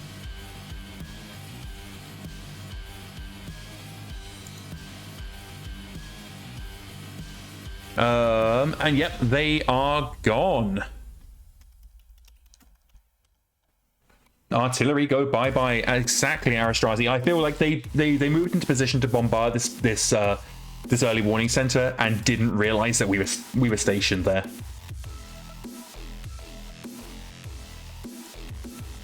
We certainly control the field. Oh, a couple of kills there. Oh, only one for Jorge. I feel like that's, again, decisive victory because we were just in the right place at the right time.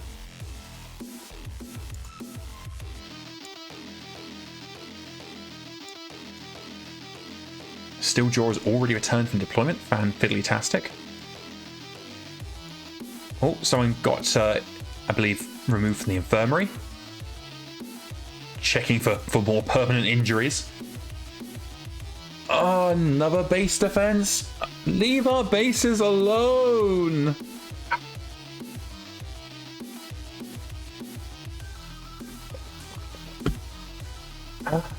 How many bloody base defenses do we need to do on this one contract?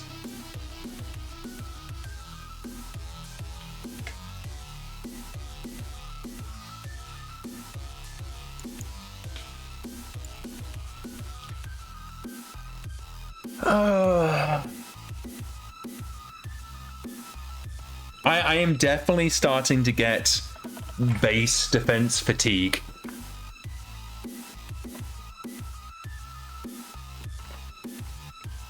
I am definitely starting to get base defense fatigue. So I can't fight another base defense. So we're going to force. We're actually. Do we need to? Let me reset this deployment. Do we need to actually defend this base? Is a question. This is 1108.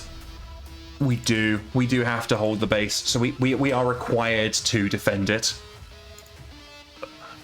Gross. Okay, we'll send in Hailstorm to try and finish it quickly. King Mars says the consequence of having 7 bases to defend. Yeah, I'm not a huge fan.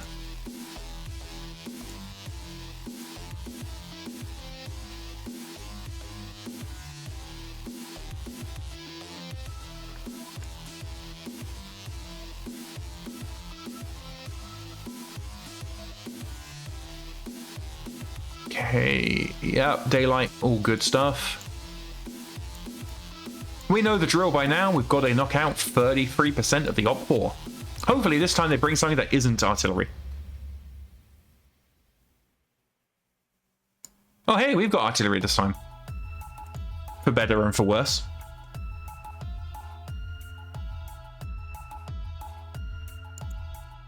So we got ourselves quite the town to defend.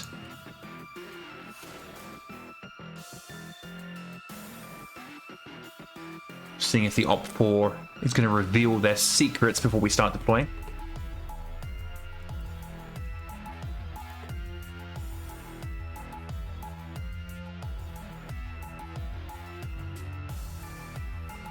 Okay, it looks like they are piling in from the south. We are looking at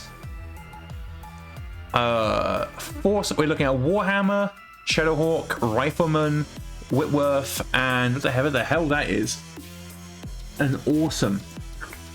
Why is that purple?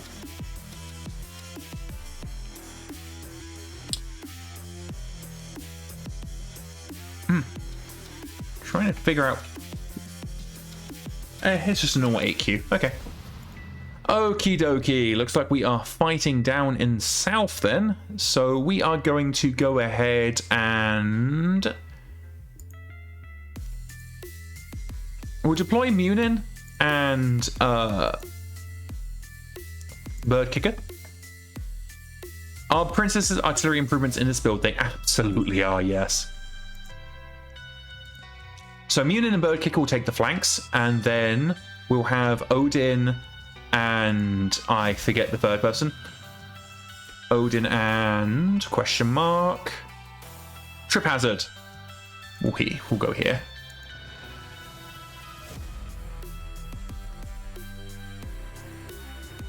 This wouldn't be so bad if we didn't have 0% salvage in this goddamn contract.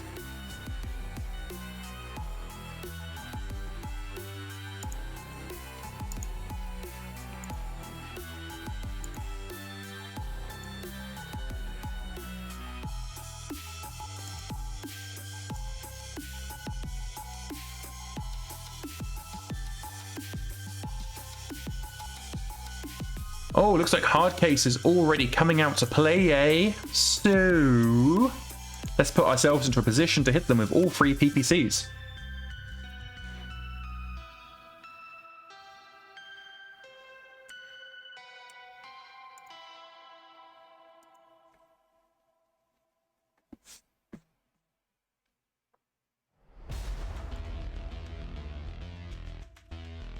Oh, thank you so much, King Mole, because I was absolutely slumped in my chair.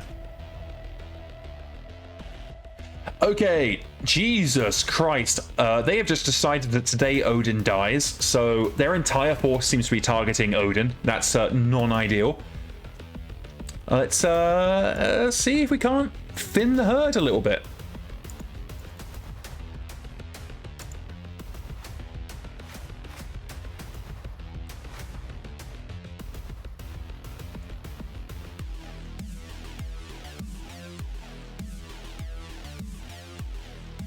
Odin losing a mech, say it ain't so. I know, Axtrazi, I know. But we're gonna hopefully not actually lose a mech. Is this a large laser, is it? LRM-10, large laser. 45 Wyvern. Okay, yeah, let's knock out the Wyvern. Should be able to take that down pretty quickly.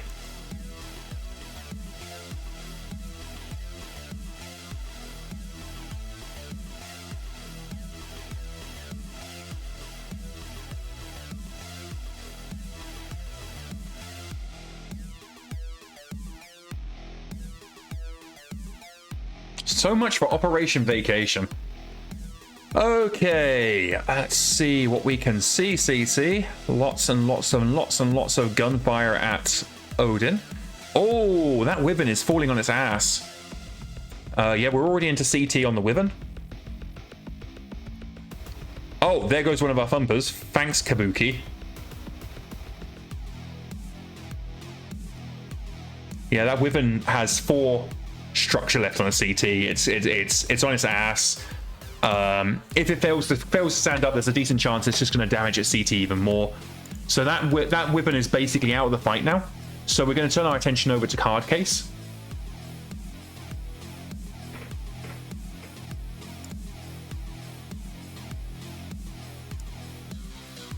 Bikhanov has lost his primary weapon, so that is in forced withdrawal.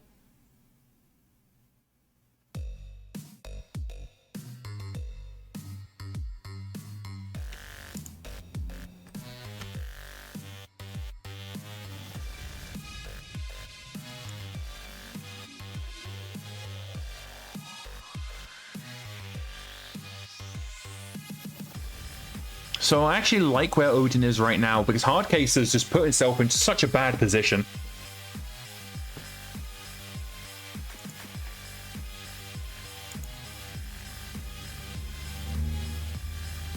I might move Trip Hazard though. I'm not too... Yeah, let's go and have Trip Hazard is going to go and duel the Rifleman, get within its minimum range, start putting some damage down on it.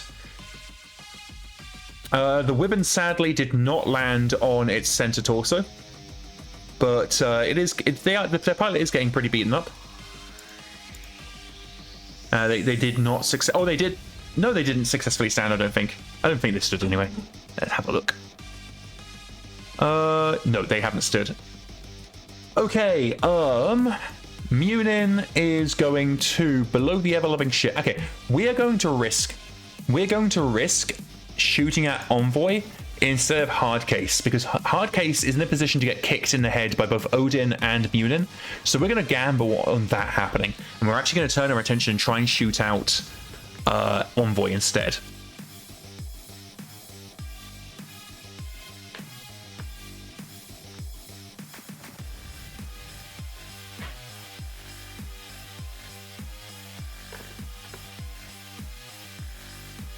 So 92% chance, we are of course going to fire everything with those hit percentages.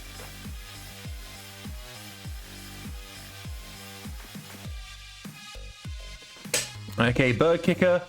28% versus 58. Yeah, we're gonna take it. I'm relying on our kicks doing the damage against Hardcase, not so much our guns.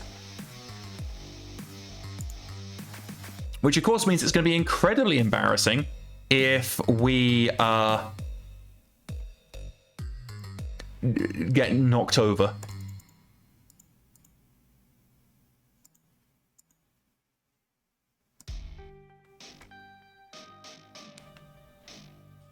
Okay, let's see if we can see anything good.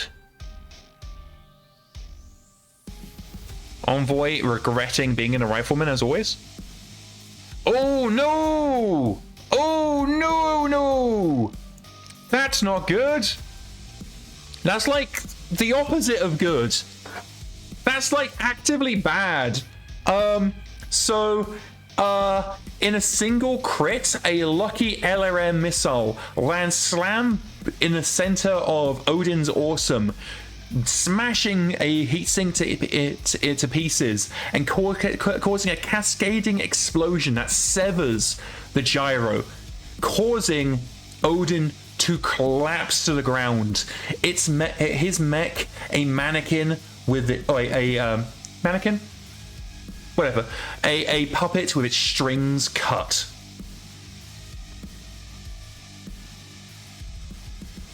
Well, fuck. That is a incredible loss. That is an incredible loss. The linchpin of this lance is on the ground on turn 2 with no gyro.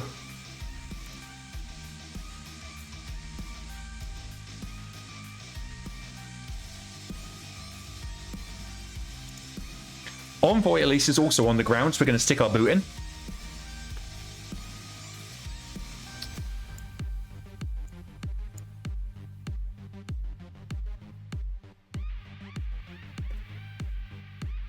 Interesting that they punched Odin despite Odin in forced withdrawal, and we shouldn't have breached for honor yet. Grumble, grumble, grumble.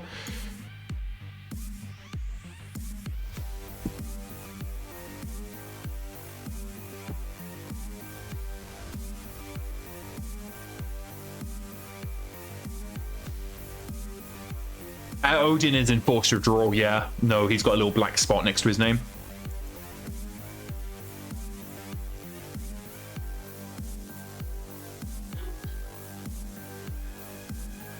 Well, Odin... Can Odin even... No, Odin can't get up.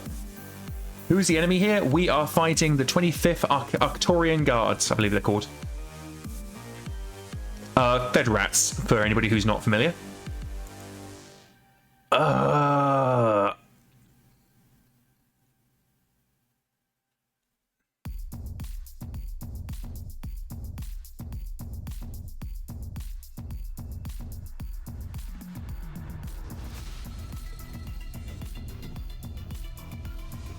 Our allies are being absolutely fucking worthless.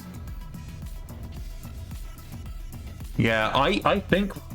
Oh, the Wyvern just blew themselves up.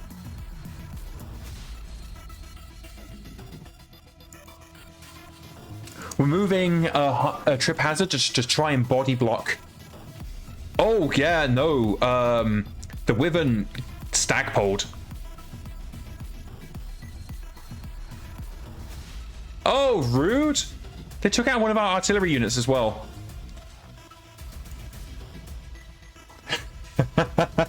Eric Strassi says Odin has natural aptitude losing mechs. That is so very true.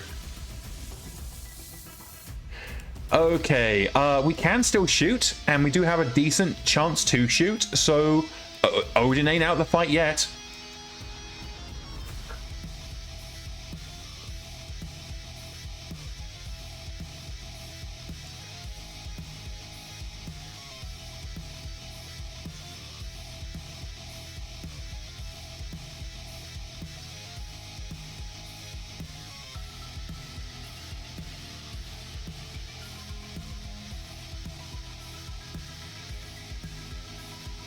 How many mechs has Odin lost at this point?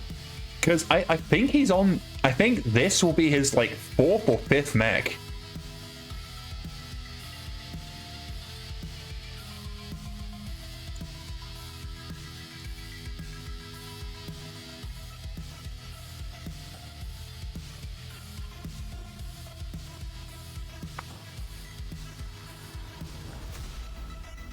Okay. We're hitting center torso on the rifleman.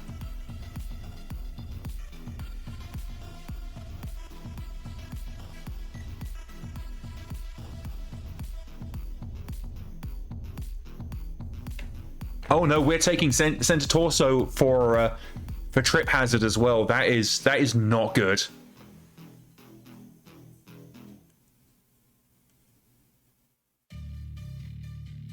Oh, double engine crit on the rifleman. That rifleman is prone and in forced withdrawal. We're gonna need... I don't think they're down to 33%, but I think we're really fucking close.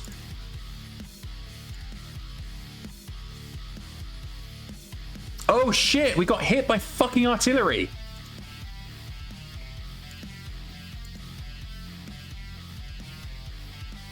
Okay, we have managed to successfully kick hard case to the ground.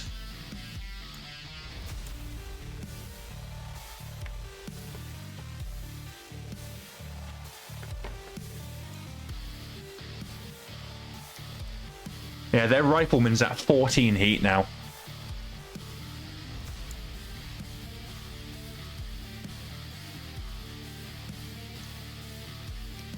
Yeah, we still need to take out like 20%.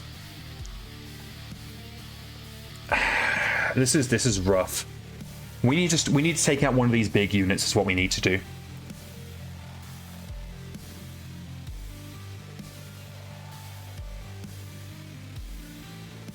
Okay, so it looks like their rifleman has been abandoned.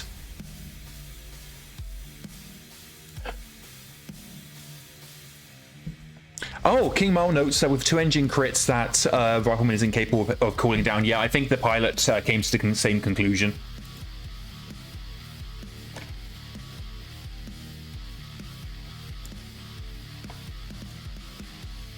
I'm trying to decide what I want to do with Trip Hazard. I think we're about to lose Trip Hazard. Honestly, I think Trip Hazard is going to get absolutely fucking pasted this turn, and we're going to lose the mech. I think we're about to lose the Awesome and the Thunderbolt. Oh, they ejected and they blacked out. Even worse.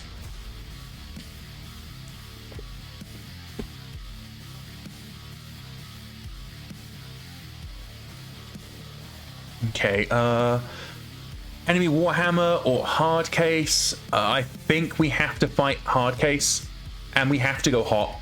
We need to start killing mechs. We need to start killing mechs fast.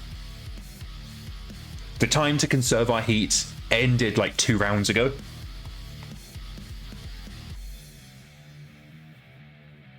No good targets for Odin.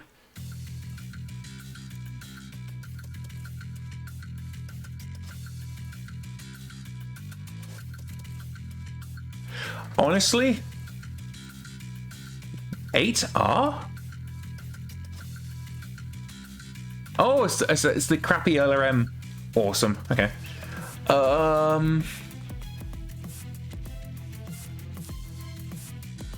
Trying to decide what we want to try and take out. Oh, that's got a decent hit. Okay, let's try and take that out.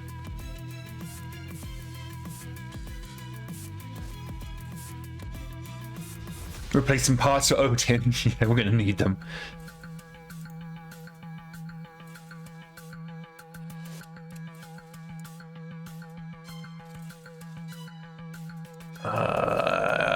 Trying to decide what to hit. I think we're going to go for Numb. I think we're going to go for Numb in the Scorpion.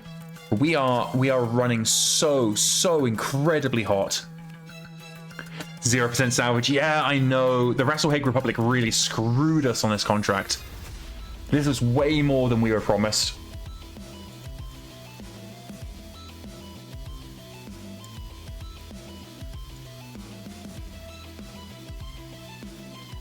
Oh, Hardcase is down. We've lost a PPC on Odin.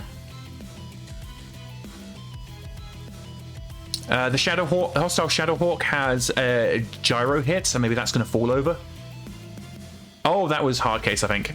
Yeah, it's Hardcase.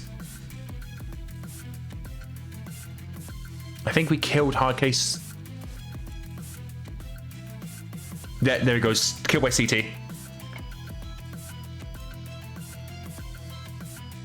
King Mal says, without salvage and with the incredible intensity, are you even making profit on this contract? I don't think we are, no. I do not think we are at all. We were up until this scenario, because this is the first scenario where we've actually started taking serious losses that I remember.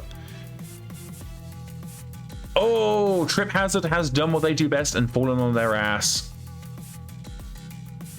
Oh, they are down to, oh my god, the Thunderbolt's down to 9 internal left on their structure. We're ejecting the Thunderbolt.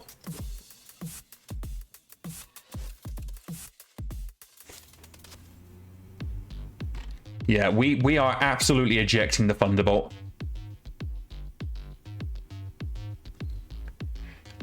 We're rejecting the Thunderbolt and then just banking on us being able to route them. Yeah, we only need to do 3% more and then we can actually route them. So yeah, we'll eject the Thunderbolt and then just try and take out something.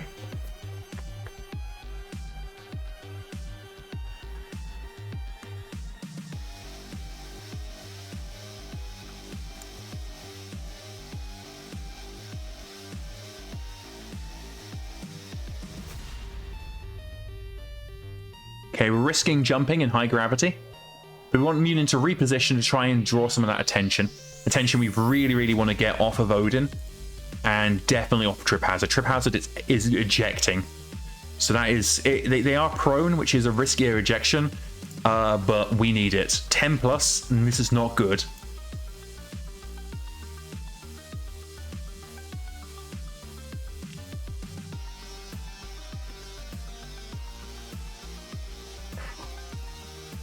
Bird kickers moving around the hostile Warhammer.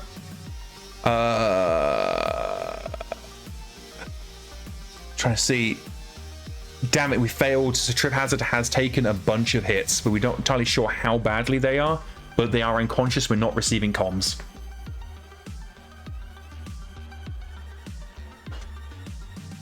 Oh, nasty.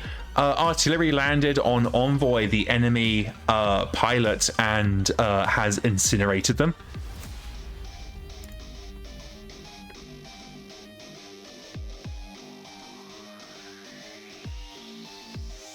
Okay, looks like they're now starting to prioritize Odin.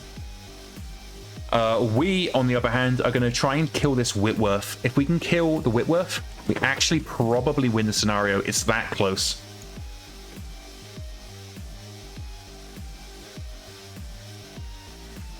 For Odin, yeah, again, the Whitworth. We only have 2 PPCs left, but we're going to shoot them both and hope for the best.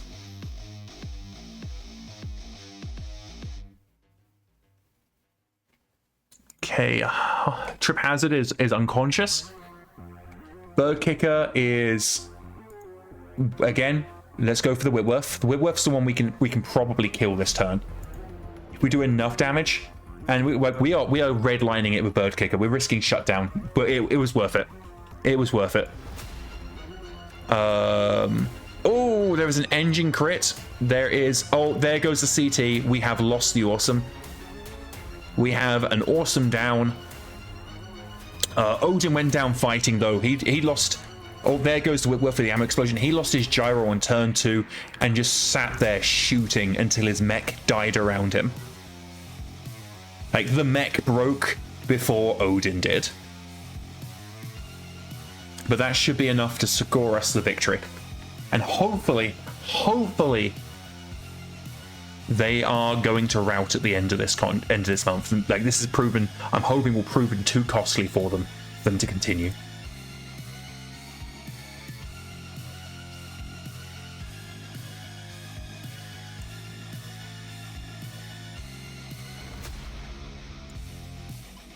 Please break. They have indeed broken. Unfortunate. If Odin's mech had lasted one more turn, we wouldn't have lost it. But that, unfortunately, is just how it goes sometimes. Odin was an absolute hero. I don't think we would have won that scenario without Odin just sitting there, just shooting, as I say, until the mech died around him.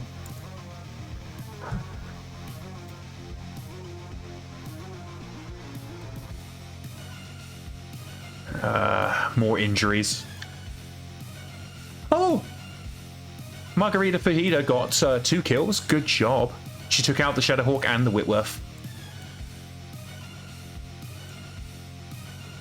That was a victory. Trip Hazard's tired? Yeah, me too, boss.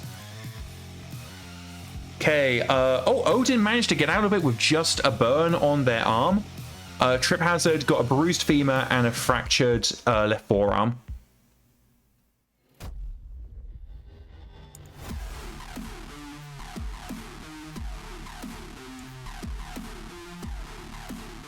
I thought for a second that was going to be another scenario and I was about ready to cry. Please, no more. Oh, Margarita Haviti is 37. Happy birthday. Just let the month roll over. Just okay, guys. I need you. I need you in chat. I need flash fried emotes. I need unbarock the shrimp emote. We need to pray that they fuck off. Just go away, Federated Commonwealth. Nobody likes you. Okay, guys, I'm gonna I'm gonna have some water. I'm gonna hit the advanced day, and we're gonna pray they rout. Because we cannot take more of this. I, the player, cannot take more of this. Turnover check. Nobody's leaving.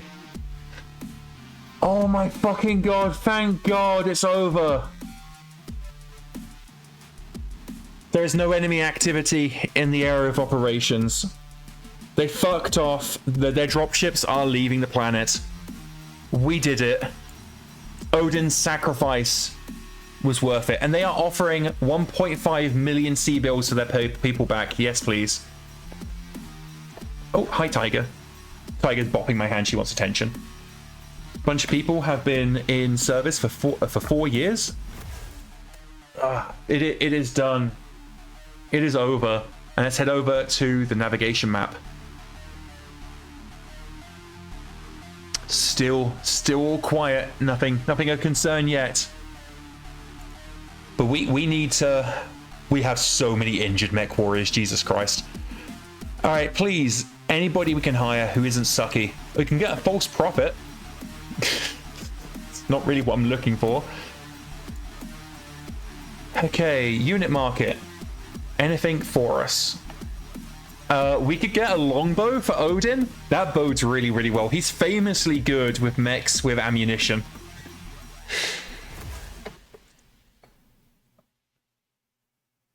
No weird Canopians causing trouble in the free Rasalhague Republic? Yeah. Okay.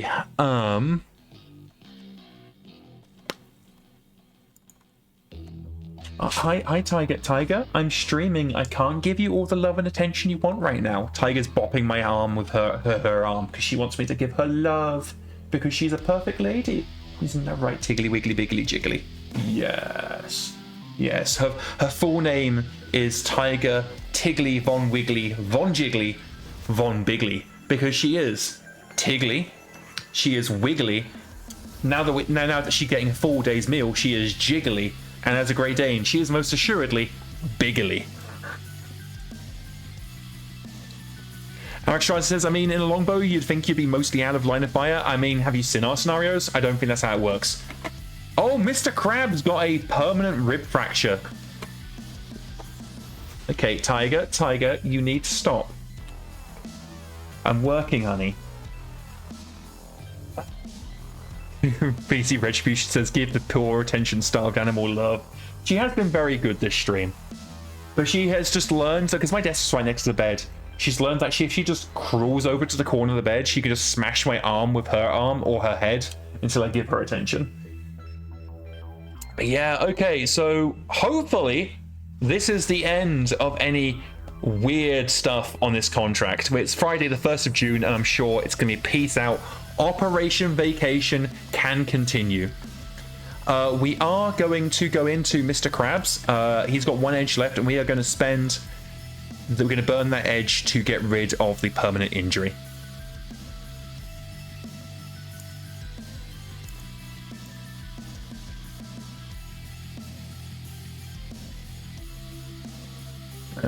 Go away.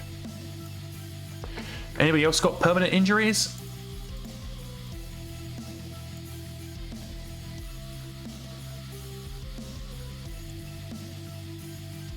Oh, you have. Oh, there goes the last edge for Knight. Oh, by the way, Knight, we burned edge to remove your lost leg. It got better. It grew back.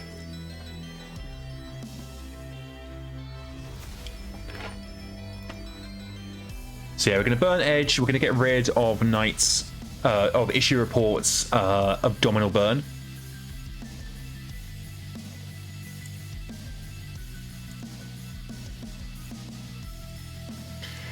And hope nobody else gets any permanent injuries because we are running out of edge, and we need that for the clans. Okay, gang, let's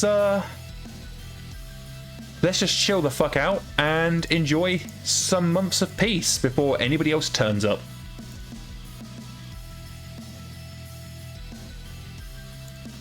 Ammunition, please. Any Gauss rifle ammunition? No.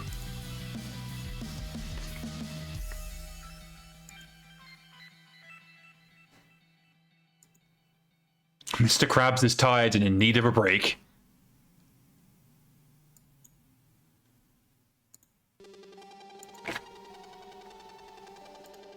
Oh, Odin's out of the infirmary. He's back and kicking ass.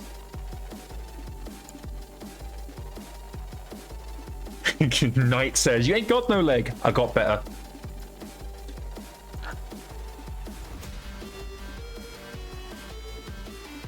Okay, let's just go ahead and advance to new month. I feel like the excitement is over.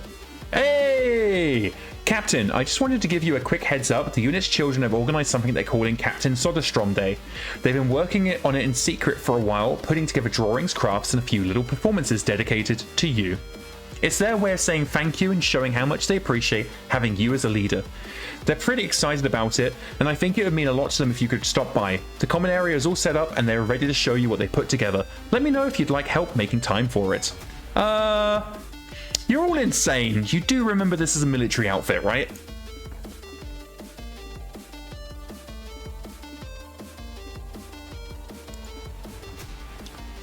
Anybody wanna leave? I hope the answer is no. The answer is no. Okay, any news? There is no news. Any personnel stuff? There is no personal stuff that we care about. Okay, how was the Rebebe? Okay, first people. Oh, there is an elite Aztec. And an elite prison guard. Woo! What are you? A planetary migration coordinator. So basically nothing useful, but we will hire the elite Aztec.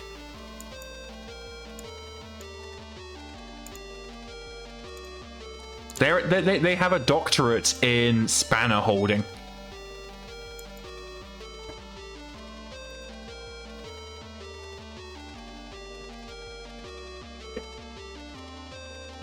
Units. Give me something good. There is not anything good. No, I was just double checking there is in fact. No, there is not anything good. And so the months continue. Yes, we would like that. Let's go for balance now. Seeing if we could. I'm hoping every time that we get some Gauss rifle ammo, but we don't.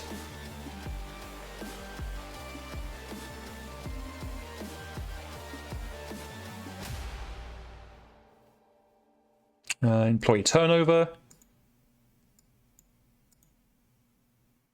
Come on, employee turnover. You can do it. There we go. Oh, someone left. That sucks. Some more longevity awards. War has been declared. Diplomacy has failed. Now guns will speak. Your faction is in a state of open war with Clan Ghost Bear and Clan Wolf. And with that, ladies, gentlemen, and those between, we are at the clan invasion.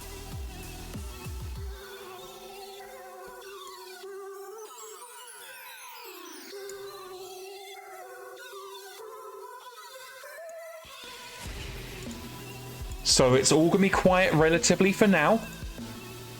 We look up here, the planet that there's still periphery action taking on, but as far as MekHQ is concerned, the factions are now at war. Let's have a look in the hiring hall. A doctor and a local warlord. So skip that. What about the unit market? Any new? Oh, okay. So we have some options this time. We've got a Charger 1A1. Well, I don't think anybody's particularly excited about that. Small lasers for days. Small lasers and small, just whatever. We also have a Stalker, but I'm really nervous about putting Odin in a Stalker. Like, he'll just find a way to make it explode. Like, 3 tons of ammo is just an invitation to Odin. So I think we'll hold off on buying any of those for now. Let's continue enjoying our peace. We've got a number of wounded people. Oh my god, it was the mash driver left.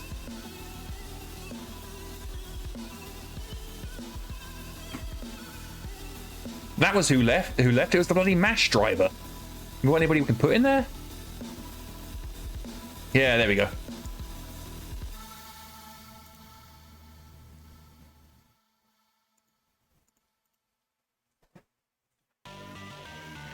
There we go.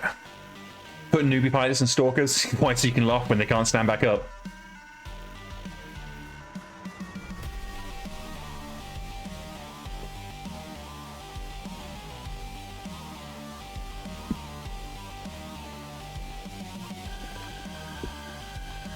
Oh, babies. That's nice.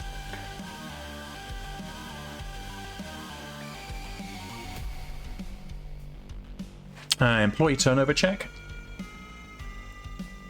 I'm so scared because at this point, we can get attacked by Clan Ghost Bear and Clan Wolf.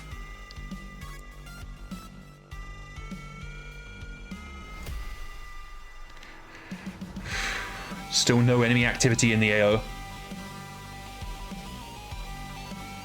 Let's have a look at our new applicants. Nobody we're particularly bothered about. Units, give me something good. Oh hey, a Marauder. It's got the AC 5 ammo. What's the bet that Odin would blow up a Marauder? Oh, actually, it says they put newbies in stalkers because they have weapons at every range and because they have no arms. I remember to keep them out of melee and they're tough. Okay. I'm kind of tempted to buy the Marauder, but I feel like Odin will just blow it up the first opportunity he gets. But it does have narrow/low profile.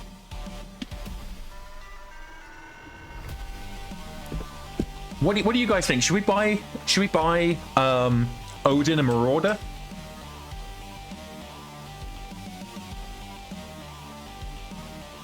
It is 7 million, but we do have 55.5 million in the kitty.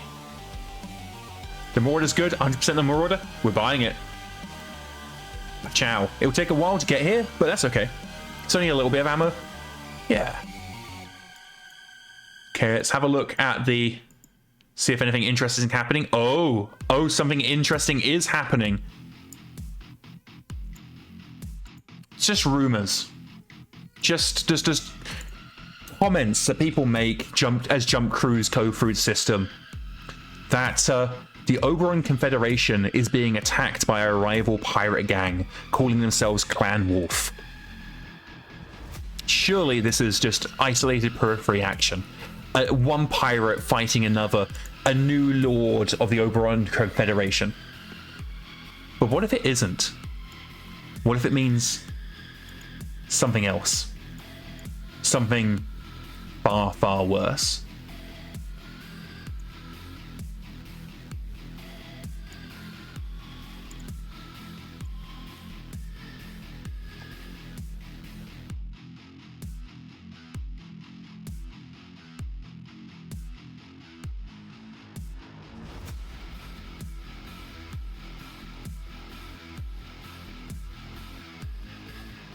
King Miles says, surely it's just some lost Canopians. I've heard it's aliens, actually.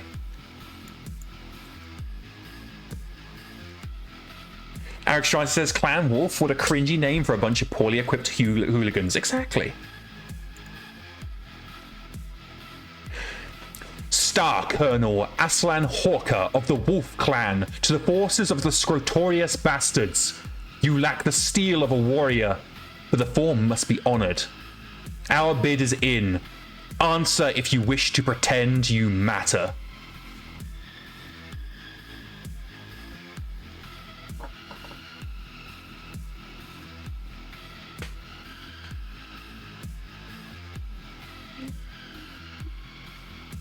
It's happening. The message came up on the view screen, devoid of the usual static that interstellar comms came with. It was weirdly clear, like the signal itself was cleaner. but the words that came forward from Star Colonel Aslan Hawker were alien to Odin. What do they mean? What are they talking about? Says Flash Fried from the other side of the room. And so Odin turned to the figure in the unrecognizable uniform on the view screen and said, "Is this some kind of joke?"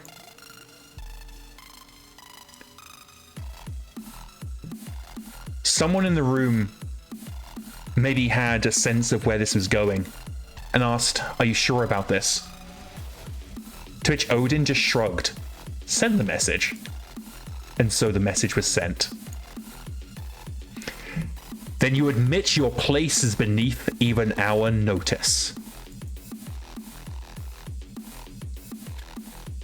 Commander, Captain, we have received confirmed intelligence reports indicating that the opposition is fielding sensitive materials of strategic concern. Due to the nature of these assets, we are invoking Special Salvage Clause 7C, the recovery and ownership of strategically sensitive assets. Effective immediately, all battlefield salvage recovered by your forces during this operation is to be turned over to Allied Command for secure handling. You will be suitably compensated for all recovered materials. We recognize this impact may have on your unit's logistical planning and appreciate your cooperation in this matter. In recognition of your cooperation, we have increased salvage compensation from 0 to 100%. Captain, this is an emergency broadcast. We've detected multiple dropships approaching from the star. They appear to be from Clan Wolf. I don't know why our long-range sensors didn't pick them up sooner, but they're on hard burn and will make planetfall immediately. We don't know the strength of their forces, so prepare for anything. And with that,